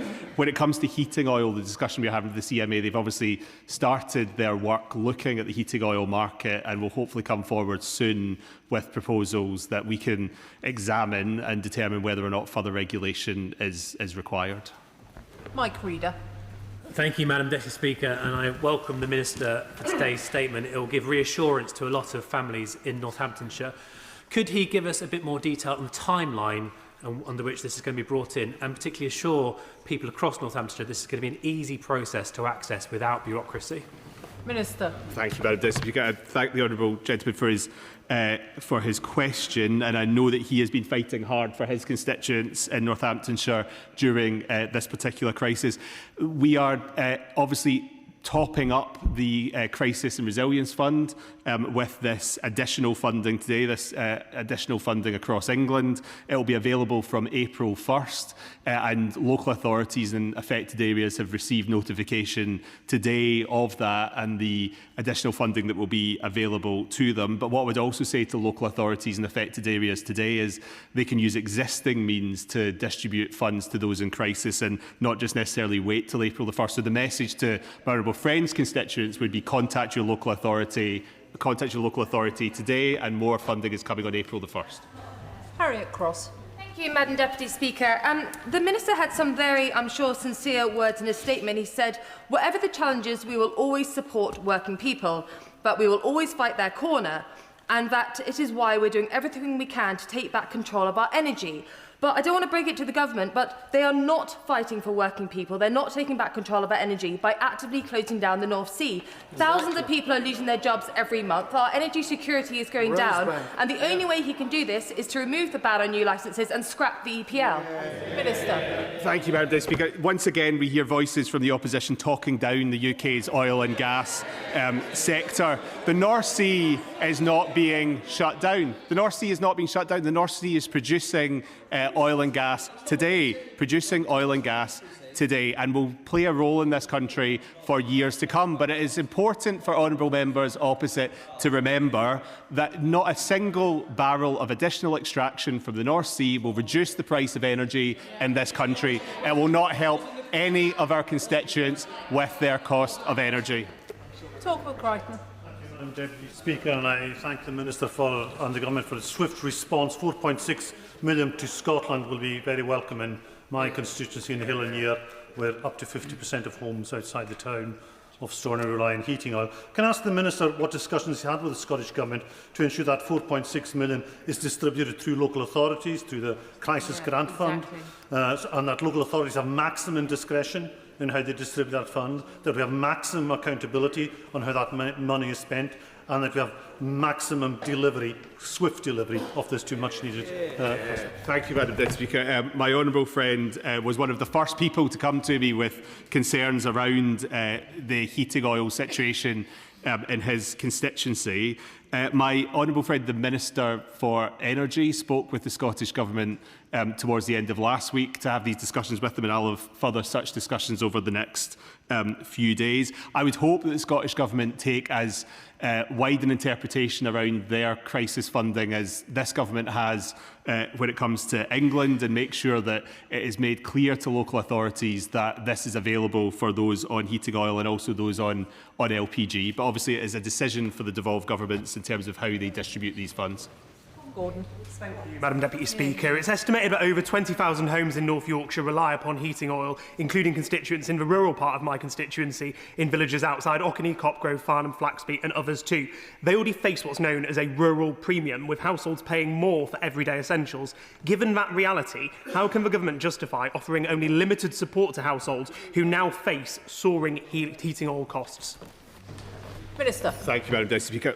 My priority and the Government's priority in dealing with this situation in the Middle East has been to come forward as quickly as possible with support. That's been the priority, is to come forward as quickly as possible with support, which is now, and we can guarantee, available today for those on heating oil from the 1st of April. And when it comes to his constituents not using heating oil but on electricity and gas, their prices will reduce on the 1st of April by 7%. We'll obviously keep this situation under review. It's fast moving. We wouldn't have thought in three weeks ago we'd be in the situation that we're in today, so we'll keep this under review. But our priority has been to get this money to the people that need it as quickly as possible.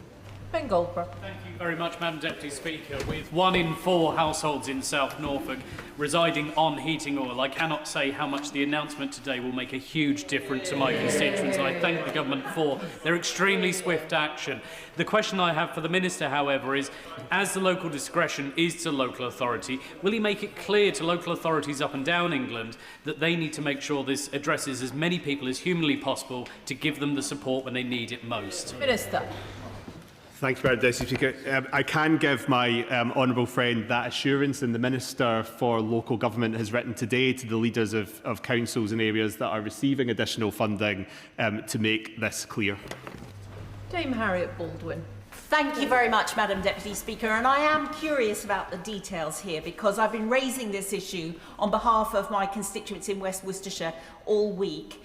Many of them rely on heating oil and liquid petroleum gas, and therefore I would like to ask the Minister how much extra money is going into the Crisis and Resilience Fund in West Worcestershire, and how will local authorities prevent the situation where it's actually first come, first served, and therefore those with the emptiest tanks who get the access to this money first.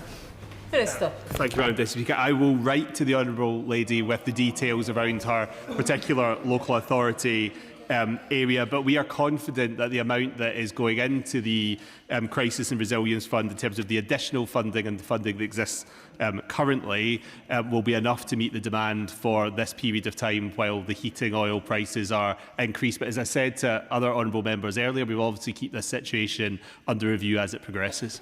Cat Smith. Thank you, Madam Speaker. Can I thank the Minister for his speedy response to the situation on behalf of my constituents in Lancaster and Wyre. I know from my inbox already this has been very welcomed by those using heating oil. But can he reassure me and my constituents that in the correspondence from government to the Lancashire County Council that it will be clear that the constituents that I have that are on LPG will also be eligible for this fund? Minister. Thank you, Madam Deputy Speaker. I thank the honourable lady for her question. I can give her that assurance that guidance will be provided to local authorities that ensures that LPG customers are also dealt with through this fund. Bradley Thomas. Thank you, Madam Deputy Speaker. Whilst I welcome the Minister's statement, I know that my constituents and myself have got a few questions. Firstly, how many households does the Minister project that this will be applied to? What does he foresee the average amount of support being?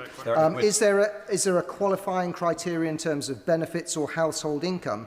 And will this be dispersed via the upper tier or lower tier council?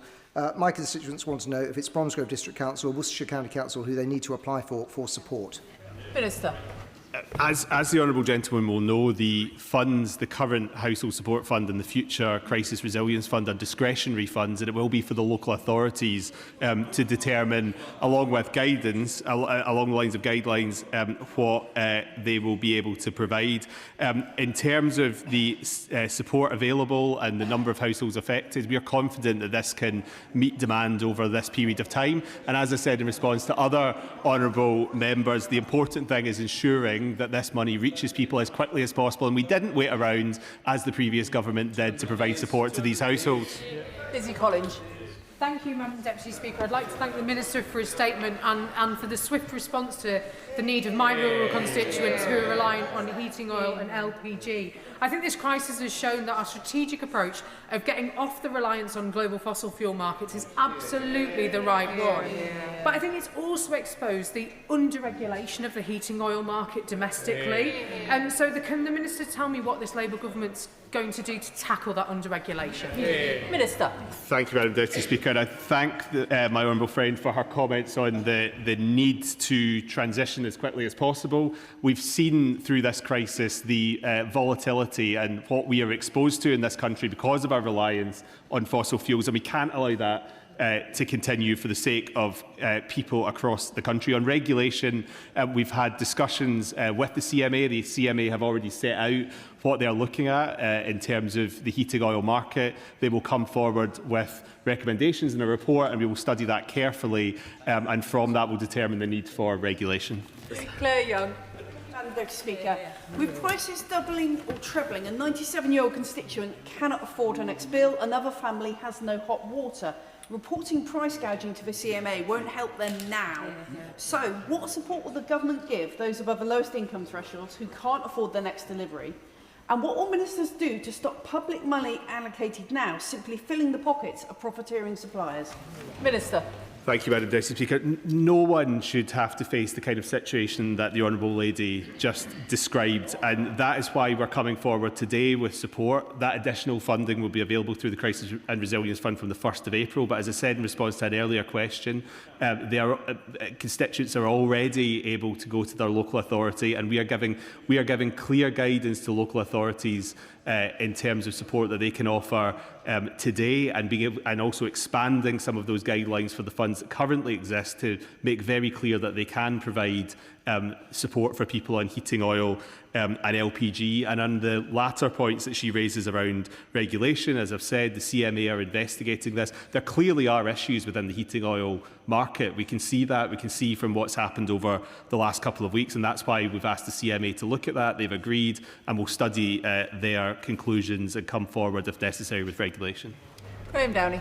Thank you, Madam Deputy Speaker. And can I thank the Minister for not only his statement, but the very quick action taken by this government. He mentioned in his statement his hope that the Scottish Government will act as quickly as this government has to pass on these savings to people who have heating oil. Can I ask him to make sure that we get more than just hope? My constituents want assurance that the Scottish Government and the SNP will not fail my constituents, as they have done so many times before. Can I ask him to make sure he keeps up the pressure on the SNP to deliver what they should be delivering for my constituents and others? Minister. Thank you, Madam Deputy Speaker. I know that the honourable gentleman would possibly share some of my concerns, but that's why I've been so clear today that the Scottish Government should move at pace to make sure that they are able to provide the same level of assurance to people across the country today that we are, that support is on the way, and that from the 1st of April people will be able to apply to those funds. £4.6 million is being provided to the Scottish Government for this action, and we would want to make sure that every single penny of that reaches the people who need it. Thank you, Madam Deputy Speaker. On behalf of the low-income families of North Dorset, I very much welcome the Minister's statement today. But could I just ask him what help he could give to those who are not classified as low-income, in the old parlance, just about managing? And surely a VAT holiday for all customers would be of benefit right across the piece. Can I urge that on the Minister for those families? There will also be a number of rural buildings, businesses, doctors' surgeries, community halls, parish halls, village halls, etc., who use heating oil, who are also going to find these costs very high. They operate on very limited budgets and give a lot of support to elderly and vulnerable people in our communities. Will the funds available be open to them as well? Minister. Thank you, Madam Deputy Speaker. I thank the honourable member for his comments, and on the point around regulation, just to begin with, it's important to remember that we have already taken action, not for heating oil, but for people on electricity, traditional electricity and gas. Their bills will reduce by 7% in April. That's available to everyone. That is a universal offer. But obviously, alongside universal offers, there also are targeted offers, as we've done today on heating oil. On non-domestic premises, my honourable friend the Minister for Industry is looking in detail at the situation as it relates to non-domestic premises, and will come forward with more proposals later. This today is for domestic premises, but we will come forward with details of non-domestic. John Whitby. Speaker, I very much welcome the government listening and acting so quickly on this subject. On the 5th of March, one of my constituents had an order of 500 litres of heating oil cancelled, and he was invited to remake the order, but was told that it would cost around twice as much as the previous order. Rob, who is on the state pension and in a wheelchair user, couldn't afford to remake the order and therefore had no central heating since the 5th of March. So does the Minister agree with me that all providers should be be honouring contracts previously made. Minister. Thank you, Madam Deputy Speaker. I thank the honourable gentleman for his question. I also thank him for bringing that case to my attention. I would ask him actually to write to me with more details of that case. It's clear from conversations, from cases like this and from others that have been mentioned across the House this afternoon, why we need regulation in this market, why we need to investigate regulation in this market. I'm glad the CMA is taking that forward. Robert Jenrick. The Treasury is raking in tens of millions in increased tax revenues from rising fuel and energy prices on the one hand, and then on the other, it's providing some mild relief to a chosen few. The Chancellor is robbing Peter to pay Paul and is expecting the country to give her a pat on the back. Will the Minister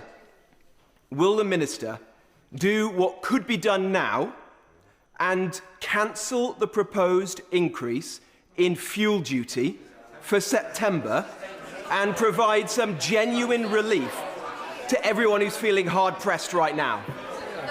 Thank you, Madam Deputy Speaker. The honourable gentleman will know that fuel duty is frozen. And as the Prime Minister set out last week, we will keep that under review. But today it is important that people listening to these discussions today hear that fuel duty is frozen.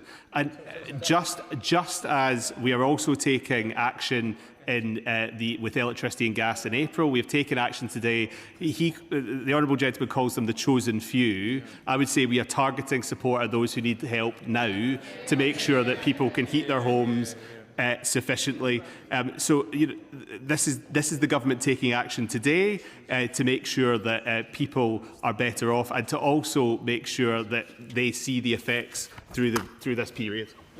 Jenny Riddle-Carpenter.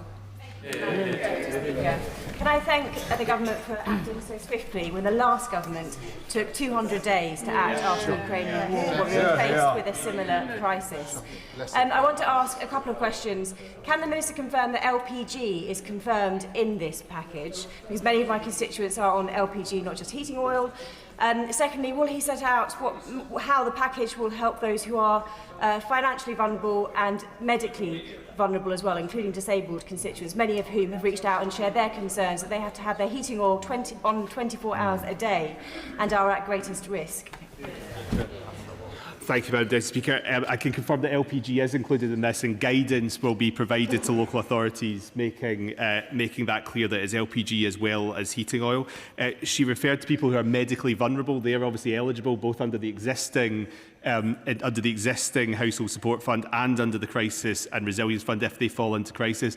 There is still a lot more that we have to do around people who are medically vulnerable, and that's why the government is taking action around looking at how data can be better shared in order to make sure that people who are medically vulnerable can receive the support that they need. Graham Stewart.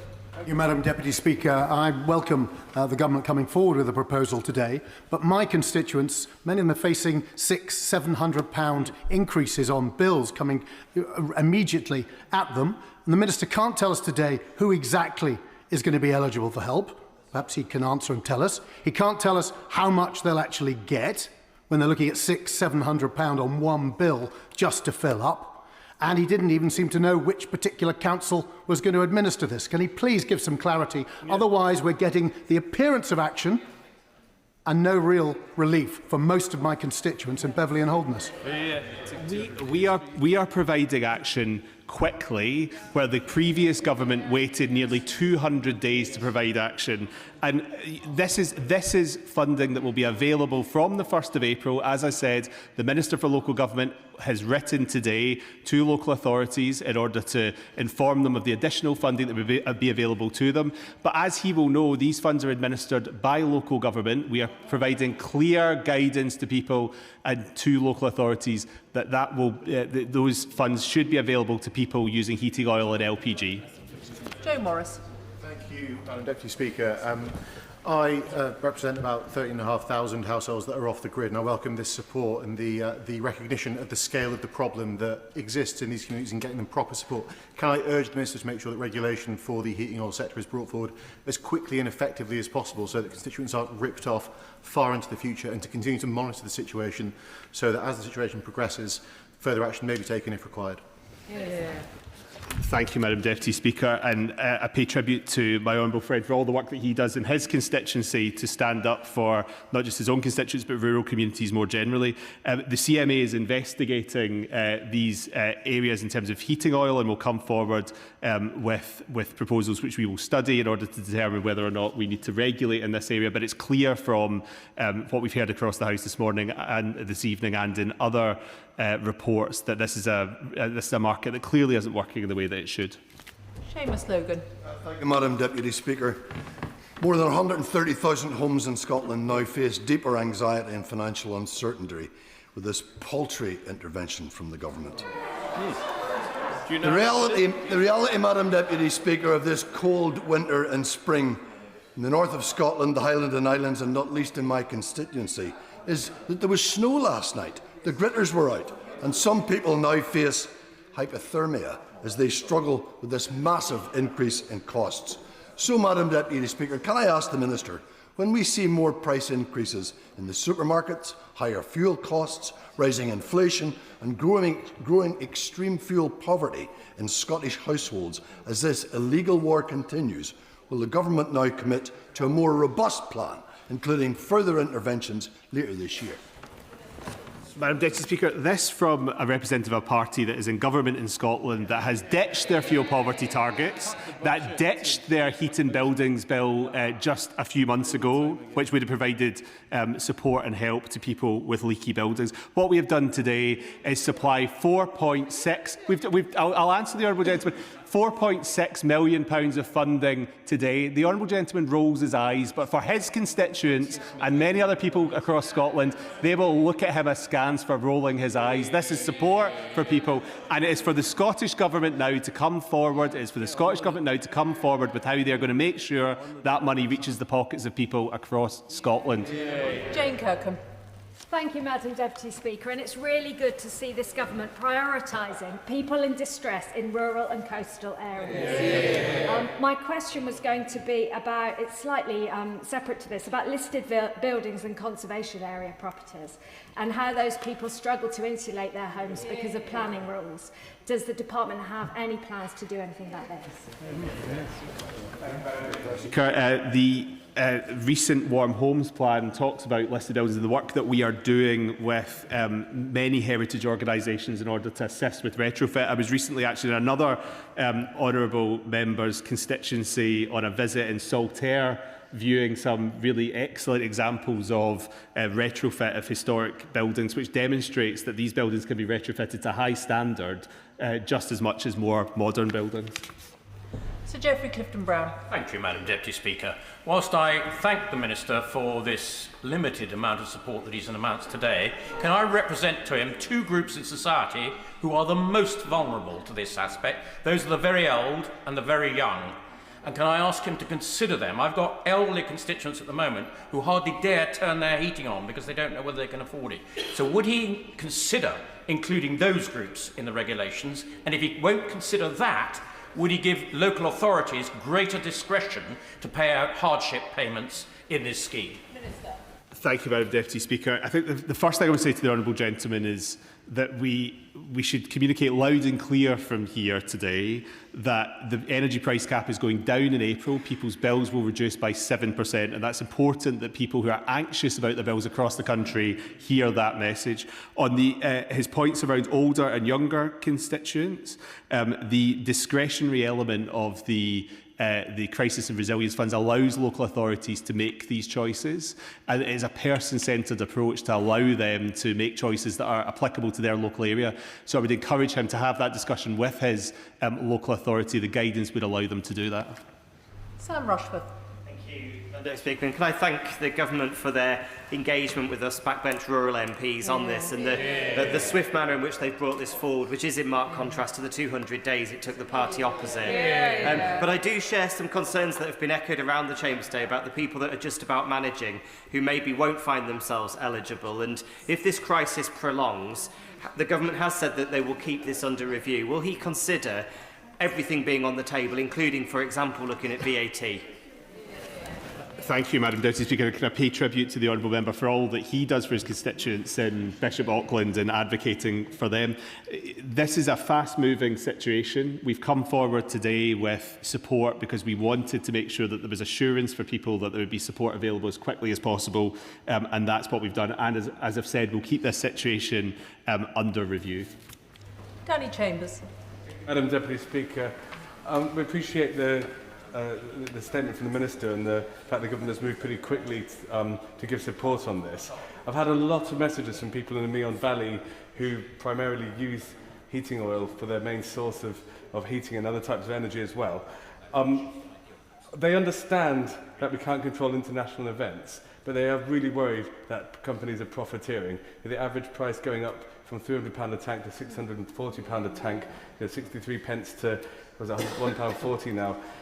Can the Minister assure us they'll be working at pace to ensure that the regulation of heating oil, which isn't regulated by Ofgem or other regulatory authorities at the moment, will ensure that these companies are not taking advantage of the international situation and making money off older people in particular?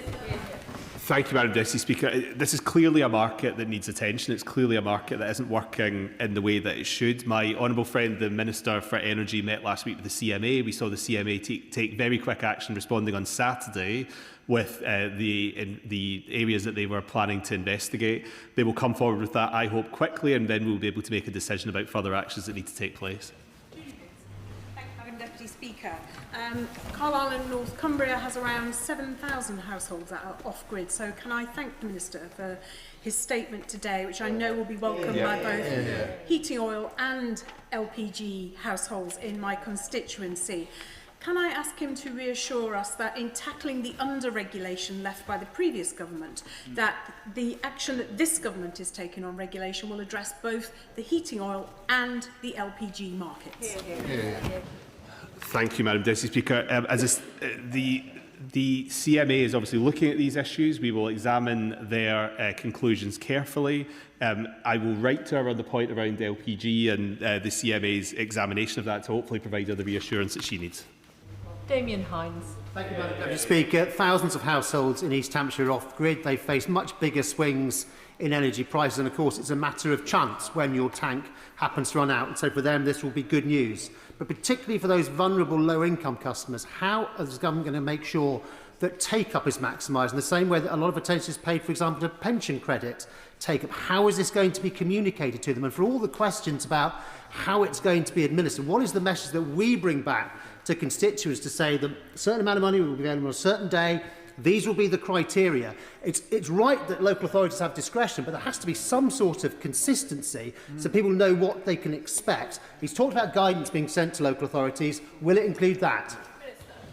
Thank you, Madam Deputy Speaker. And I thank the honourable member for the constructive way in which he is approaching this. We do need to maximise take-up to make sure that we reach all the people who need this. Local authorities have a really important role to play in that. I think the communications that they provide to their residents will be very important. I think the other group that we need to work closely with is the trade body. I think with heating oil more than many other sectors, there is a relationship between the people who come and fill up the tank and the householder. I think those people have a role to play in making sure that it is understood what support is available. The Crisis and Resilience Fund, which this money is topping up, is available from the 1st of April. As I said, there will be guidelines. We are being quite clear in terms of that heating oil and LPG is within scope of that. I take his point around consistency, but we have to remember that this is a fund that is discretionary to local authorities, so there does have to be some flexibility, largely because local authorities will know best how best to serve their local areas. Catherine Fuchs. Madam Deputy Speaker, and I thank the Minister for the statement and really welcome the £3.8 million commitment that's going to help Welsh households with these rising costs. And rising costs they are. One woman in my constituency of Monmouthshire's in her 70s, she had a quote for 500 litres of oil at 200, and then it was risen by £250 in the space of less than a week. But farmers will also be hard hit too, being rural businesses. And they'll have increased prices in red diesel and exponential increases in fertiliser costs. So could he share with me some of the actions and support that may be given to farmers? Thank you, Madam Deputy Speaker. I welcome her comments and also her advocacy for her constituents. The £3.8 million that is being provided to Wales reflects the fact that Wales, especially West Wales, has significant levels of heating oil-fuelled homes. I will return to her in writing on the point around support for farmers more generally. This is obviously a very fast-moving situation. Our priority at the moment is to make sure that householders get the support that they need on heating oil. And as I said, the Minister for Industry is looking at non-domestic issues in the non-domestic sector, of which a lot of her farming constituents will sit. Sammy Wilson. Thank you, Madam Deputy Speaker. I suppose it was inevitable that the Minister would take the opportunity to bang the drum for his disastrous net zero policy, which has been responsible for giving the highest electricity prices in the whole of Europe to people in the United Kingdom. And of course, he talks about the need for energy supply and security. We have got our own gas and our own oil, and as far as I know, it doesn't have to go through the Straits of Hormuz or through a Putin-controlled pipeline, and yet we've turned our back on it. I welcome the fact that we've got the support for Northern Ireland, even though it amounts to about £34 per household. But I noticed that the Minister has said he is working closely with the Economy Minister in Northern Ireland. Given that she is still to bring forward a plan to spend the £81 million given in the budget last year, will he make sure that he keeps her feet to the fire so that people in Northern Ireland can receive the support they need now and not next winter? Thank you, Madam Deputy Speaker. I had a constructive conversation with Minister Archibald this afternoon around the support on offer, and I'm confident that the Northern Ireland Executive will be working at pace to make sure that this is delivered to people across Northern Ireland. On his point around net zero, I think it's important to remember two things. One, more extraction from the North Sea would not affect the price of energy that people pay in this country. And two, the long-term route to lower prices in this country is not through exposing us even more to fossil fuels. And that's the reason why we have some of the higher prices in Europe, not because of net zero. Leading us to more exposure, as he suggests, would actually just increase prices and increase our vulnerability for people in Northern Ireland. Alistair Strathern. Deputy Speaker, having grown up in a household reliant on heating oil, I know how overlooked these rural communities that are off-grid can feel all too often. Overlooked by the last government, who didn't include them for 200 days in their energy price support, and overlooked by a regulatory framework that doesn't offer them the same protection as other homeowners. So can I welcome this government showing they deserve far better with this much-needed support announcement today. But given some of the practices I've seen recently in my constituency from really quite exploitative oil companies, can we make sure that we're not shying away from the regulatory reforms that are needed for the longer term too? Thank you, Madam Deputy Speaker. As many honourable members have highlighted some of these cases that the honourable gentleman has also highlighted, where we've seen how this heating oil market is clearly not working in the way that it's meant to be, which is why we are focusing on and looking at what we need to do in terms of regulation. As I've said, the CMA is looking at some particular points around this market. We will study their conclusions and come forward with proposals. Dr Andrew Murison. How was the sum of money that the Minister's announced today arrived at? Was there any reference to the increased tax receipts the Treasury will see as a result of hikes in oil price? And can he lay out the criteria on which this money will be awarded, since without those criteria he can't possibly rationally approach the amount of money that he is giving to people to help them? And finally, how are my constituents to spot the price manipulation that he has asked them to report? Thank you, Madam Deputy Speaker. On his final point, they should send any cases of potential price manipulation through the CMA. They will be investigating these cases. On how the allocations have been arrived at, it is a combination of the extent of heating oil households in individual areas and deprivation figures, and it will be for local authorities to determine how this scheme works. And as I've said, we have provided guidance and guidelines to local authorities to make sure that those households that use heating oil, use LPG, receive the support that they need. Ingham. Thank you, Madam Deputy Speaker, and I thank the Minister for coming to the House today with this statement and the rapid action that he is proposing. In my constituency, around 7% of households are oil fuelled. And I've had instances of families in Nosal, Norton, Horton, who've said to me that they had an agreement with an oil contractor for deliveries which were supposed to take place last week, but they were cancelled the prior week as the conflict escalated, and the price has more than doubled in that period. So could the Minister please tell me what rapid action is being taken to hold these companies to stop them price gouging in such a way?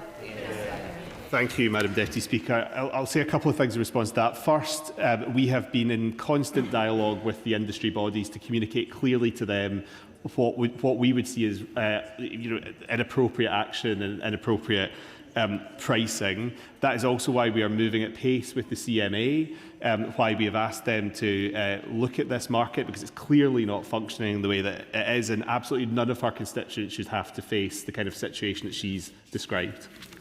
Manuela Patrigal. Thank you, Madam Deputy Speaker. Nearly 13,000 households are off-grid in my constituency of Stratford-on-Avon, including my home, and it's a wild west out there. Prices have doubled in just a few weeks, and many of my constituents are not even able to pay the minimum 500 litres orders that are required by the providers. So does the Minister agree that it would be far quicker and simpler for the government to provide relief through a VAT holiday on heating oil and LPG, ensuring that support reaches every household immediately, rather than relying on councils to distribute limited discretionary funds? Thank you, Madam Deputy Speaker. Our priority has been to make sure that support reaches people as quickly as possible, which is why we've come forward with this today. And as I've said in response to previous questions, we'll obviously keep this situation under review as the situation in the Middle East progresses. The CMA is looking at a number of different areas before they make recommendations that might lead to regulation, which we will study carefully, one of them being the situation with minimum orders and whether or not that is something that might need to be examined more closely. So she can have my reassurance that we are looking at this, and the CMA will come forward with proposals. Terry Jeremy. Deputy Speaker, more than 22,000 households in my South West Norfolk constituency rely on heating oil, and I have had dozens of constituents over the last week contacted me, worried sick. So I very much welcome this announcement today, but also the speed in which the government has made this announcement. What it has exposed is that rural communities are uniquely vulnerable to global energy shocks. So can I urge the Minister to do all he can, one, to prioritise better regulation, but also look at how rural communities can benefit from the Warm Homes Plan and transition to better insulation and renewable technology in a way that thus far under the previous government they haven't been able to do. Thank you, Madam Deputy Speaker. I thank my honourable friend for his comments and also for everything that he is doing to advocate for his many, many constituents who use heating oil. As he said himself, we need to move forward with the CMA to examine what regulation might be required. And in terms of the Warm Homes Plan, he'll have seen that the Warm Homes Plan highlights rural households and low-income households as an area of priority. And he might also be interested to know that the boiler upgrade scheme is largely, I think around 50% of grants to the boiler upgrade scheme is going to rural homes, showing the demand that exists in constituencies like his. Ben Obsejecti. Speaker. Daisy in Old Weston has seen her quote for 500 litres of heating oil leap from £324 to £868. Lee had a 1,400 litre tank. Her quote from before Christmas was £600. Now it's nearly £2,000. These are huge price spikes that are having a massive impact. Could the Minister outline how the Crisis Resilience Fund is going to be allocated to Cambridgeshire County Council in terms of the total amount that they're likely to receive? And therefore, is there any cap on how much can be given out to individual households? Or indeed, is there any cap on how much Cambridgeshire County Council can give out in total? Or will this be on a first-come, first-served basis? Minister. Thank you, Madam Deputy Speaker. The situation he describes of his constituents is clearly intolerable, which is why we're looking with the CMA at the case for regulation in this market, because it's clearly not working in the way that it should. When it comes to the Crisis Resilience Fund, obviously already, I think it's over £800 million was allocated through the spending review. Today adds another just over £50 million to the fund. This will be at the discretion of local authorities, and we have written today to leaders of local authorities detailing the additional funding that will be available to them. Rebecca Long-Bailey. Deputy Speaker, I very much welcome the Minister's comments today, but I'll understand the huge level of concern that there is regarding the prospect of profiteering, not just in the heating sector, but the wider energy sector and its impact on the grocery sector at large. Indeed, the NFU reported in recent days that they were concerned about potential profiteering within the fuel sector and fertiliser sector. So can he outline what action the government is taking beyond instigating reviews at CMA level to ensure that our constituents are protected from any profiteering? Thank you, Madam Deputy Speaker. This government will not stand for any profiteering in the system, and it's why the Chancellor and the Secretary of State brought the petrol retailers, for example, in last week to make that abundantly clear to them. We've also made that abundantly clear to the representatives of this industry and the heating oil industry. And when it comes to the electricity and gas suppliers, we've obviously taken action through the budget last year to remove costs from the energy bill to reduce energy costs by 7% from April. But we will cut no corners in holding companies to account where we think there may be any sort of sense of profiteering or any manipulation of price. And that's what the CMA is examining for us, and why in this industry, in heating oil, we will examine what they come forward with and decide whether or not there is a need for regulation. I'm only planning to run the statement until 7:30, so can I encourage short questions and perhaps shorter answers from the Minister? Ben Lake. Can I welcome today's announcement and the proposals for the relief that they potentially offer the 20% or so households in Wales that are off-grid, and indeed the 72% of households in my own constituency of Ceredigion and Preseli. As the Minister will appreciate, households will be anxious to understand how much level of support they might stand to receive. And so can I ask him whether there was a per household level of payment in mind when the government came up with these calculations, and also for 3.8 million calculated for Wales. Can I ask, given that LPG households will be entitled to support, why was it that it was heating oil data that was used to calculate the allocation? Thank you, Madam Deputy Speaker. 3.8 million has been allocated, as he said, to Wales. It will be for the Welsh Government to design the scheme that they will use to roll that out. That may be through existing schemes or it might be through something different, but that is obviously a decision for them. In all of this, our priority has been to work at speed. We did not want to leave people in a situation without any support, which is why we have come forward with this today, just a few weeks after the initial stages of this conflict in the Middle East, and that's our priority through this. We will obviously, as I said before, keep this under review, and we'll come forward if necessary with more proposals. Katrina Murray. Madam Deputy Speaker, I welcome the Minister's statement and recognition that some of the most vulnerable people in my constituency live in the village of Banton, which is not on the gas grid. However, the rest of my constituency would be determined to be an urban constituency. Can I ask the Minister to make representation to the Scottish Government that they don't just look at rurality when they're deciding how they're going to allocate this funding? The member makes an important point. I'll be sure to raise that in future discussions with the Scottish Government ministers. Gideon Amos. Madam Deputy Speaker, residents of Curland, Hatch Beecham are amongst the 9,000 off-grid, and those residents have contacted me on the heating oil question. Given that prices have gone up so greatly, they will welcome this move, however small, against these soaring prices caused by Trump's illegal and unprincipled war. But given that help only works out at £35 per house, wouldn't it be better to have a VAT holiday and a permanent price cap so these customers are not second-class energy consumers? Thank you, Madam Deputy Speaker. Not every household is going to decide to fill up now at the point where the price is so high. In addition, we have made clear that this is obviously going through the Crisis and Resilience Fund, which means that it's focused on low-income people. So I think it is, we need to be careful here to not imply that the funding is at the level that he describes. We're making sure that support is getting to people quickly, and that's the absolute priority. Melanie Ward. Thank you, Madam Deputy Speaker, and I warmly welcome the Minister's confirmation that the UK Government has provided the Scottish Government with £4.6 million to ensure the most vulnerable households in parts of my constituency, like Auchtertool and Kingseat, are shielded against the increases in heating oil caused by the war in the Middle East. Does the Minister agree with me that it's up to the Scottish Government to act very rapidly to ensure the most vulnerable households in my constituency get the support they need? I can completely agree with the Honourable Lady, and we must ensure that in all parts of the UK that support is available as quickly as possible. In England, it will be available through the Crisis and Resilience Fund from the 1st of April. Jim Allister. In my constituency of North Antrim, an oil refill that was costing less than £500 is today costing well over £1,000. So I'm rather underwhelmed by a package which pro rata offers a household £35. Could I ask the Minister this?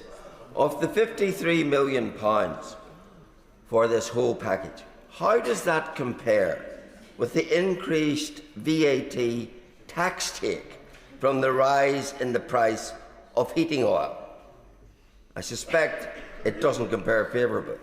Wouldn't the fairer process...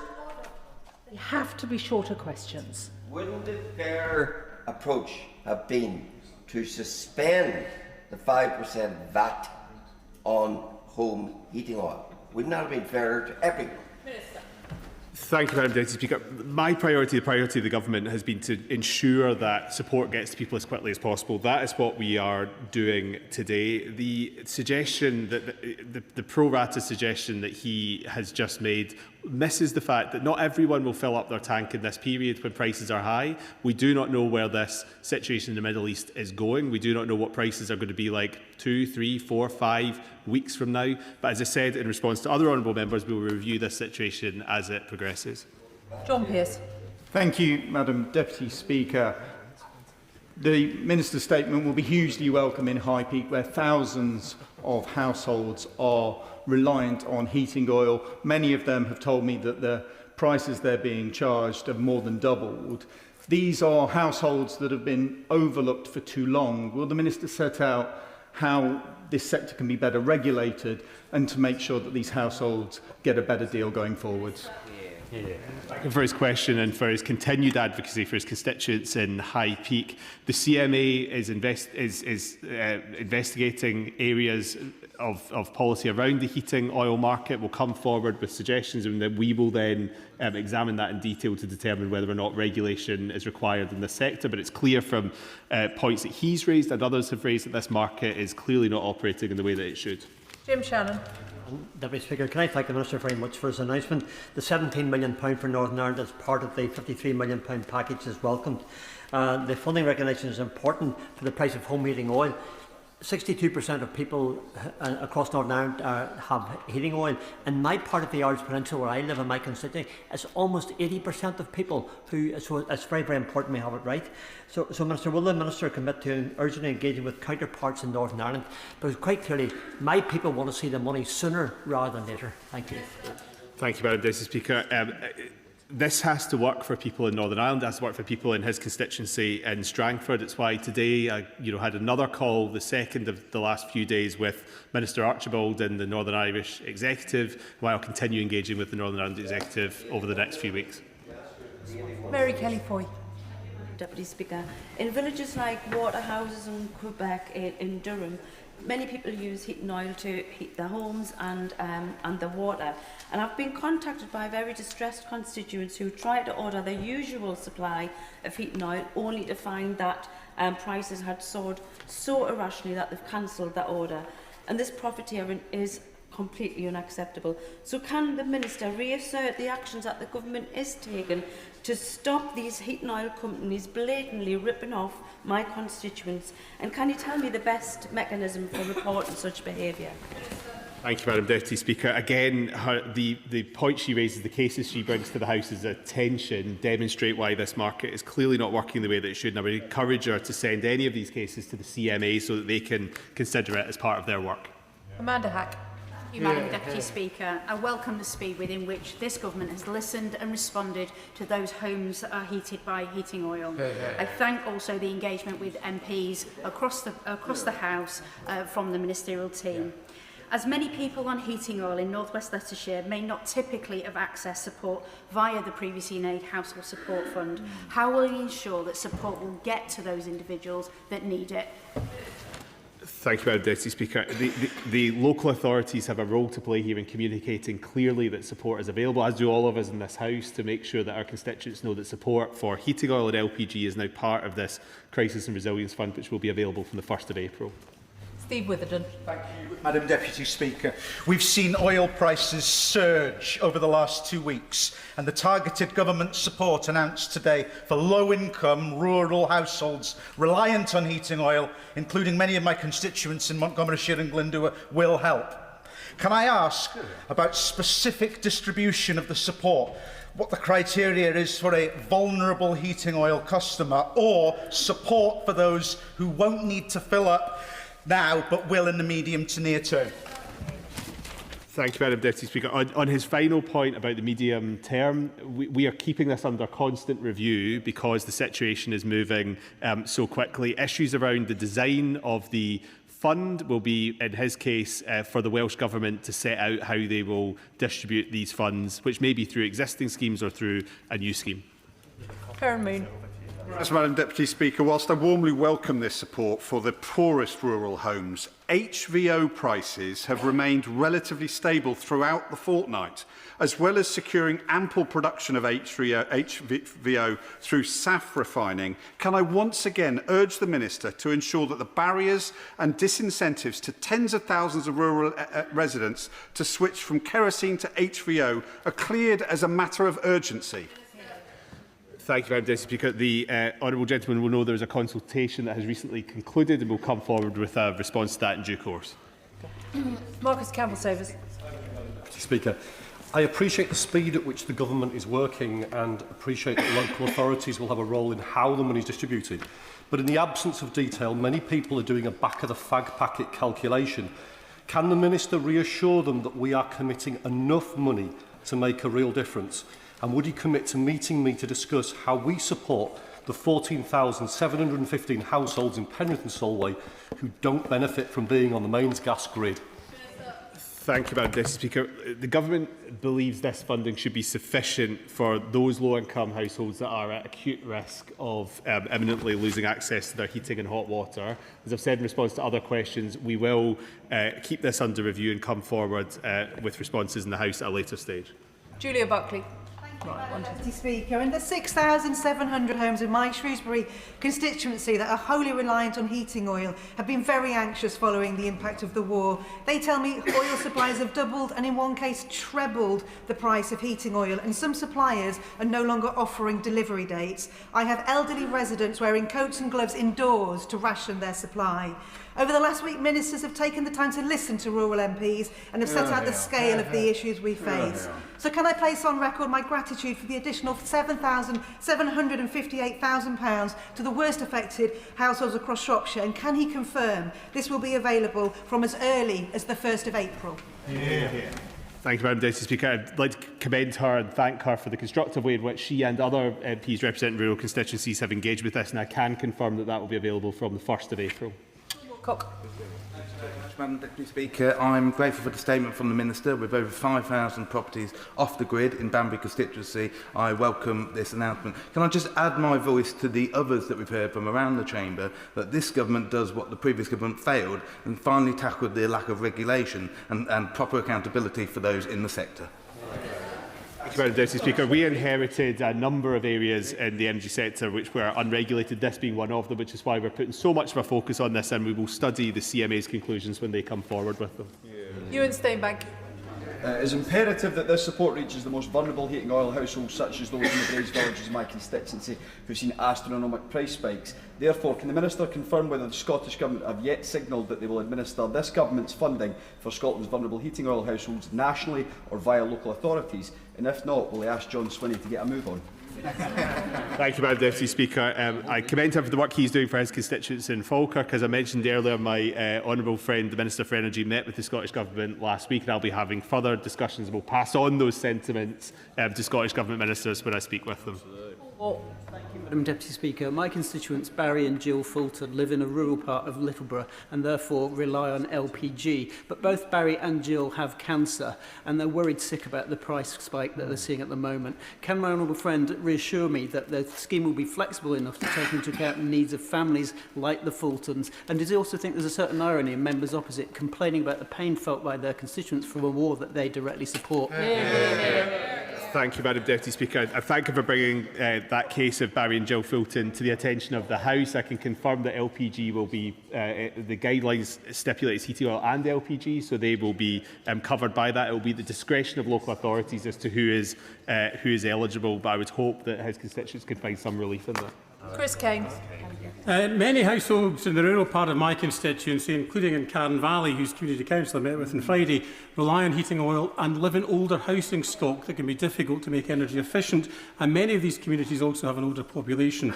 Does the Minister recognise the particular challenges this creates, and will the Government consider future measures that better reflect the nature of rural housing? Thank you, Madam Deputy Speaker. In our Warm Homes Plan, we came forward with proposals for England in this area. The Scottish Government, unfortunately, have ditched their Heat in Buildings bill, which would have provided some relief to his constituents, and I hope they come forward with an alternative soon.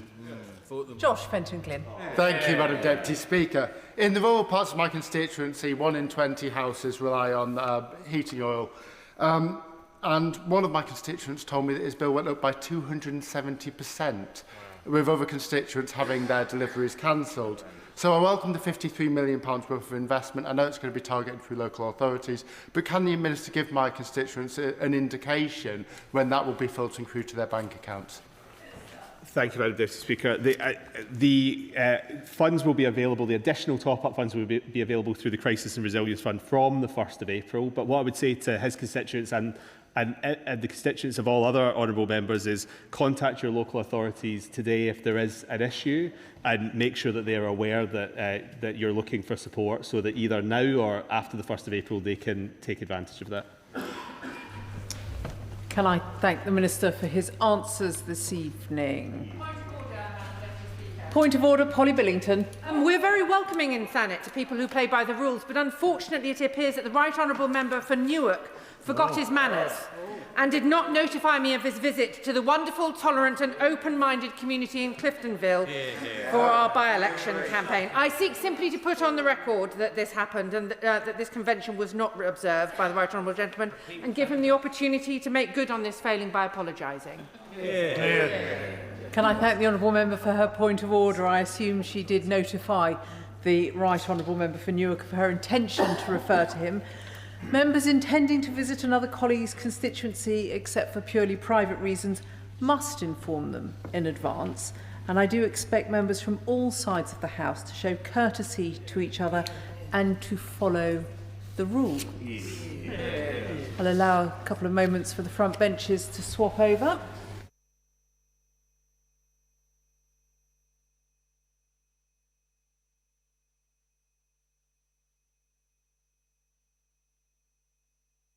Come to the allocation of time motion. Minister to move.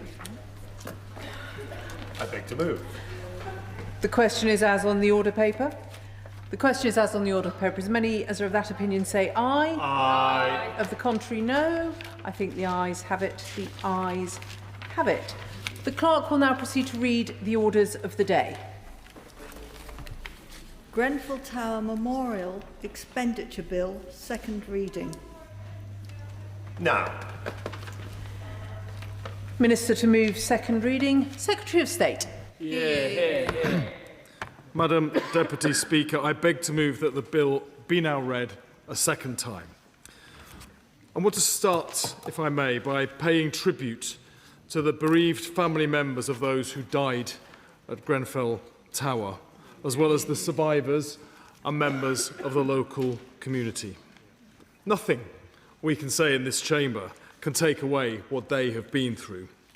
The fire at Grenfell Tower, which took the lives of 72 people, was a terrible moment in our country's history. It was an avoidable tragedy, and it has had lasting consequences for bereaved families, for those who survived, for the local community and far beyond. We must make sure that nothing like it can ever happen again.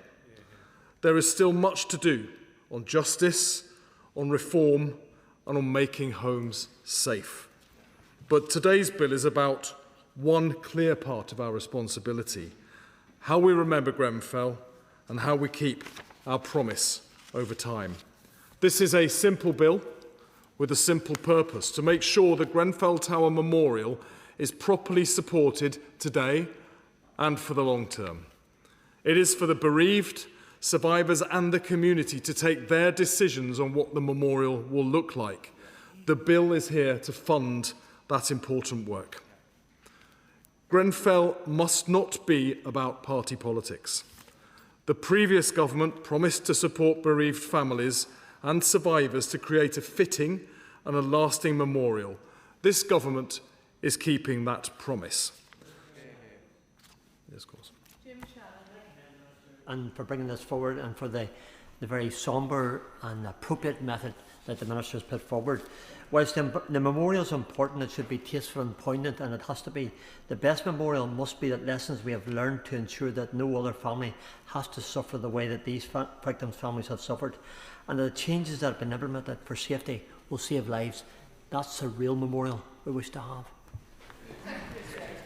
Well, I couldn't agree with him more. He describes it absolutely correctly, and that's why it will be the local community, survivors, the bereaved, the next of kin who will take decisions about what the memorial will look like. I thank the Secretary of State for giving way, and he's absolutely correct in everything he's saying so far with regard to the memorial. I wonder if the Secretary of State would be willing to meet with me, because he very much spoke about safety, and many of my residents are concerned about this safety where they have unsafe cladding, and they're worried also about the cost of that. And I wonder if he or one of his ministers would meet with me to discuss that further concerning my residents. Thank you. She's absolutely right. Of course, part of the legacy of Grenfell must be that people are kept safe in their own homes. I'd be happy to make sure she has an appropriate meeting with an appropriate minister, whether that's me or my colleague. Indeed, the points honourable members have raised is why the Independent Grenfell Tower Memorial Commission was set up in 2019. It's community-led, there to shape a shared vision of the future of the site. After years of engagement, the Commission published their report Remembering Grenfell in November 2023.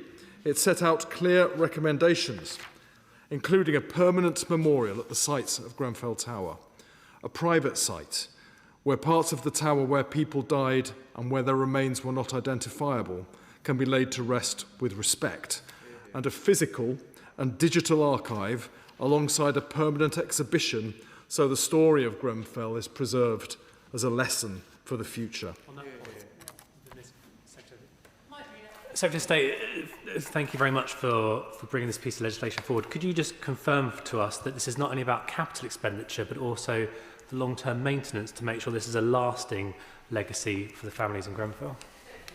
I thank him for his intervention, and I agree with the point that he makes. This has to be about the long term. That is the best way we can pay tribute to those who died and their relatives from that very dark night. The work of the Memorial Commission will be guided by those most directly affected. We know that views about the future of the site are deeply personal and not always shared by everyone. The Government has welcomed the Commission's recommendations and will help to carry them out. Design work led by the community is now underway, with a design team appointed after a selection process that involved bereaved families, survivors, and the wider local community. The aim is to start construction of the memorial from mid-2027. Madam Deputy Speaker, this is a very focused bill. It gives the Government the statutory authority needed to spend public money on the construction and long-term management of a Grenfell Tower memorial. And it allows for land to be bought where needed and for works to be carried out on that land. The scope of the bill is deliberately very narrow.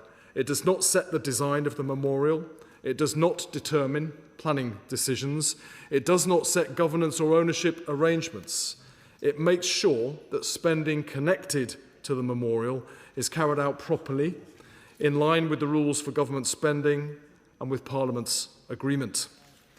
The community will continue to work on the design while Parliament considers this bill, so work stays on course towards a mid-2027 start to construction.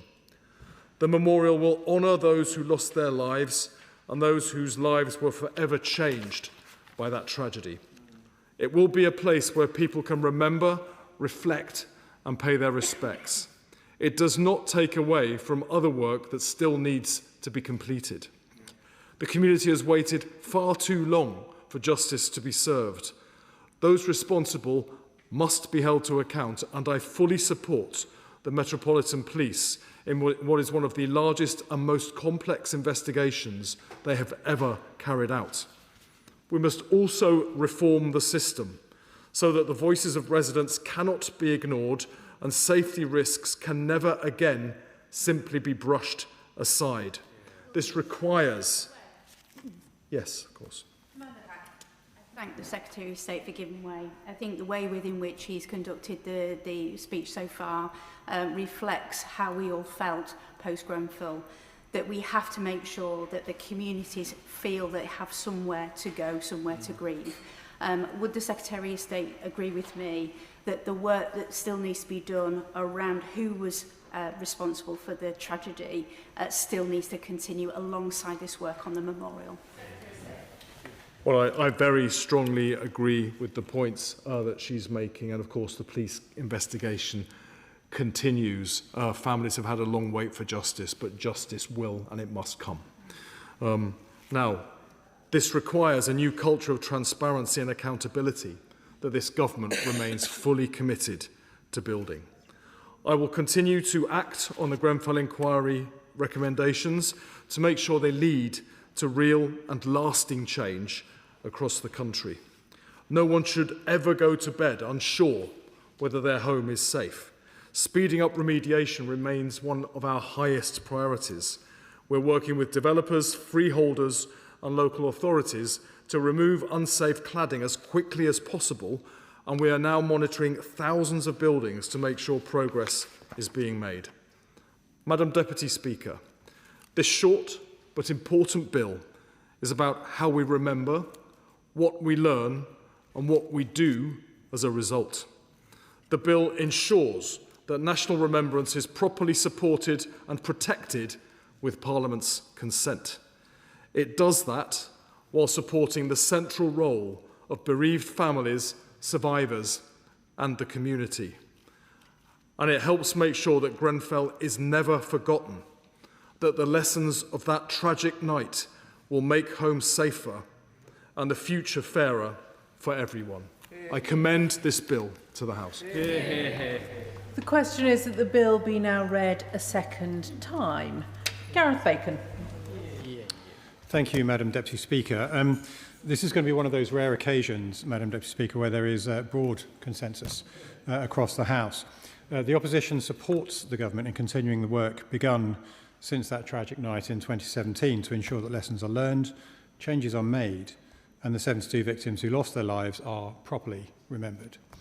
I and my colleagues on this side of the House therefore welcome this legislation and will be supporting it today at its second reading and at its further stages.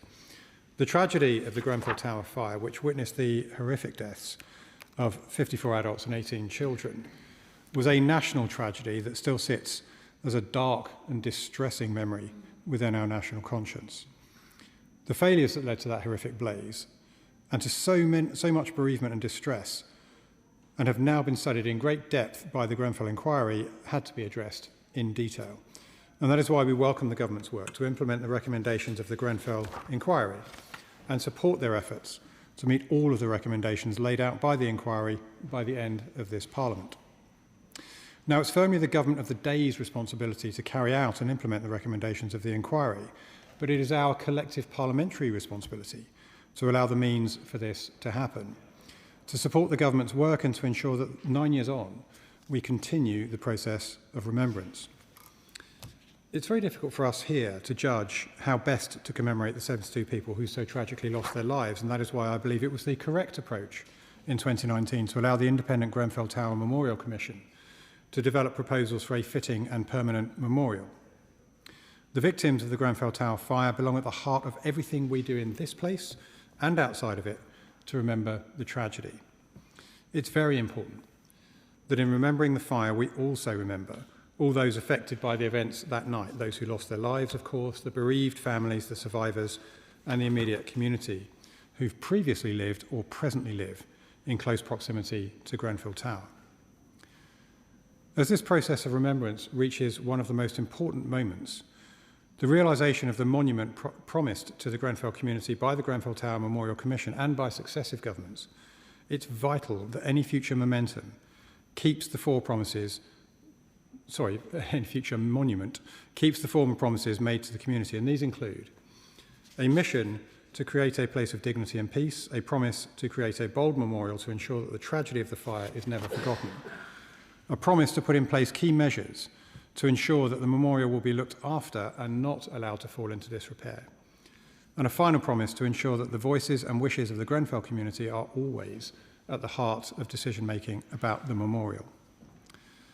On the point of the future and the preservation of the memorial, it's also important that this space is protected from decay and supported to continue serving as a focal point for peaceful and reflective remembrance of the horrors of the fire. And that is why my colleagues and I welcome the provisions in the bill to allow for the maintenance and preservation of the monument. As was raised at a recent debate on the Grenfell Tower annual report, it is necessary that the government delivers on its promises of funding, and I welcome the comments the Secretary of State made in that regard earlier and hope that he will confirm the funding arrangements in due course. Madam Deputy Speaker, on a related note, although not directly connected with the purposes of this bill, perhaps the best possible tribute to all those connected with the tragedy at Grenfell Tower would be for the government to honour funding commitments regarding the completion of the refurbishment of the West Lancaster estate for those who are still living there. The refurbishment was intended to be funded 50-50 by the government and by the Royal Borough of Kensington and Chelsea. The funding required from the government is a small additional fraction of the reported cost of the memorial. The Council have done their part, and I understand that agreement regarding government funding is close, but the longer this is delayed, costs will inevitably rise. So I'd like to take this opportunity to urge the government to conclude proceedings on this with haste. Madam Deputy Speaker, before I conclude, let me be clear that the inquiry's findings that it was decades of systemic failure, as well as sheer dishonesty and dangerous negligence that allowed for this tragedy to occur, represents a shameful and damning conclusion on the work or lack thereof of culpable industry figures, regulatory bodies and successive governments. It is the least that we can do now to support the implementation in full of the inquiry's recommendations, and on this side of the House, we will support and constructively scrutinise the support for victims and their families that the government are putting forward to try to ensure that anything which is done properly. For today, I look forward to seeing this bill all through its remaining stages in this House and to working constructively to move the memorial a step closer to realisation. And that is why the opposition does not plan to amend this bill today, and as I mentioned at the start of my speech, we will support this legislation and this memorial to become a real a place of peace and remembrance for the Grenfell community. Joe Powell. Thank you, Madam Deputy Speaker. 105 months ago, 72 people lost their lives in a tragedy that was foreseen and entirely preventable. Today, we remember them. We pay tribute to their families, to the bereaved, survivors and the community around the tower who have suffered so much, and we recommit to truth, justice and lasting change in Grenfell's name. Hear, hear. Today's bill is important. I thank the government for bringing it forward and giving it the time for what I hope will be a smooth passage. A fitting memorial is essential, and this bill will support that to happen. The Grenfell site is the last resting place for many, and it remains a symbol of injustice. Every day when I leave my home to come to work in this place, I see the tower slowly receding from the West London skyline. I understand the fears that when the tower is gone, that stark physical reminder of unfinished business will also recede. And we cannot let that happen. Hear, hear. I want to thank the members of the Memorial Commission and the independent co-chairs for their work in advancing a design.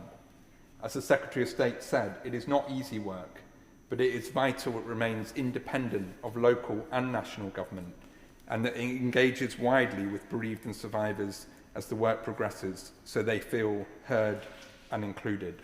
Yep. I also know residents are watching this deconstruction process closely. This has to be done with utmost care and transparency for bereaved families for whom the tower is sacred, and for the community understandably anxious about local impacts. The bill also makes provision for the preservation, archiving or exhibition of materials from the tower and site, which is essential. Transparency and clear communication on decisions is the only way to ensure trust in this process between the Department, the Commission and the bereaved and survivors. But, Madam Deputy Speaker, while the work for a memorial continues, truth and justice cannot come soon enough. Last week, the Metropolitan Police team leading the investigation reassured me that they still expect to hand over files to the Crown Prosecution Service in the autumn, with the CPS then expected to make charging decisions in spring 2027. Ministers in the Home Office have told me that the government's special grant will continue to ensure the investigation team, one of the largest in the history of the Met, will be able to make this timeline work. And I would also ask for the Minister's support in ensuring representations are made to the judiciary to begin planning now for what could be extremely complex and interlocking criminal trials. A further delay for many years due to the Crown Court backlog would add insult to injury for the bereaved families and survivors. Those victims have waited almost 9 years and they deserve justice to come as swiftly as possible following any charging decisions. And while we await criminal justice, accountability should also hit the culpable companies where it hurts them, their bottom line. I would ask every procurement officer around this country to think twice before using any of the companies cited in the inquiry report. New powers under the Procurement Act give more scope for discretionary exclusion provisions. It is shocking that at least 2 contracts currently exist between NHS trusts and Ryden. And I urge all public bodies to do a full audit of their contracts, including subcontractors and supply chains, and make sure that those companies are not included. It's good news that the government have given new powers through this Procurement Act to exclude companies on grounds such as professional misconduct, and I hope that procurement officers will start using them. Beyond truth and justice, and beyond a physical memorial, what many people affected by Grenfell tell me is they want to see lasting systemic change. Can any one of us here tonight truly say that approaching 9 years after the fire, the pace and depth of change in this country has been sufficient? In a statement to this House on the 22nd of June 2017, the then Prime Minister said, "Long after the TV cameras have gone and the world has moved on, let the legacy of this awful tragedy be that we resolve never to forget these people and instead to gear our policies and our thinking towards making their lives better and bringing them into the political process." I agree with those words from Baroness May. And on September the 4th, 2024, this Prime Minister said, "In the memory of Grenfell, we will change our country, not just a change in policy and regulation, although that must of course take place, but a profound shift in culture and behaviour, a rebalancing of power that gives voice and respect to every citizen, whoever they are, wherever they live." And I agree with the Prime Minister too. So the question is how to meet these goals, to ensure that reality matches the rhetoric. And I want to thank the Secretary of State, the Minister for Building Safety, and their predecessors, my right honourable friend, the member for Ashton upon Lyne, and my honourable friend on the front bench, the member for Nottingham North and Kimberley, for their cross-government work to push for change. On the 25th of February, we had the first annual report from the government on progress on implementing the inquiry recommendations. And I welcome the progress on construction product regulation, on evacuation plans for disabled residents, on improving the functioning of the building safety regulator and streamlining ministerial accountability. I was also really pleased to hear the Secretary of State confirm that he is supportive of the idea of a national oversight mechanism to ensure that lessons from inquests and inquiries are properly accounted for. It remains a tragic truth that if the Prevention of Future Deaths report from the Lakanal House fire in 2009 had been acted upon by the then government and by the London Fire Brigade, Grenfell could have been prevented. Instead, recommendations sat on a shelf and an opportunity to save lives was missed. So I hope we can get clarity on how this mechanism can be set up soon. For me, it is not about diminishing government's right to accept or reject recommendations or some sort of outsourcing of accountability away from Parliament to an external body, but instead about ensuring our inquiry and inquest landscape works as intended, that we are not wasting time, money and re-traumatising victims in exercises that do not lead to meaningful change. I hope the Public Accountability Bill, the Hillsborough Law, will herald in a much needed shift in openness and accountability in the state where tragedies happen, and it will be all the stronger for a national oversight mechanism sitting alongside it. Madam Deputy Speaker, the London Fire Brigade have also made important progress in learning the lessons, although of course the risk in high-rise buildings remains, as we've seen in London and around the world in recent months. And I do want to thank those officers who continue to put themselves in harm's way to save lives. And beyond the scope of the inquiry recommendations, one element of Grenfell's legacy, its permanent change and memorial for this country, is the hugely significant AWAB's law that is now in place, meaning emergency repairs will be investigated and actioned within 24 hours with a statutory time frame for hazards that risk harm. And I also welcome the steps to professionalise social housing management. But there is still more to do. The pace of remediation has been too slow. While other countries have completed their work, we still have close to 2,000 buildings above 11 metres where work has not begun. I welcome the target to make sure that that has happened by the end of this Parliament, because this cladding scandal has trapped people in unsafe buildings for years, unable to sell, unable to move their families, taking on more and more debt from interim fire safety measures, with developers either no longer around or unwilling to take responsibility. And if the government plans to introduce stronger requirements to get this sorted, they would certainly have my support. And can we really say that almost 9 years on, social tenants have the power, agency and respect they are entitled to?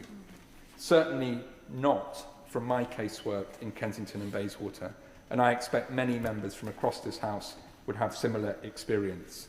I believe a stronger tenant voice at a national level would help provide the input into policy making alongside the bodies representing councils and housing associations, the regulator and the Ombudsman. And that change needs to happen at a local level too. The Royal Borough of Kensington and Chelsea have repeatedly pledged to change the culture of how they engage with residents. And yet last September, the independent regulator found their own housing department is seriously failing, with a C3 rating because far too many homes are not of a decent standard. Now, just think about that for a moment. A council culpable for a disastrous refurbishment in which residents were ignored, resulting in 72 deaths, is unable 9 years later to meet basic standards of decency for our residents. That, Madam Deputy Speaker, is not what culture change looks like in practice. And the residents on the Lancaster West estate surrounding Grenfell tell a similar story. They were promised a model 21st century housing estate in the aftermath of the fire. Progress has been made, but again, it has been too slow. And they will welcome this memorial. I'm sure they all want a fitting tribute. But as we pass this bill tonight, they will also ask, if the money can be found for a memorial, can it also not be found to ensure their lives are not disrupted for years more to come? RBKC have had questions to answer on this project, and residents and the government have rightly demanded answers. Any request for additional money must be accompanied by proper oversight and accountability of RBKC and of the Lancaster West project. And I'm glad that officers have confirmed that they welcome this approach. But I hope the Minister can reassure me that a solution will be found so that residents are not left in the lurch. And I also want to thank the Ministers in the Departments of Health and Education for their additional funding that has enabled bespoke Grenfell services to continue. They are sorely needed too. Madam Deputy Speaker, I welcome this bill tonight. A fitting memorial is essential, but justice will not be served until the individuals and companies responsible for the fire and the deaths of 72 men, women and children have their day in court. As we approach the 9th anniversary, the police investigation is still ongoing. Companies implicated in the fire still have their hands on public money. Hundreds of thousands of people are living in unsafe homes, and thousands of my constituents are still being let down by inadequate housing services. We need to see charges, we need to see accountability, and we need to see further systemic change, not just for the bereaved survivors and community around the tower, but to make sure a disaster like this never happens in our country again. Liberal Democrat spokesperson Gideon Amos. Thank you, Madam Deputy Speaker. And can I join the Secretary of State in paying tribute to the 72 people who tragically lost their lives in the disaster nearly 9 years ago. The Liberal Democrats welcome this bill and we support it. After nearly 9 years since the fire, families and communities have waited long enough for proper legal and financial footing to be provided for a permanent memorial to the 72 people who lost their lives. As a chartered architect and member of the Royal Institute of British Architects, I began new professional training and development that the Grenfell report now rightly requires of all architects. Tragically, previous fires which exposed the problems of highly flammable cladding showed that the risks were known. The opportunities to act were there and attempts were made to act, and yet 72 people lost their lives. The social homes at Grenfell were provided to serve the interests of diverse and often low-income residents, but were refurbished in part to improve outward appearances in ways that militated dangerously against their own interests. That context is worth stating. It speaks to a pattern of big institutions and corporations not seeing or valuing the people they are supposed to serve. On the question of justice, we need to be direct in that Metropolitan Police have said this week that prosecutions are not expected before 2027, 10 years after the fire. All of us in this House must ensure that justice is done. That is one reason why the Liberal Democrats from these benches have called for a new office of the whistleblower, creating legal protections and promoting greater public awareness of their rights, and why we have consistently supported the Government's Public Office Accountability Bill, a statutory duty of candour on public authorities, including equal legal representation for bereaved families. We're glad the Government has committed to this legislation. We will work on it and on this with parties across the House and for its protections to be delivered. On cladding and fire safety, there has been genuine progress since 2017. The Government deserves credit for accepting all 58 recommendations of the inquiry. But thousands of people are still living in buildings with unsafe cladding. Remediation is taking far too long, and that needs to change, Madam Deputy Speaker. I'd like to raise 3 key points before I conclude. Can I first ask the Minister to say something about the Grenfell Projects Fund, which has provided substantial support to the community since the fire? If it is being wound up, the Government should set out clearly what is going to replace it. Secondly, Madam Deputy Speaker, now the tower has begun to come down. I completely understand why people have different views about and reaction to that. Can I welcome the Government's announcement last week about saving elements of the structure and support them in leaving any decision about how they might be retained for consultation with the Grenfell community? Finally, Madam Deputy Speaker, we must all be vigilant in ensuring all the recommendations are followed through. That on the memorial, the community is fully consulted and their voices, who tragically, unlike those of victims who'd raised concerns before the fire, are at last properly heard, and those concerns acted upon. What the community is owed is that commitments made to them since 2017 are kept, that buildings across the country are made safe, and that systems which failed are genuinely reformed. The voices that were not heard need to be heard and remembered into the future. We should, across this House, do what one reflection on the Grenfell Memorial Wall urges us all to do, and that is to ensure that they rest not only in peace, but that they rest in power. Andy Slaughter. Thank you very much, Madam Deputy Speaker. The Grenfell Tower fire was a momentous as well as a tragic event, it fundamentally changed the way we look at fire safety, the social housing, the emergency services. Most of all, it changed the lives of many, many people, not just those who lost their lives and who were injured and traumatised, their family, but their community, people across a much wider swathe of West London, and indeed the ramifications go across the whole country and beyond. I pay tribute to both front benches, all front benches, for supporting this bill tonight, and particularly to my friend, the member for Kensington and Bayswater, who has shown his usual sober but committed attitude towards his constituents and to ensuring that the wrongs of Grenfell are righted. It is 9 years on and there is still no justice for the families of Grenfell. But that reckoning must come. As I say, my constituency neighbours Kensington, where Grenfell is, and many of my constituents live in high-rise blocks only a few moments' walk from Grenfell Tower. I'm also conscious of the fact that so much more needs to be done on fire safety. The APPG on fire safety and rescue has done a very good job in keeping this issue alive, but it's quite clear from what we saw only a few days ago in Glasgow that the danger from fire is great and new risks appear. Grenfell was an electrical fire, many fires are electrical fires, but increasingly we have the danger from lithium batteries now, explosive devices that anyone can take into their own home and which can wreak havoc. This debate today is specifically about the memorial. Let me just say a very few words about that. It should obviously be the Memorial Committee and the survivors and the community who determines exactly what form that memorial takes. But I do just want to take up one of the points that our friend for Kensington Bayswater made, which we must not allow people to forget what happened at Grenfell.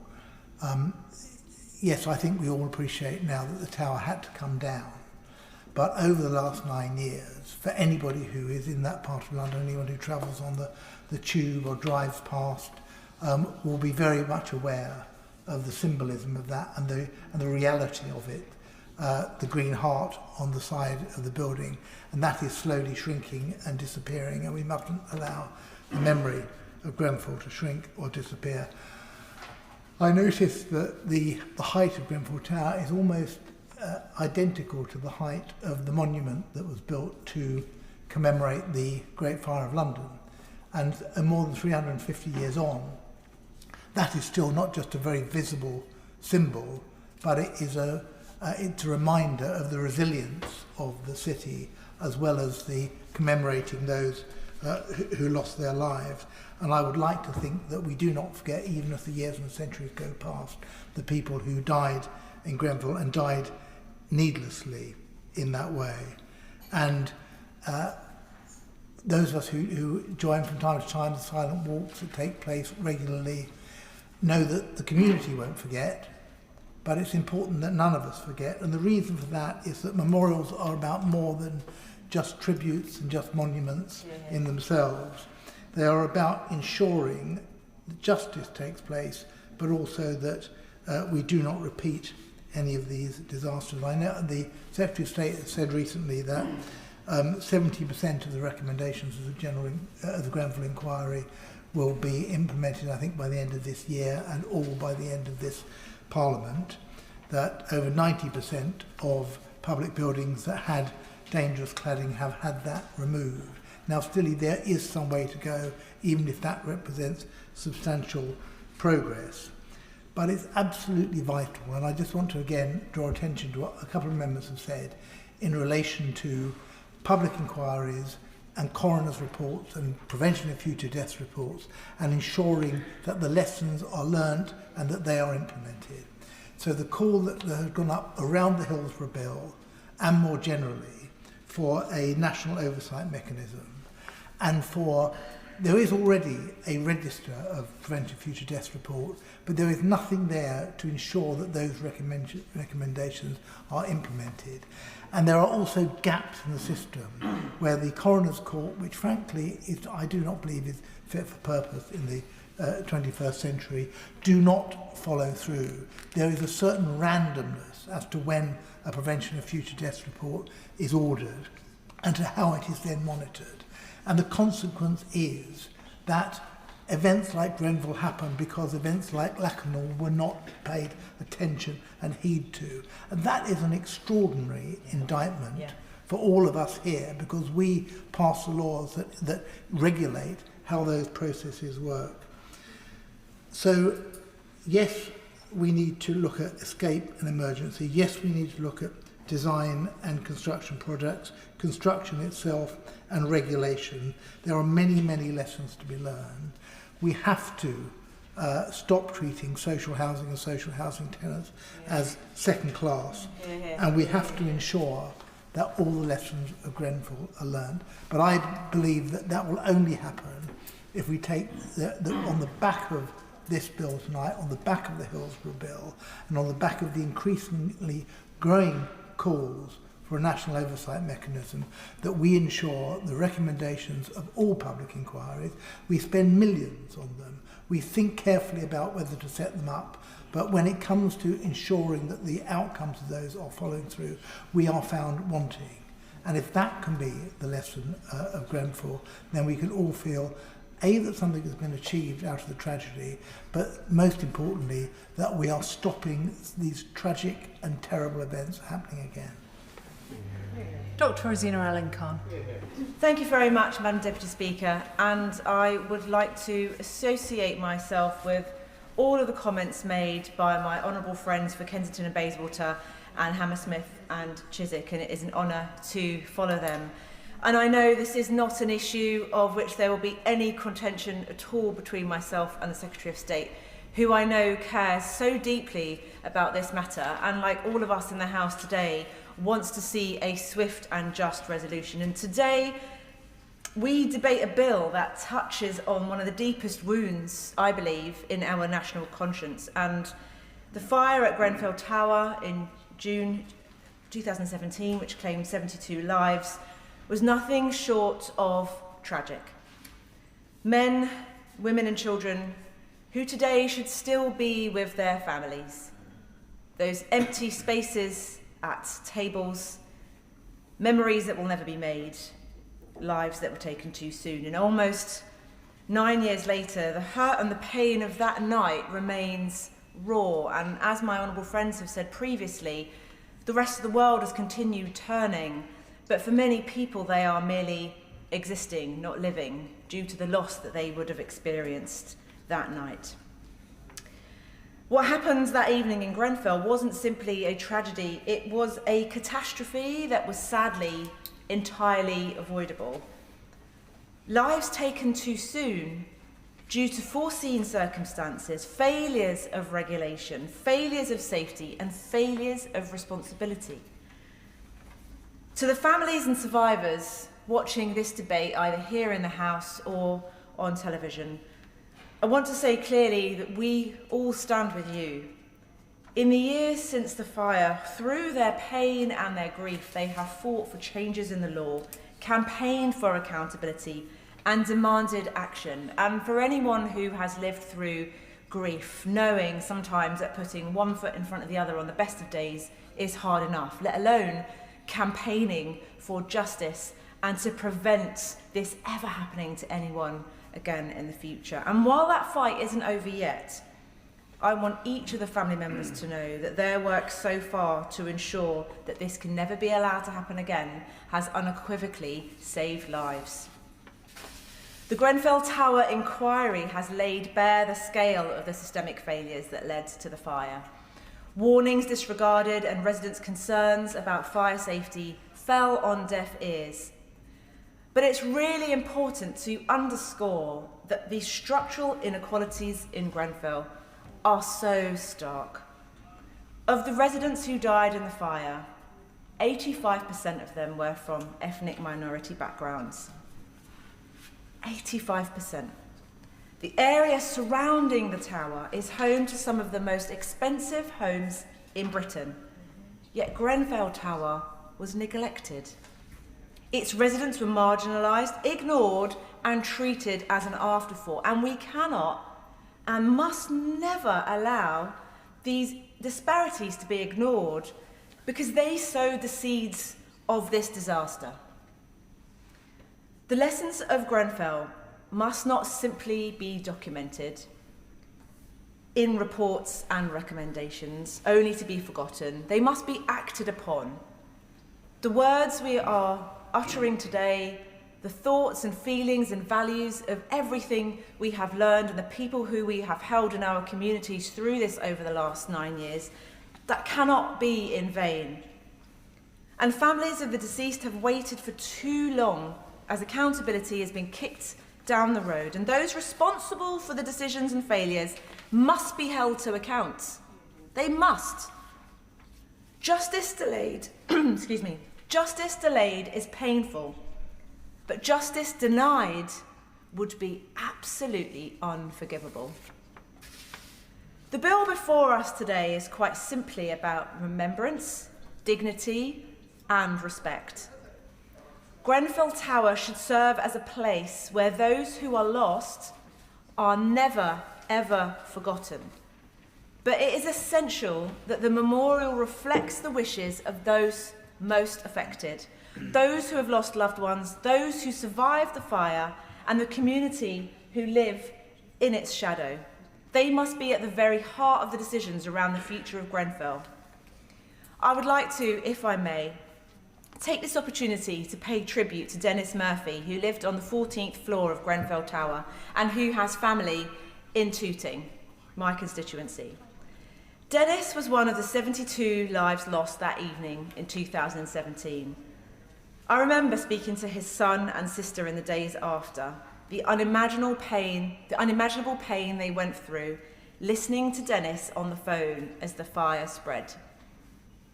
Dennis was categorically true to himself, trying to calm his neighbours and children, even though he knew his final moments were imminent.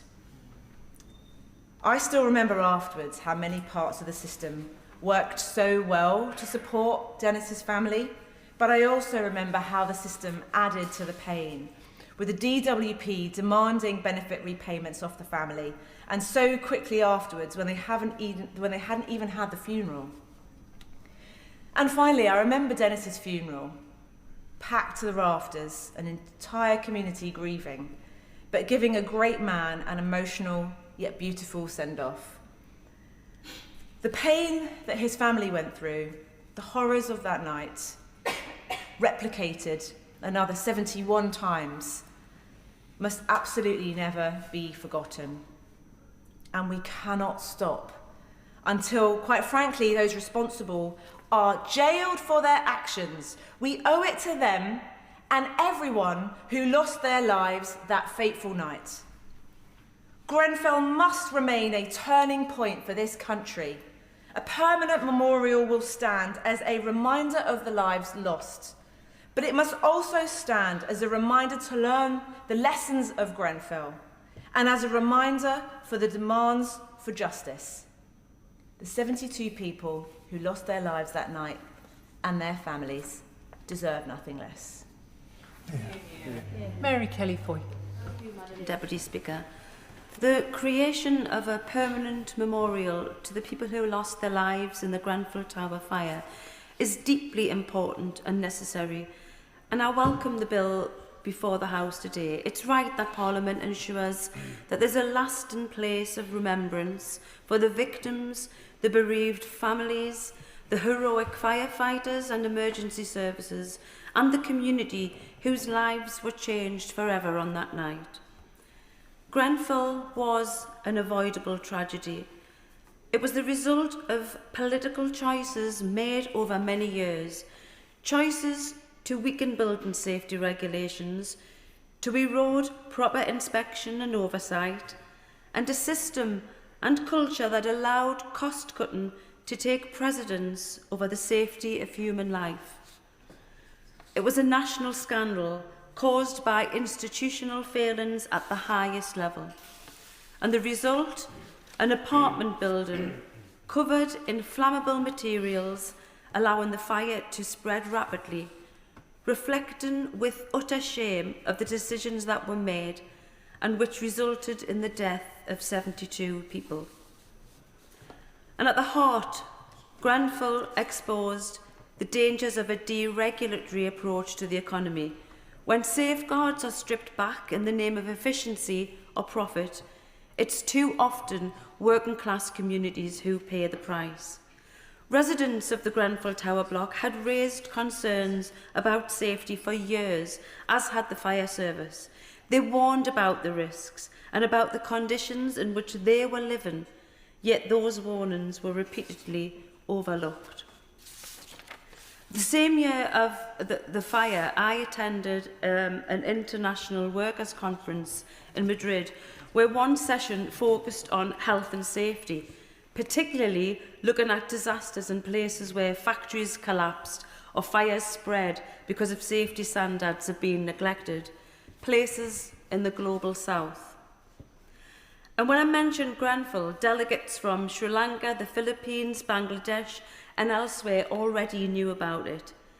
They were shocked and horrified that something like this could happen in the United Kingdom, one of the richest countries in the world, and asked how on earth this could have happened. And that's why this memorial really matters. It must honour those who've died, it must support the bereaved families and recognise the deep and lasting impact on the community. And I welcome the fact that the community will be involved in all stages of its design. But it should also stand as a reminder of the dark and deadly side of capitalism and act as a lesson about the catastrophic consequences of neglecting safety regulations, of ignoring warnings of the people whose homes and lives were at risk. Those victims have waited long enough for justice. Those responsible must be held to account and must be prosecuted where necessary. Remembering Grenfell must mean more than remembrance alone. It should force us to act quicker to ensure that everyone has a decent and safe home and tragedies like Grenfell can never happen again. Chris Vince. Thank you, Madam Deputy Speaker. And can I thank the Secretary of State for his opening to this debate and his commitment to remember the 72 victims of this terrible tragedy and their families. And can I add my thanks to my honourable friend from Kensington and Bayswater for his incredibly passionate speech, and I think actually his leadership in representing those communities that have been so dreadfully affected by this absolutely terrible tragedy. Madam Deputy Speaker, it's hard to believe that this was nearly 9 years ago, whereas I was at home and then in my place of work watching from afar these terrible events occur. My constituent, Rod Wainwright, who I've had the honour to mention in this place a number of times, well, he was on the front line, but he wasn't on duty. He was called in at 1 a.m. and spent 15 hours on the scene under near impossible conditions without being relieved. Rod still blames himself for not saving more people on that terrible night. But I add again and echo the comments made by my honourable friends. It's people in suits, these faceless people in suits, who are to blame for this terrible tragedy, and not heroes like Rod Wainwright. Recent events in Harlow, where fire crews from across Essex came together to tackle a blaze in an industrial unit where temperatures rose to 1700 degrees Celsius, made me recognise the incredible difficult job that our firefighters do, and I want to put on record my thanks to them to dealing with that issue so speedily and ensuring that no injuries happened. At the Grenfell Tower tragedy, 72 people lost their lives, and so many others, like Rod, had their life irreversibly changed.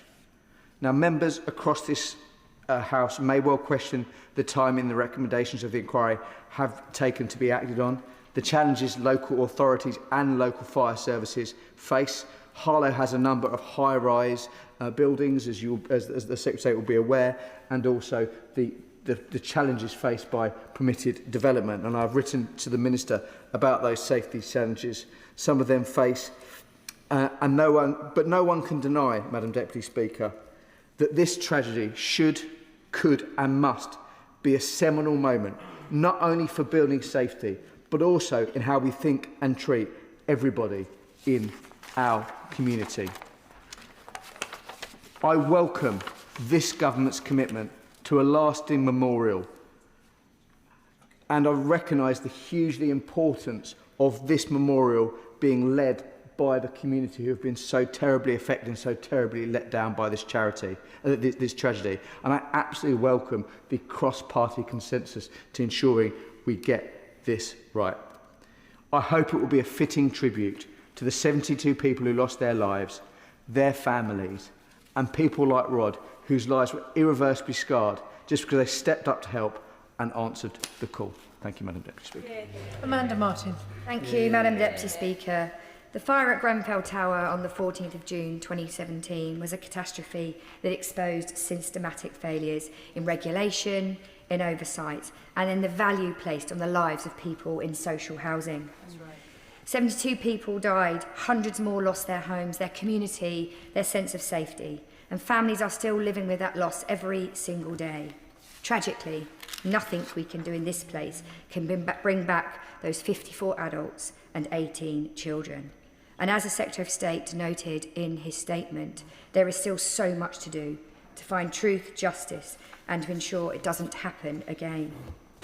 We owe it to those families, to the bereaved, to the survivors, to those who fought so hard for justice, to ensure that what happened on that dreadful night is never, ever forgotten, and that those responsible are held to account.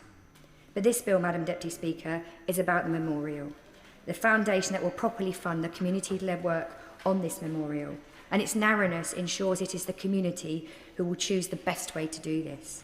I want to thank my honourable friend from Kensington and Bayswater for his words, his work and his leadership for truth and justice. And I want to associate myself with his words that we cannot stop till we have accountability, justice and action for change.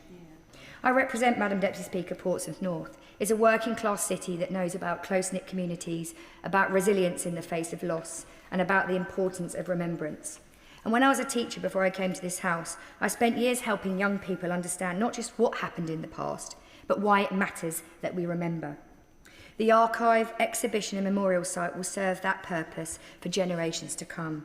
We must be able to look at what happened at Grenfell and understand why the safety of every person in every home, in every tower block matters, and it is a responsibility that falls on all of us. Madam Deputy Speaker, I want to pay tribute to the survivors, the bereaved families and the community groups who have campaigned with such dignity, determination and such immense courage. They asked only to be safe in their homes, and they were horrifically let down by a chain of failures across government, regulators and industry.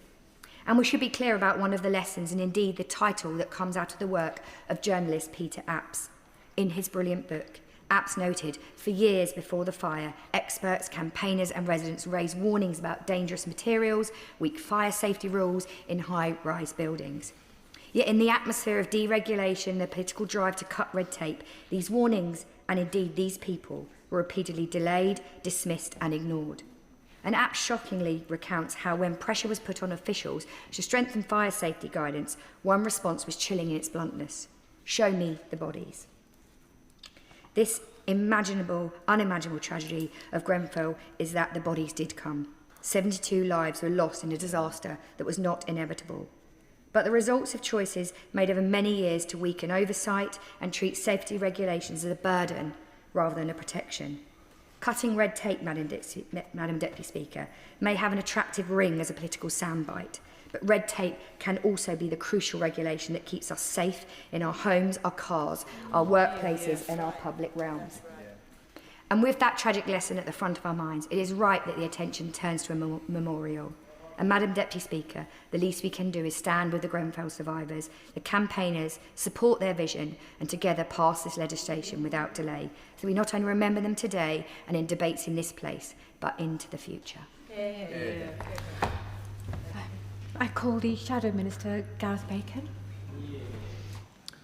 Madam Deputy Speaker, with the leave of the House, I would like to thank the Secretary of State and the Minister for their work today to shepherd this important bill through second reading.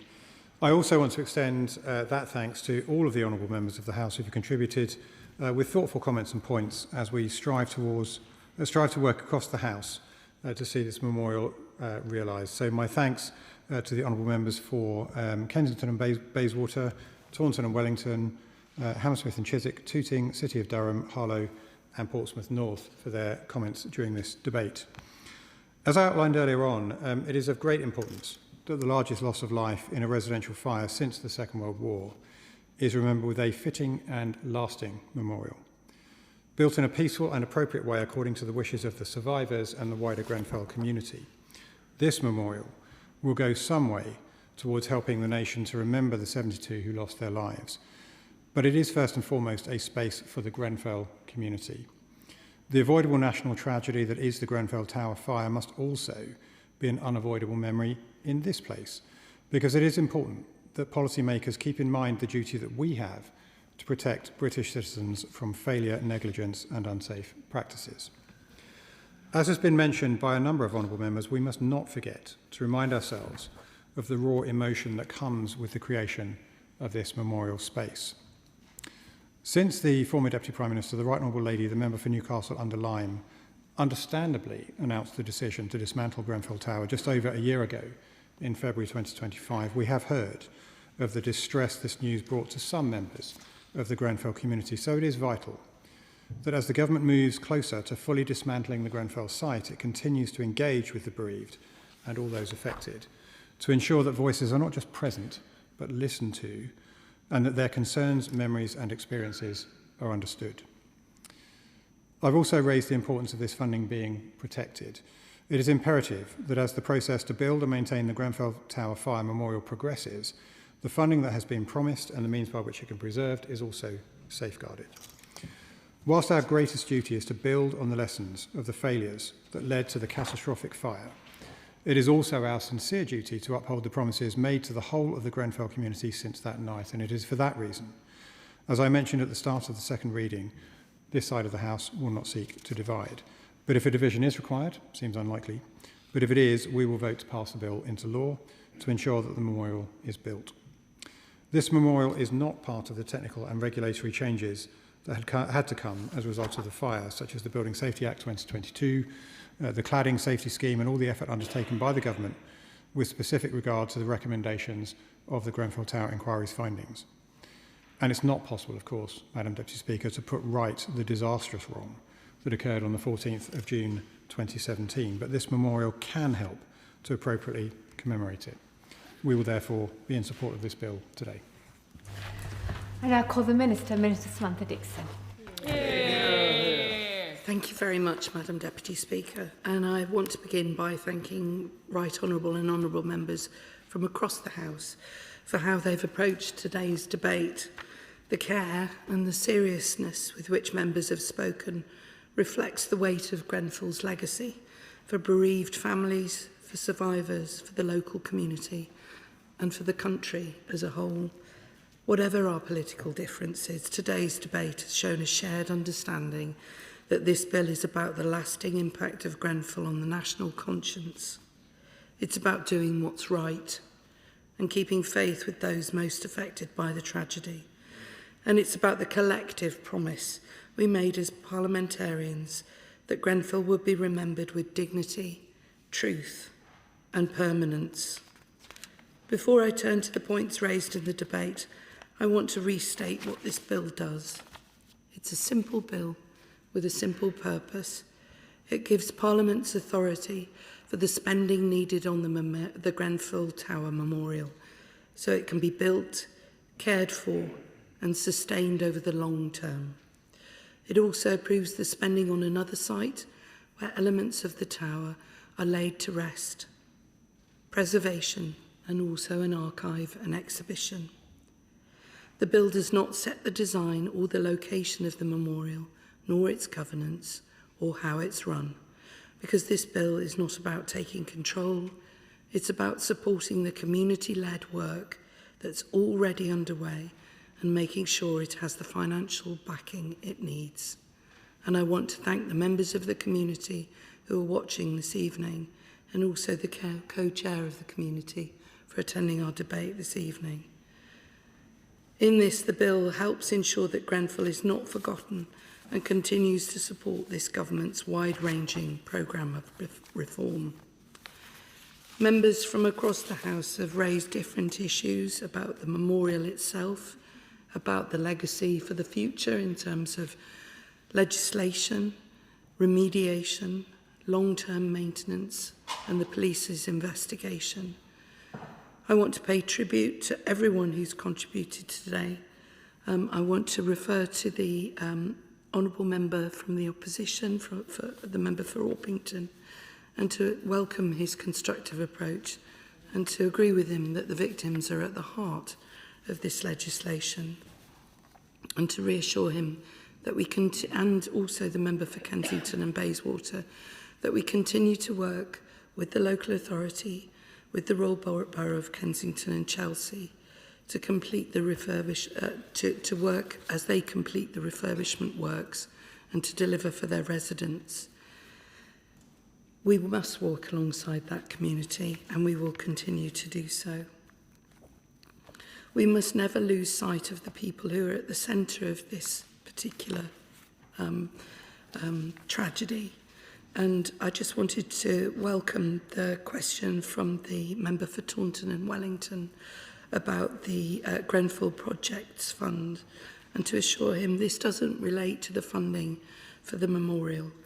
As he'll know, this fund is administered by the Royal Borough of Kensington and Chelsea, and I'd ask him to contact the council to confirm their ongoing support for this. As the member for Hammersmith and Chiswick pointed out, we will never forget, and we should never forget. The member for Tooting spoke most eloquently about how we should remember. And the member for the City of Durham reminds us that this is about the whole of the country and the communities across our country and how we respond to them. We also, as the member for Harlow pointed out, remember those who served on that day and the legacy that it leaves with them too.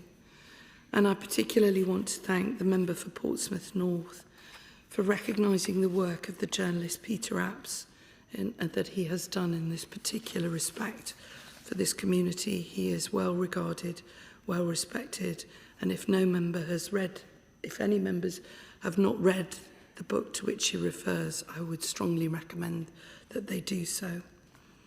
Grenfell was a devastating tragedy. Its impact has been international, as members have observed, as well as national. It has lasting consequences for everyone who was directly affected. The tragedy exposes serious failures, and it also left searching questions that the state continues to answer. The responsibility to remember Grenfell and to do so properly rests with all of us. As Right Honourable and Honourable members have said, this bill does not address every issue to arise since that terrible night of the 14th of June 2017, nor does it intend to. There's still a great deal of work to do elsewhere on justice, accountability, reform and making homes safe. I remain committed to that work and to acting on the Grenfell inquiry recommendations so that they lead to lasting change. This bill instead has a different, more focused role. It supports the community in creating a memorial, a place of remembrance, by making sure it can be properly funded with Parliament's consent. I am grateful to members from all parties who've spoken in support of the bill, and I commend it to the House. The question is that the bill be now read a second time. As many as that opinion say aye. Aye. Of the contrary, no. The ayes have it. The ayes have it. Money motion to be moved formally.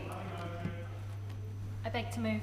The question is as on the order paper. As many that opinion say aye. Aye. Contrary no. The ayes have it. The ayes have it.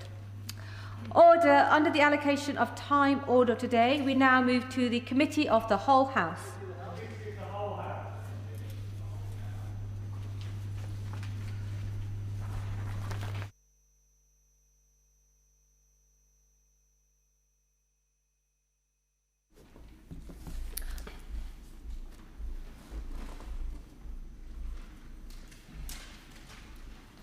Order.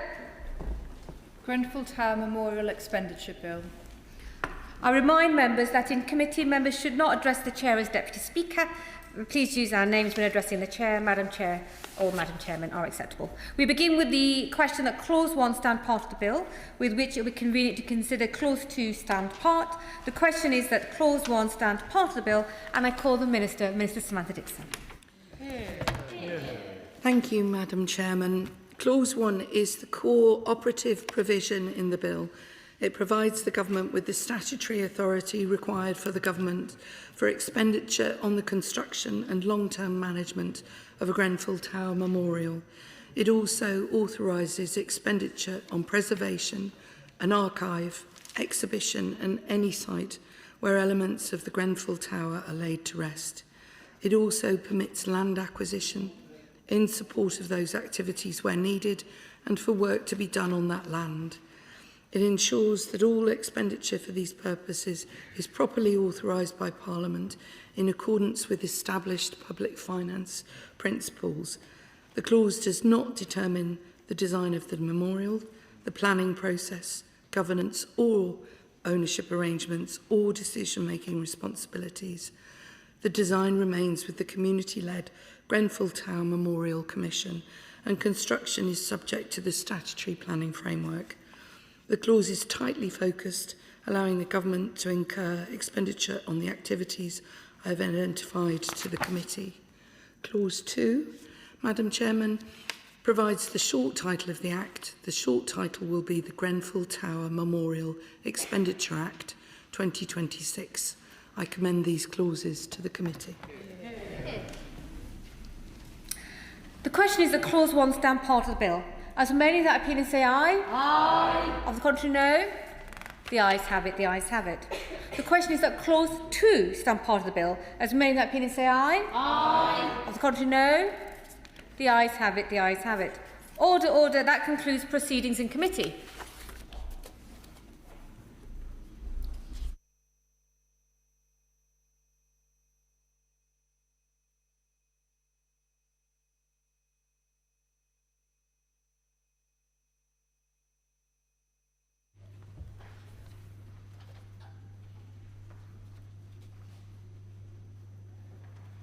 Order, order. Whip to report. I beg to report that the committee has gone through the bill and directed me to report the same without amendment. Under the order of the House of today, we now move to third reading. Now. Minister move third reading. I move formally. Thank you. The question is that the bill be now read a third time. As many that opinion say aye. Aye. Of the contrary, no. The ayes have it. The ayes have it. That concludes that bit of business. Do the front benches want to shuffle over before I go through the SIs, or they can continue to remain in the chamber?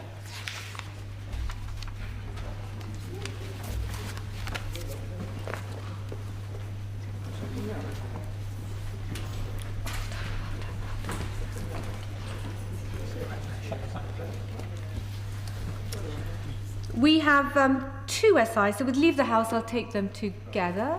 Okay. Motion number 5, public procurement. Motion number 6 on electricity. Minister to move. The question is as on the order papers. May that opinion say aye? Aye. Of the contrary, no. The ayes have it. The ayes have it.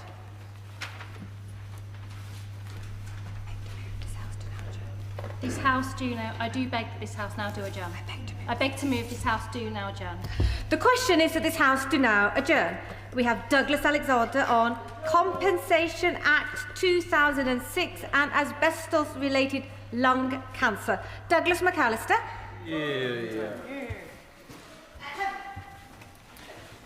Thank you, Madam Deputy Speaker. I move this adjournment debate on the subject of the Compensation Act 2006 and asbestos-related lung cancer because I wish to bring to the attention of this House an injustice in the way the law treats victims of asbestos-related disease, and to urge the Government to review the operation of Section 3 of the Compensation Act 2006 to ensure it supports sufferers of asbestos-related lung cancer. A simple change in the law will ensure that all victims of lung cancer caused by exposure to asbestos at work are treated equally to those suffering from mesothelioma. Although asbestos has been banned in the United Kingdom for more than 25 years, its deadly legacy continues. Each year, around 5,000 people in Great Britain die from cancers caused by asbestos exposure at work. It remains the single biggest workplace killer in the country. In my constituency of West Dunbartonshire, this issue is particularly prevalent. My constituency is among Europe's worst hotspots for death linked to a cancer caused by exposure to asbestos at work, with more than 340 deaths since 1980. I have lived in Clydebank all of my life and have seen firsthand the devastating effects of asbestos. This issue is deeply personal to the community I represent. I have worked closely with the Clydebank Asbestos Group for a number of years, an organisation which does so much to fight for truth and justice for sufferers of asbestos-related illness. Towns such as Clydebank and Dumbarton and the surrounding villages were built on heavy industry and, above all, on the proud tradition of shipbuilding along the River Clyde. Generations of local men and women worked in the great yards, such as John Brown and Company, and in the engineering works, factories and power stations that supported them. Those industries built ships that sailed the world and powered Britain's economy, but they also exposed thousands of workers to asbestos without adequate protection. They trusted their employers to keep them safe, and in too many cases, that trust was betrayed. To give a bit of background context, the origins of Section 3 of the Compensation Act 2006 lie in a series of court decisions that exposed a serious problem in the law for victims of mesothelioma caused by exposure to asbestos. In the case of Fairchild against Glenhaven Funeral Services, the House of Lords recognised the unique position these victims face. Asbestos diseases can develop decades after exposure, and because it's impossible to identify which particular fibre caused the illness, the court accepted that it should be enough for a claimant to show that an employer had materially increased the risks of the disease. However, a later ruling in Barker against Chorus UK created a new difficulty by deciding that employers should only be liable for their share of the risk. In practice, that meant victims could lose a large part of their compensation if some employers or their insurers could no longer be traced. Parliament recognised that this outcome was deeply unfair and rightly acted quickly to unanimously pass the Compensation Act 2006, ensuring that people suffering from mesothelioma could recover full compensation from any one negligent employer. Section 3 of that Act therefore created a crucial protection. It allows victims of mesothelioma to recover full compensation from any one negligent employer, even if other former employers or their insurers cannot be traced. That reform was passed with unanimous support because members recognised that people diagnosed with a terminal asbestos-related cancer should not be forced to pursue complex claims against multiple employers while facing an extremely limited life expectancy. Will my honourable friend please give way? Yes, I'll give way to my honourable friend. I thank my honourable friend for giving way. He's making a very powerful argument. Does my honourable friend agree that the whole reasoning of Section 3 of the Compensation Act was because of the difficulty in identifying employers who actually exposed the claimant to the particular fibres that caused mesothelioma? And it is a huge anomaly that that section should apply to mesothelioma cases caused by asbestos, but doesn't apply to other people who've developed lung cancer due to asbestos. And so this is an injustice that should really be remedied as soon as possible. Douglas Yes, can I thank my honourable friend for his intervention? He is, of course, quite correct. Can I also recognise his obvious expertise in this matter? I believe that my honourable friend practised law, and in particular personal injury, prior to being elected to this House, and I thank him for his intervention and for all he does for his constituents in Wolverhampton West. And I'll give way to... Mr Shannon, were you here at the beginning of the debate? 90 seconds, I believe. 90 seconds, Mr Shannon. Faster next time, Mr Shannon. Very kind. I run the whole way. Can I first of all congratulate the honourable gentleman for West Dumbartonshire for bringing this forward. Over the years as elected representative, Madam Chair, as a councillor and as an MLA back in Northern Ireland, I had a number of constituents who had unfortunately succumbed to mesothelioma and lung cancer as a result of working in Harland and Wolff and the shipyards over the years. They were things that took maybe 10, 20 years to catch up on them. But does he agree? Perhaps maybe the Minister could look towards Northern Ireland and what has happened there, because I think it's ever trying to be helpful. Symptoms and negligent causes are similar, whereas Northern Ireland has its own set of guidelines. It's what they call the Green Book to assess damages. General damage for lung cancer and mesothelioma in Northern Ireland are typically estimated between 125,000 and 250,000. The distinction between the treatments remains in place. So does a member not agree, as I think he does, that the loophole must be closed once and for all? And tonight perhaps we can start that by the Minister doing just that very thing. Madam Deputy, can I thank you very much for letting me in? You're very kind. Wouldn't be a German debate, would it, without Mr Jim Shannon? Douglas McAllister. Thank you, Madam Deputy Speaker. The honourable member is, of course, correct, and can I thank the honourable member for Strangford for his intervention. It's correct to recognise this point, and this is an issue which, of course, cuts across the United Kingdom and all the nations, and not least in Northern Ireland with the very rich and proud shipbuilding past. And I thank him for his very considered intervention this evening. The difficulty, of course, is that the same principle does not apply to sufferers of asbestos-related lung cancer. Despite the fact that the diseases are strikingly similar, both are caused by asbestos exposure and have incredibly similar symptoms. To the extent that medical professionals struggle to differentiate between the two, both are devastating and often fatal. In fact, around 60% of people diagnosed with asbestos-related lung cancer die within a year, which is a higher proportion than those diagnosed with mesothelioma. Yet the law treats the victims of these two diseases very differently when it comes to compensation. That difference is not based on medical evidence or moral principle. It exists simply because asbestos-related lung cancer cases were not considered when the legislation was introduced in 2006. And I would ask the Minister, when she responds, whether or not she agrees this situation is irrational and unfair. I want to emphasise that this debate is not to do with the legality of proving whether the cancer is asbestos-related or not. It is specifically related to cases where the patient has been formally diagnosed with asbestos-related lung cancer. For people with asbestos-related lung cancer, the current legal framework creates a significant and deeply unfair obstacle. In many cases, individuals were exposed to asbestos by multiple employers over the course of their working lives. Under the current legal framework, compensation must be apportioned between different employers responsible according to the extent to which each contributed to the risk of the disease. Victims must therefore bring claims against every employer responsible in order to recover full compensation. Of course, the problem is that these illnesses often develop 30 or 40 years after exposure, and by that point, many employers no longer exist. Companies have closed, industries have declined, and insurance records have been lost or destroyed.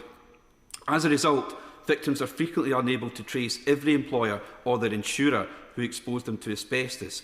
When that happens, they're only able to recover the proportion of compensation attributable to the employers that can be traced. This means that people suffering from a terminal disease can lose substantial amounts of compensation simply because some negligent employers have disappeared over time. Madam Deputy Speaker, this double standard of sorts has had profound consequences.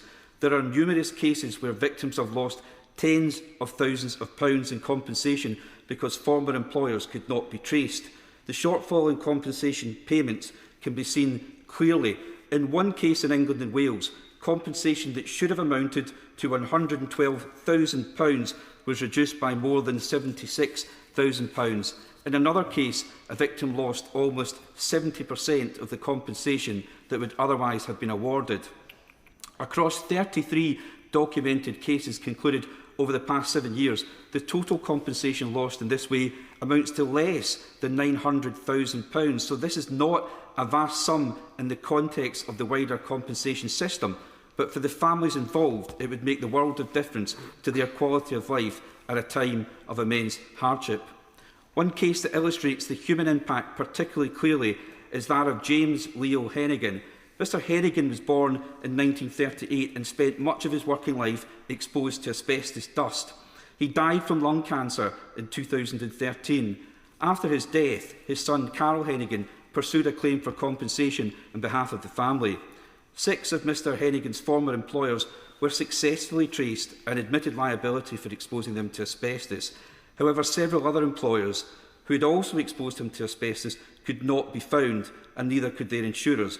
As a result, although the full value of the claim was £170,000, the family received just £61,100. Nearly 2/3 of the compensation was effectively lost. Had Mr Hennigan been diagnosed with mesothelioma, a cancer strikingly similar to asbestos-related lung cancer, his family would have received full compensation. The disease itself did not affect Mr Hennigan any less severely because some employers could not be traced. The suffering endured by his family could have been eased, but because of the specific terms set out in Section 3 of the Act, their rightful compensation was slashed. The solution to this problem is simple and not unprecedented. Parliament has already established the appropriate legislative model, extending the principle contained in Section 3 of the Compensation Act to asbestos-related lung cancer would allow victims to recover full compensation from any one negligent employer or insurer. The responsibility would then fall on that employer or insurer to pursue contributions from other responsible parties. This approach ensures that compensation is delivered quickly and in full to the person who needs it most, while still allowing the cost to be shared appropriately amongst those responsible. It's important to emphasise that the scale of this reform would be modest. Specialist practitioners estimate that fewer than 100 asbestos-related lung cancer claims are brought each year, and only a portion of those would involve missing employers. The number of people affected is therefore relatively small, but for those individuals and their families, the consequences would be great. Beyond giving compensation to those who rightly deserve it, this small change to the Compensation Act has wider benefits beyond the individual claimants. Patients with asbestos-related lung cancer often need a lot of care and support. With adequate compensation, they can afford additional care, specialist equipment or medical treatments that may not be immediately available through the NHS. This would give patients the dignity and choice they deserve and ease the pressure on already stretched public services. Making sure negligent employers and insurers pay the full compensation would also prevent the burden from falling on the state through the benefit system. Taxpayers should not have to shoulder the financial consequences of workplace negligence. The 2006 Compensation Act was a great piece of legislation brought in under the previous Labour government. It just contains an unintentional oversight, one that's easily rectified. Parliament didn't deliberately choose to treat victims differently, but because asbestos-related lung cancer was simply not considered when the law was changed in response to legal developments concerning mesothelioma. So there's a gap in the legislation. Closing that gap would not require a fundamental overhaul of the law. It would simply involve extending an existing and widely supported principle to a closely related group of victims. It's a simple solution, one that comes down to fairness. There is absolutely no justification for treating sufferers of asbestos-related lung cancer any differently from sufferers of mesothelioma. When compensation cannot be recovered from some employers because they've disappeared, who should bear the financial burden? At the moment, that burden falls on the victim suffering asbestos-related lung cancer. The law should allow those people to recover full compensation from any one employer responsible. That employer can then seek a contribution to the damages awarded from other responsible employers or insurers. In my frequent meetings with the Clydebank Asbestos Group, I have heard personal stories about how this has affected people in my community and across the United Kingdom. It's outrageous that victims and their families aren't being given the support, the dignity and rightful compensation they deserve. The time for sufferers of asbestos-related lung cancer to receive the same recognition as those with mesothelioma is long overdue. It is incredibly significant and appropriate that we debate this today because 2026 marks 20 years since the last Labour government introduced the Compensation Act. 20 years of sufferers of asbestos-related lung cancer not getting the compensation they rightly deserve. And it's time to make that change. So can I ask the Minister, will she agree to meet with me, work with me and the other relevant organisations involved with this issue to discuss how we can review and make the necessary improvements by way of amendment to the 2006 Compensation Act so that people suffering from asbestos-related lung cancer and their families can finally access the full and fair compensation they deserve. Thank you, Madam President. I call the Minister Sarah Sackman. Madam Deputy Speaker, I'd like to start by thanking the Honourable Member for West Dunbartonshire on securing this debate this evening. I think we've all been treated to a fine and thoughtful speech. He is, without doubt, a tireless advocate for his constituency, for Clydebank, for Dumbarton, and the communities so ravaged by the diseases which he has described. And I want to start by extending my sympathies to all of those who've suffered with asbestos-related diseases, made sick by their places of work and the conditions in which they should have been kept safe. There's no doubt that this is an incredibly important issue and one which involves a complicated area of law where the common law and legislation have developed a complex and nuanced set of rules. Let me start by setting out the general position on causation and liability in negligence claims. The usual test for causation in negligence claims is the but-for test. This is whether the claimant's harm would have happened but for the defendant's breach in the duty of care owed to the claimant. If the claimant proves on the balance of probabilities that it would not have occurred without the breach, then causation is established. And causation in industrial injury litigation that involves exposure to asbestos can be particularly complex, given that the claimant's condition will have normally been caused by a prolonged exposure to asbestos, and in many incidents, by several different employers. When determining liability and compensation, the courts draw a distinction between divisible and indivisible injuries. In England and Wales, liability and compensation for divisible industrial diseases, this is where the condition worsens with long-term exposure and is apportioned between previous employers, with each defendant liable only for the period of negligent exposure they caused. In the context of industrial injuries, indivisible diseases are conditions where the harm is treated as a single whole injury because it cannot be medically or causally divided between different workplace exposures. It's usually impossible to know which specific exposure caused the injury. Under the normal rules, this would mean an employee who worked at different companies would likely fail in any legal claim because they cannot prove which employer caused them harm.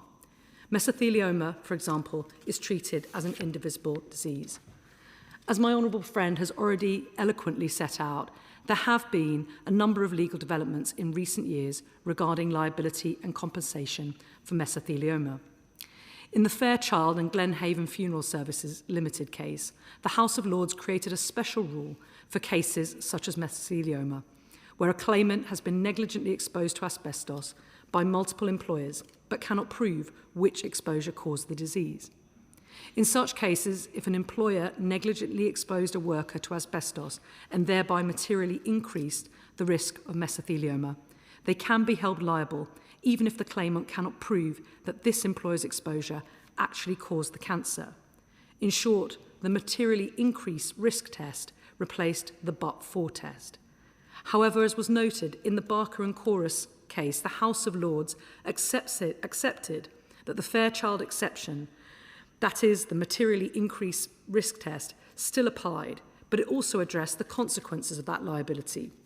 The court held that defendants were not jointly and severally liable, as had previously been understood, but instead liable only on a proportionate basis, reflecting their respective contributions to the overall risk. In response, Parliament acted with cross-party consensus to enact the Compensation Act 2006. And this, as we've heard, reversed the effect of Barker and Chorus for mesothelioma claims.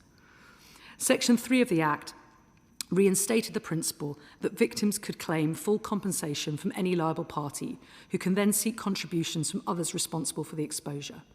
This is vital in mesothelioma cases specifically, as it's not possible to establish which workplace fibres triggered the process of carcinogenesis. Equally, there is no action an individual can take that increases or decreases their chances of developing the disease.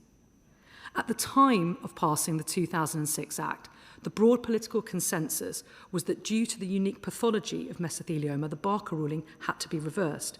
Otherwise, there was a real risk of claimants being unable to seek the compensation that they deserved.